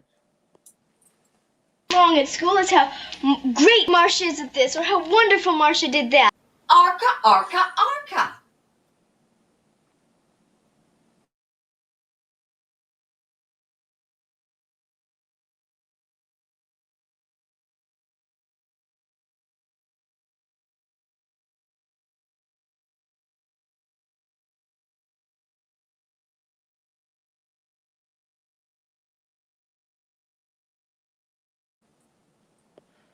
wrong at school is how great Marsha is at this, or how wonderful Marsha did that. ARCCA, ARCCA, ARCCA. Might have something to do with it, perhaps. Maybe we could do a little sidebar swoop. It's a little swoop, a sneaky little glide. The message is simple, like and subscribe. Come on. Sidebar swoop.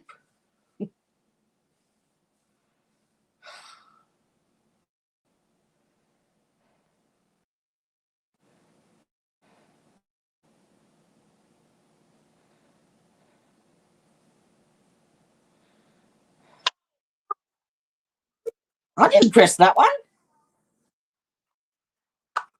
Oh dear. There must be a bit of a delay. Like 5 minutes delay. Oops. I wonder when the next the sidebar swoop will come in the middle of the next testimony.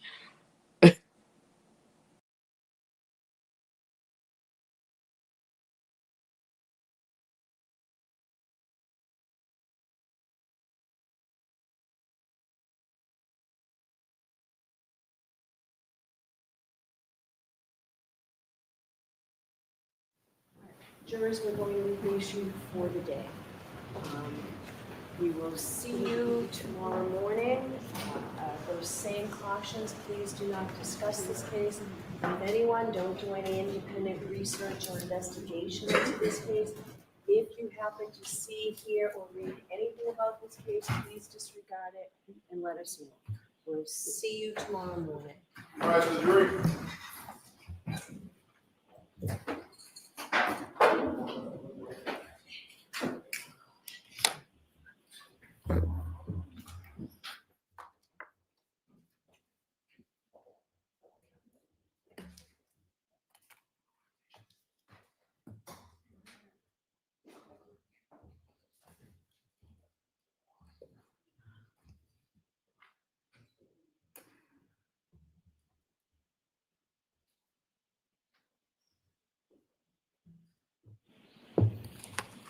May be seated. All right, so Mr. Brennan, I'm going to take a recess. You go ahead and look at that PowerPoint. I'll come back out in 10 minutes regarding the PowerPoint.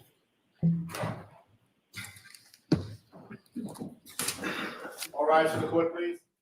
So it kicks me out of StreamYard. Fucking thing.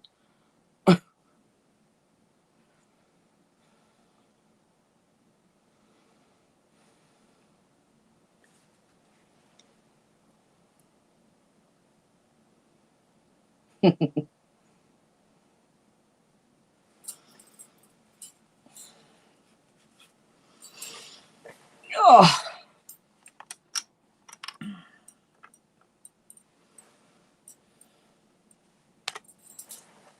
Hello. Oh, yeah. Bed goes up, bed goes down. Where's my remote? There it is. Bed goes up.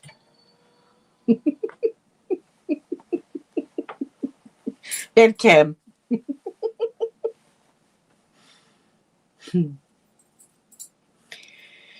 Thank fuck for hats, eh? Yeah,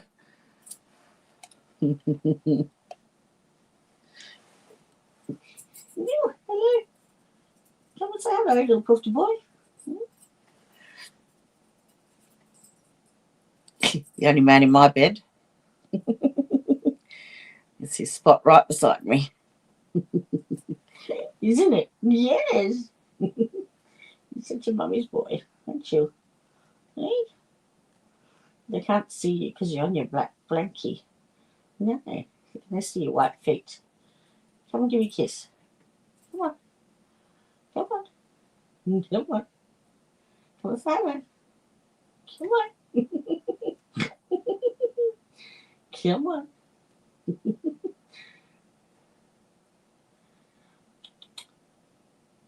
Come on. Come here. Come on. Come on. Come here. Don't be a turd. Come on. Come on. Yeah. Yeah. Come here. Hey.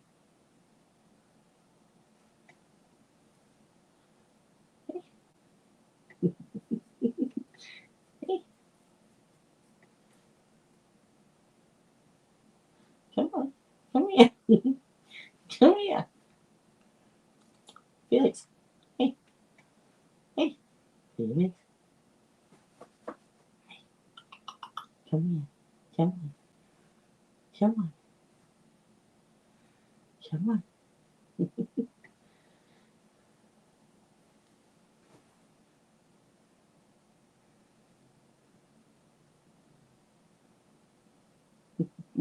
Come on. You know you wanna. Come on. Come on. Come on. Come on. I'm just going to ignore you. And then you'll do it. Normally he gets up and sits here. Little turd. Yeah. Yeah. It's very comfy. It's actually it's two like it's queen size, but it's two sort of single mattresses that have their own electric control, so each side can be different, if that makes sense. So yeah, I can adjust my side and have my feet elevated or my head elevated all at the touch of a button. It's even got a vibrate. I don't use that though. It's very annoying. It's got preset switches in it that you can press for different positions. So you can, like if you press flat, it'll all go flat. If you press zero gravity, it puts you into like a 45-degree position. And then there's two others you can preset yourself. There's an anti-snore one in here apparently, but I don't think it works.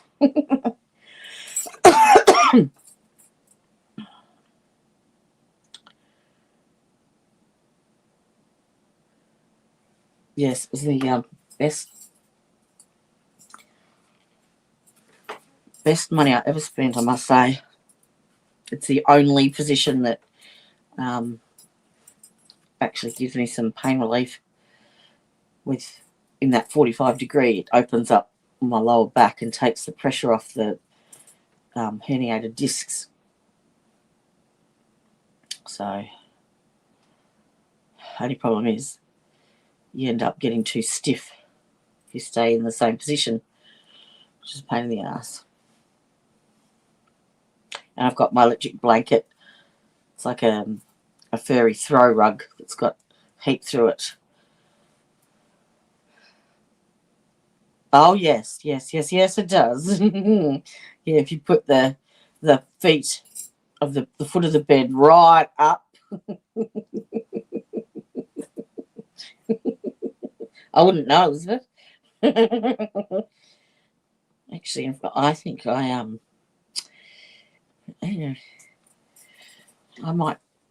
might have to. I might be getting back on the horse later on this afternoon. We'll see.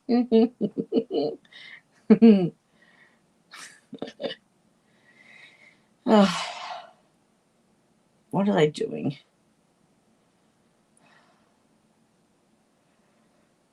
They're not that expensive, actually. You'd be very surprised.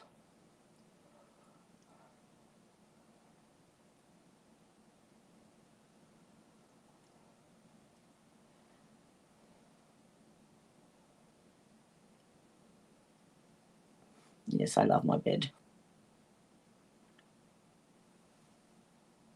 It's an old Tina cover. I went with the theme I had prior to this was like a dusky pink and grey and white and a little bit of black splashed through it. And I got over the pink, so then I changed the pink up for a teal. So I don't know if you can see it.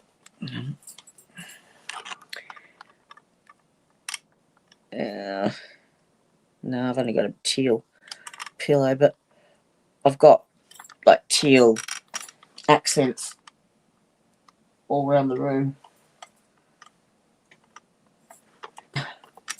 And the bit that I can't twist this to.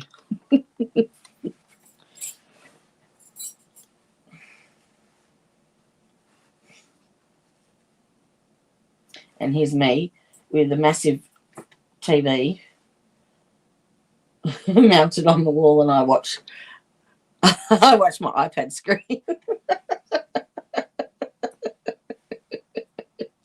What's that? Oh, cool. Red orange. That's nice.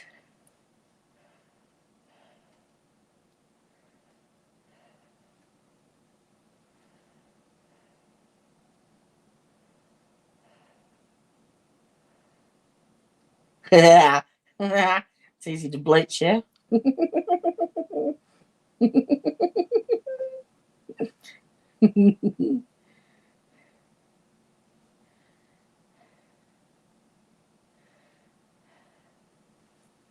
Oh, come on, Ev.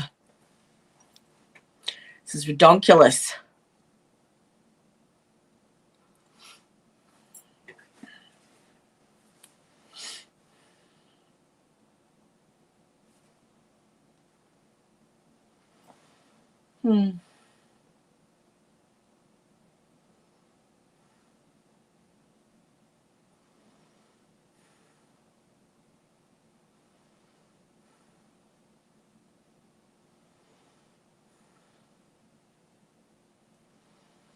That's what I was going to do. I was going to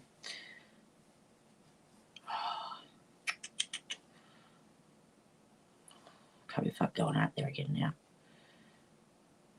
Might do it tomorrow, but yeah, I was going to do a mock. Hey, Simmy. No. I've been texting Lisa.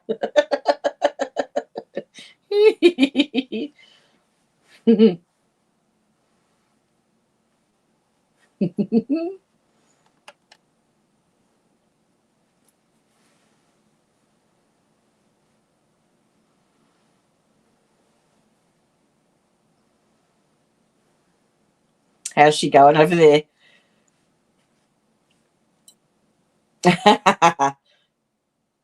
I caught her at during the lunch break.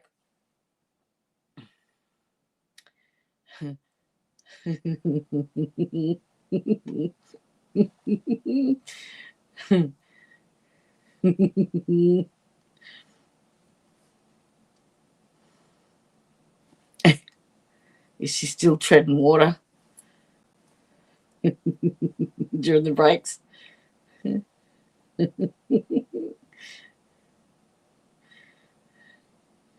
Did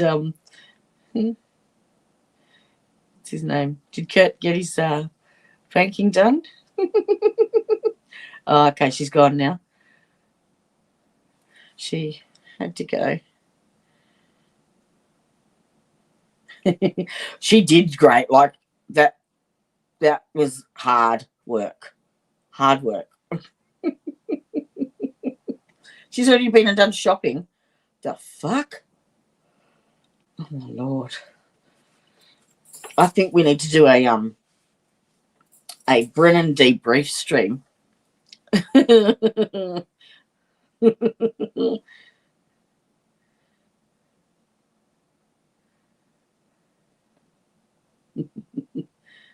You either have to be saging or smoking something. See,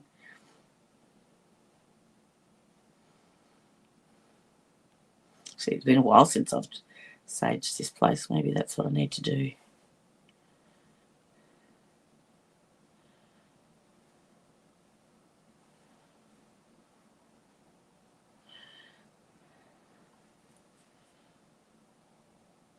I'm about to do my grocery shopping online now. So it gets delivered later on this afternoon.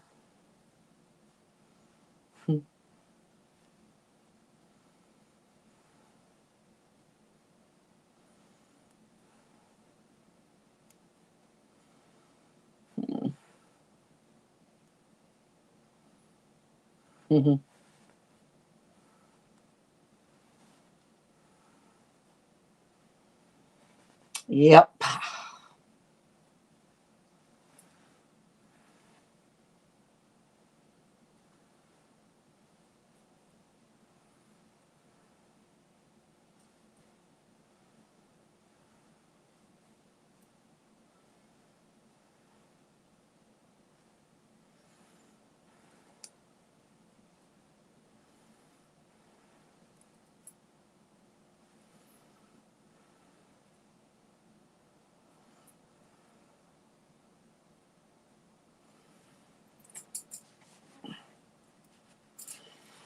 Oh shit, I was going to upload that short. Fuck.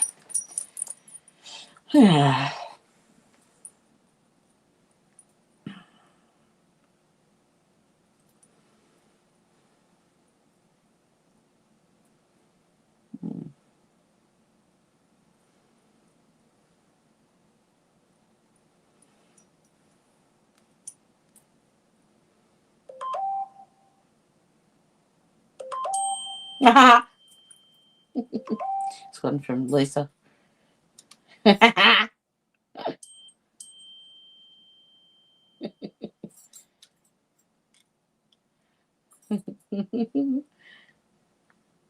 Yikes.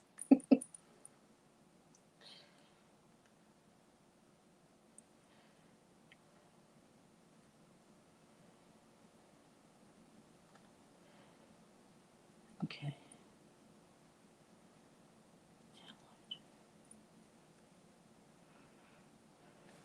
Stupid thing with shorts is you have to upload them via your mobile. It's the best way to do it because it's portrait. And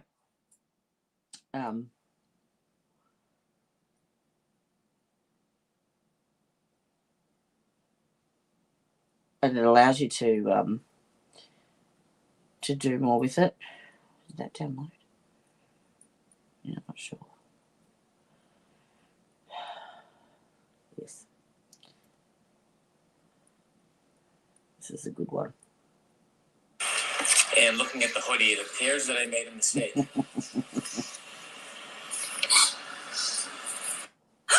Appears that I made a mistake.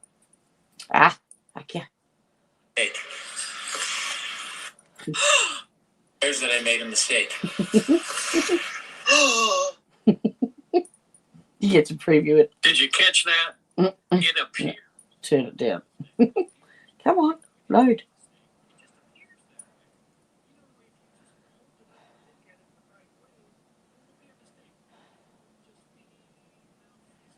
I wonder how much that fucking that really I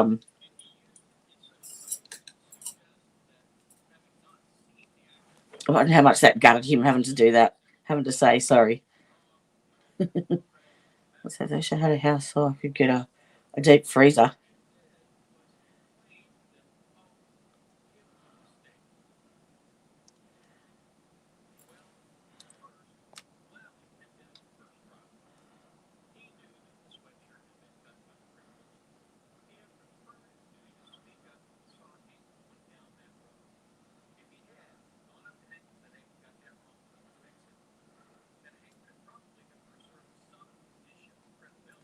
I think they're still arguing over rebuttal witnesses and who to call and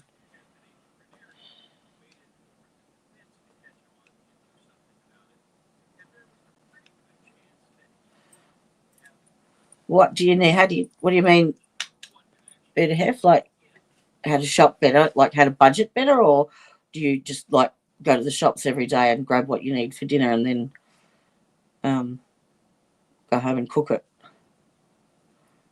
Oh, I've skipped a couple and then I got my answer. I used to just go to Aldi, grab an empty box and buy stuff for the next 2 days. You need to meal prep and plan.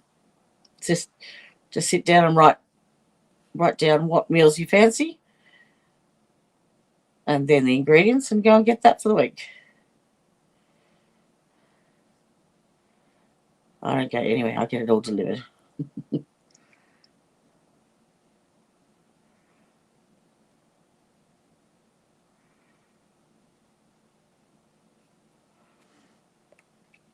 I'm sure there's plenty of templates and stuff that you can use to meal prep. And great clip. What's that? Ha. Oh. All right, uploading short now. It's only taken me all day in bits and pieces. Come on.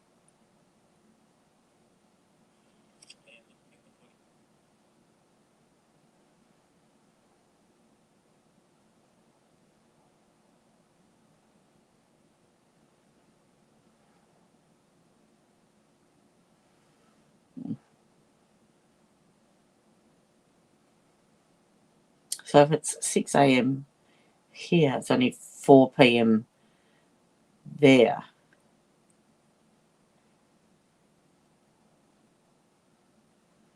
So legitimately, what are they going to come back? They're not going to start a rebuttal witness now, surely.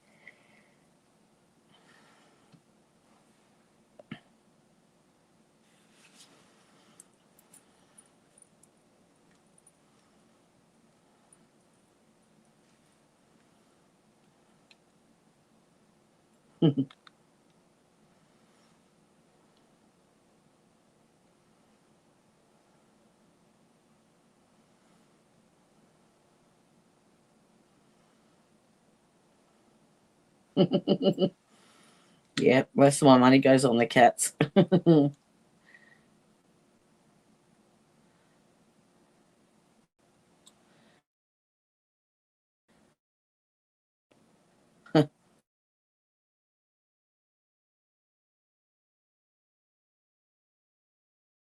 I reckon.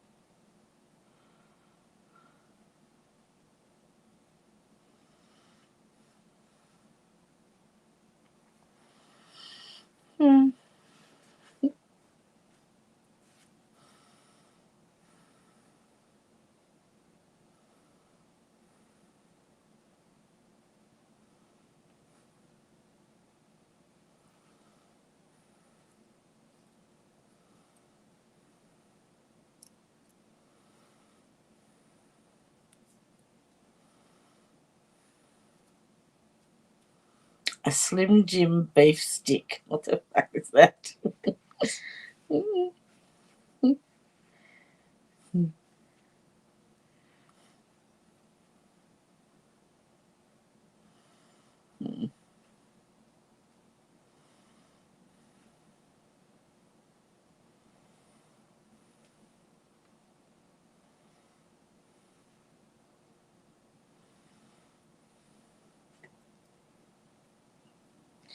Come on, Bev. It's nice time. It's nice time for Jodie. Oh, I still haven't uploaded this fucking thing.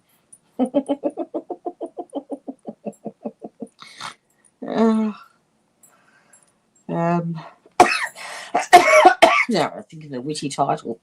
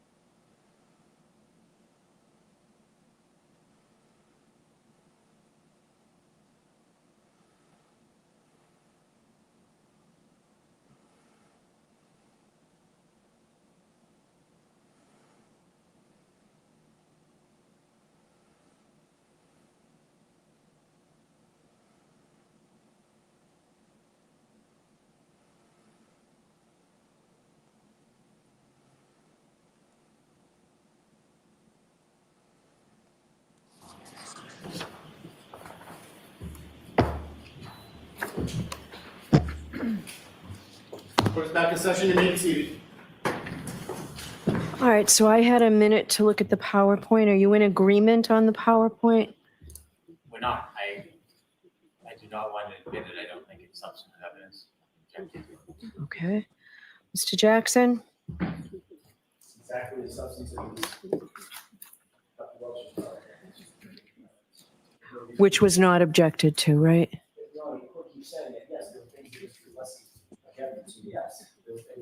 But did he object to the PowerPoint coming in? It's been, we're all under pressure. I don't know what Mr. Lesson's getting to do regarding PowerPoint. That's the question. The question is whether this PowerPoint is admissible, and it is. There's nothing in it. We've taken out all hearsay. Our discussion, the opinions or thoughts, thought processes. These are all Incoming short. completed and done exactly as Dr. Wolf's PowerPoint is done. Dr. Wolf's PowerPoint is in evidence. This PowerPoint should be in evidence. Is there anything in this PowerPoint by way of videos that is not already in through Dr. Wolf? I believe the video of the drop test is in Dr. Welch's PowerPoint. There are most of the videos are included. Oh, no, I'm wrong. Things have been slowed down. So the videos are the same, but the videos that Dr. Rentschler used because of the side of the case that he was handling, the biomechanics side of the case that he was handling, slowed down significantly to show the deformation of the arm, the force impact on the elbow, the hand, forearm, which he testified. So what he did, and I remember asking him this before I ever saw the PowerPoint, is there going to be anything different? He said, I use the slow motion cameras more than Dr. Wolf does because I need. Okay, so I need you to tell me tomorrow which slides specifically answered that question for me. Okay, whether they're in evidence or not, and which ones are not regarding the videos. Is the court suggesting that it's not just the entire PowerPoint? Maybe. I'm going to take a look at it. There's an objection before me now. I realize that. So I have to rule on the objection. So I will take a look at this. Okay. So if you let me know, and if you want to let me know tonight, I can let you know first thing tomorrow. All right. Have you heard briefly? Yes. Very briefly? Yes. I am objecting. It's not admissible. It's hearsay. It's a strategic decision. The past introductions have been strategic. The defense did not object to Dr. Welcher's. I did not object to Dr. Wolf's, but that was a strategic decision. I'm objecting. Okay. The defense objected to Shannon Burgess. Only a select amount of documents were allowed. I wanted the whole thing in. I was precluded properly from introducing it because it was hearsay and they objected. I'm objecting. Okay. There's no hearsay. They objected to certain slides. We took out the slides. They had an objection to the PowerPoint. They should have proposed that objection before it was displayed for the jury. Well, The jury has now seen the entire PowerPoint. I think it's tactical. It's not strategic. It's tactical. They just don't like it because it hurts their case. If they didn't want to put certain things before the jury, which is exactly what admitting it into evidence does, brings it before the jury so that they can see it, they should have objected in a timely manner. When they objected, they chose certain slides, certain data on certain slides, and we took all of that out at their request and at the court's instruction. We did that with the court's instruction, with the Commonwealth's instruction, and there was Bye-bye, no objection sweetheart. to playing before the jury. Enjoy your dinner. It's been displayed in, not in part, in whole, as it now assisted for the jury, assisted for the court, for quadruple K for identification. It should be admitted. Okay. Just like Shannon Burgess. It's no different. All right.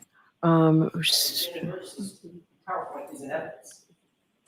So, Mr. Jackson, when you let us know which slides answer my question about slides that are not in evidence and you want to put in evidence, the videos, just the videos. Actually, Let me know that. And if need be, I'll hear you all on this tomorrow morning as well. Okay.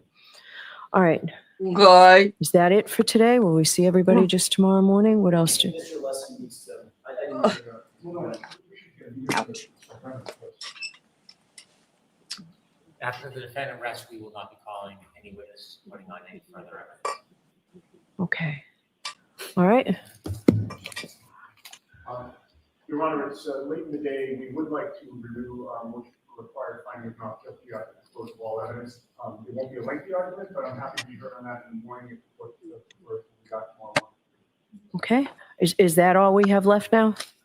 I have no idea what Mr. Alessi wants to talk about, but would it? I'd like to respond to that, Your Honor, and the answer is, given Mr. Brennan's answer with no more witnesses, my issue is moved.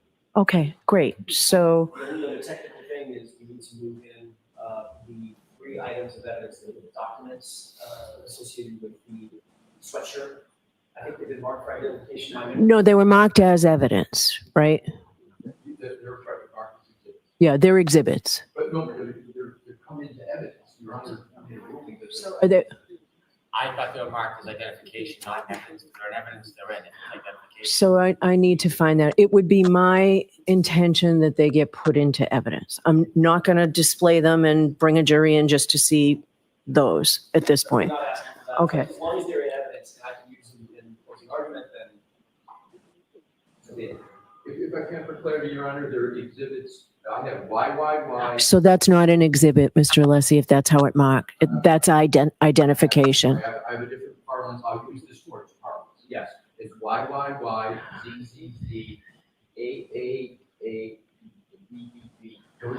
So that means that, all right, so that's for identification. Letters are identification, numbers are exhibits.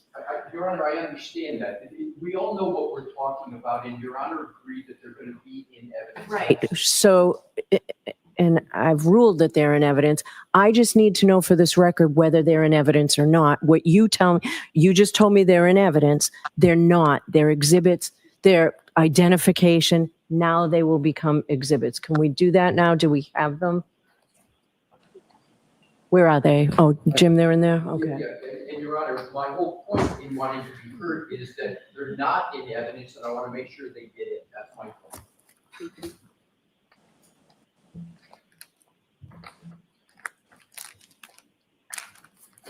What number are we at, Madam Court Reporter? To the 230. Okay, and we'll do A, B, C, D. So is it Y, Z, A, and B? Yeah. I think I have.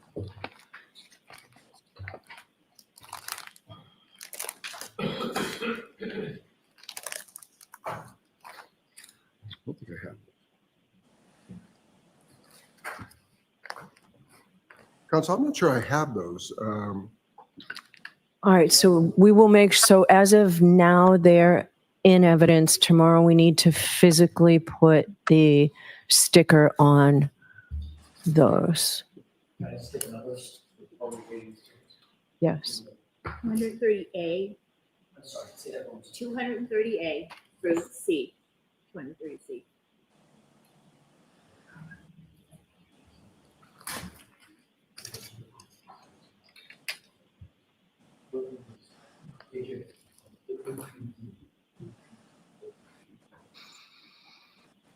All right. Council, there are four, Affordable A through D. Just to the record, this is limited in saying different things.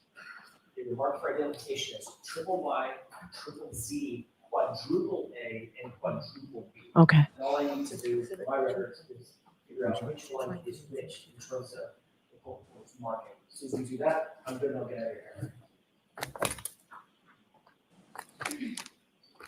We will do that first thing tomorrow morning. That's fine. All right. We will, so everyone is in agreement then. I will let you have tomorrow without the jury. We'll have our charge conference here in person. Then I'll give you the rest of the day to get your closing arguments ready. I'm imagining that you don't want to argue tomorrow morning at 9 o'clock. Is that fair? That's fair. Mr. Brennan, are you in agreement? I'm in agreement. I'm not interested in arguing tomorrow. Okay. All right. So we'll give you tomorrow. We'll have a charge conference tomorrow. I'm going to ask the court officers to call the jurors tonight as soon as possible. This is great that you did it. I was going to give you until 7 o'clock tonight, but if you're certain, then the court officers will call the jurors now and let them know they don't have to come in tomorrow. And then when they come in Friday morning at 9 o'clock, we'll do arguments and charge. Tomorrow morning will So be no the charge rebuttal? conference. Since we don't have jurors, do you all want to come in at 10 o'clock instead of 9 o'clock? That would be great. Does that work for the Commonwealth as well? Yes. Okay. So I'll see everybody tomorrow morning at 10 for the charge conference. Do you have them now, Jim? I do, Judge. And just for the record, YYY, ZZZ, AAAA, and BBBB are 223A through D, Mm-hmm. if you want to look. In the same corresponding order. So you know what they are, Mr. Jackson, in order. Okay. 223. 223. Thank you. My only other question, Your Honor, was regarding the parameters for the argument. Last So year, what's a we were charging limited conference to then? 1 hour. I would ask. 1 hour and a half. Yeah, well, Friday they're doing closings. That's it. It'll go to the jury Friday. No, I got it. But now you can go. I would ask.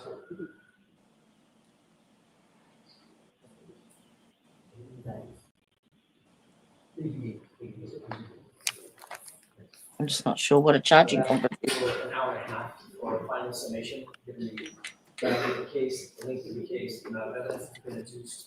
I don't think that's outrageous. I think the court normally allows only an hour. You might get an hour and 15 minutes out of me. Let me see about an hour. Let me see. You would not have got an hour and a half by asking for 2 hours. Mr. Brennan, what are you looking for? Do you want the I don't same? have a position. I'll take whatever the defense is. Let me think about it. Yes, All right. Your Honor. So we will see. Thank you. All right. So I'll see everybody at 10 o'clock tomorrow morning. Is there anything else we need to discuss? So thank you. Your Honor. All right. We'll see you tomorrow morning. All rise for the court, please.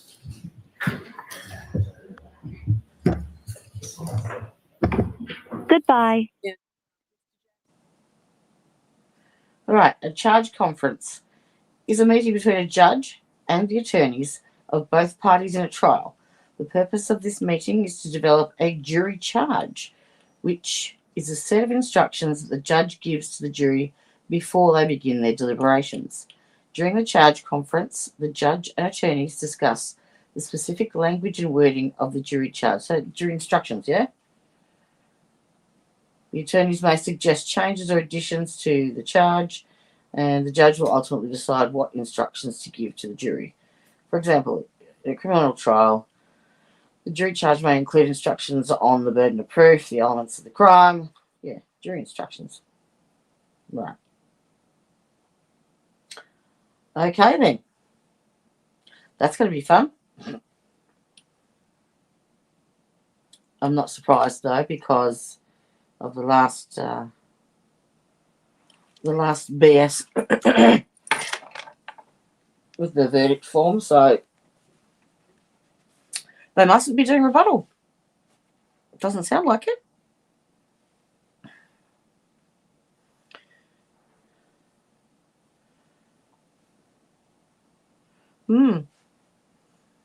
Well, that's it then. 20 past 6. 20 past my bedtime. Thank you again. It is drawing to a close. It is nearing the end. It's been a long haul. A frustratingly long haul. Oh, I'm gonna, although I've got to be up about lunchtime. All right, my darlings. Thank you for listening to me swear. Your memory of Here comes the impeachment, folks. would have been much better on February 14th of 2022 when you were talking to Trooper Michael Proctor. Go away.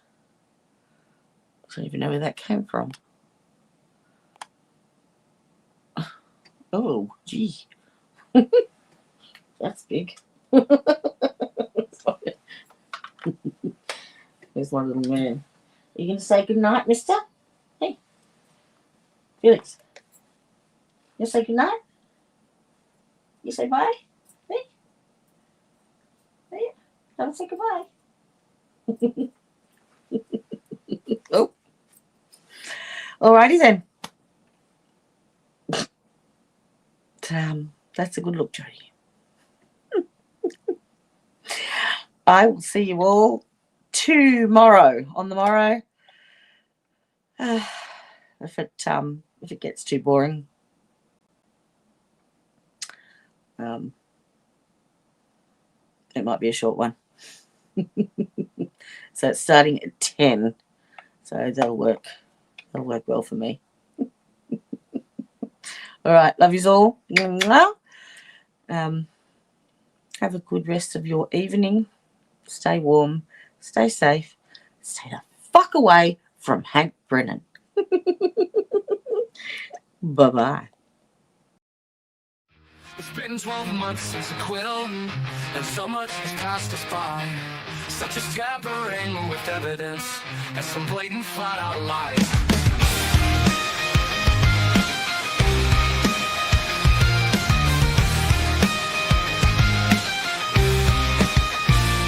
I bet he wears those silky undies, the ones with that jean made of lace. So you can bring in Massachusetts, 'cause we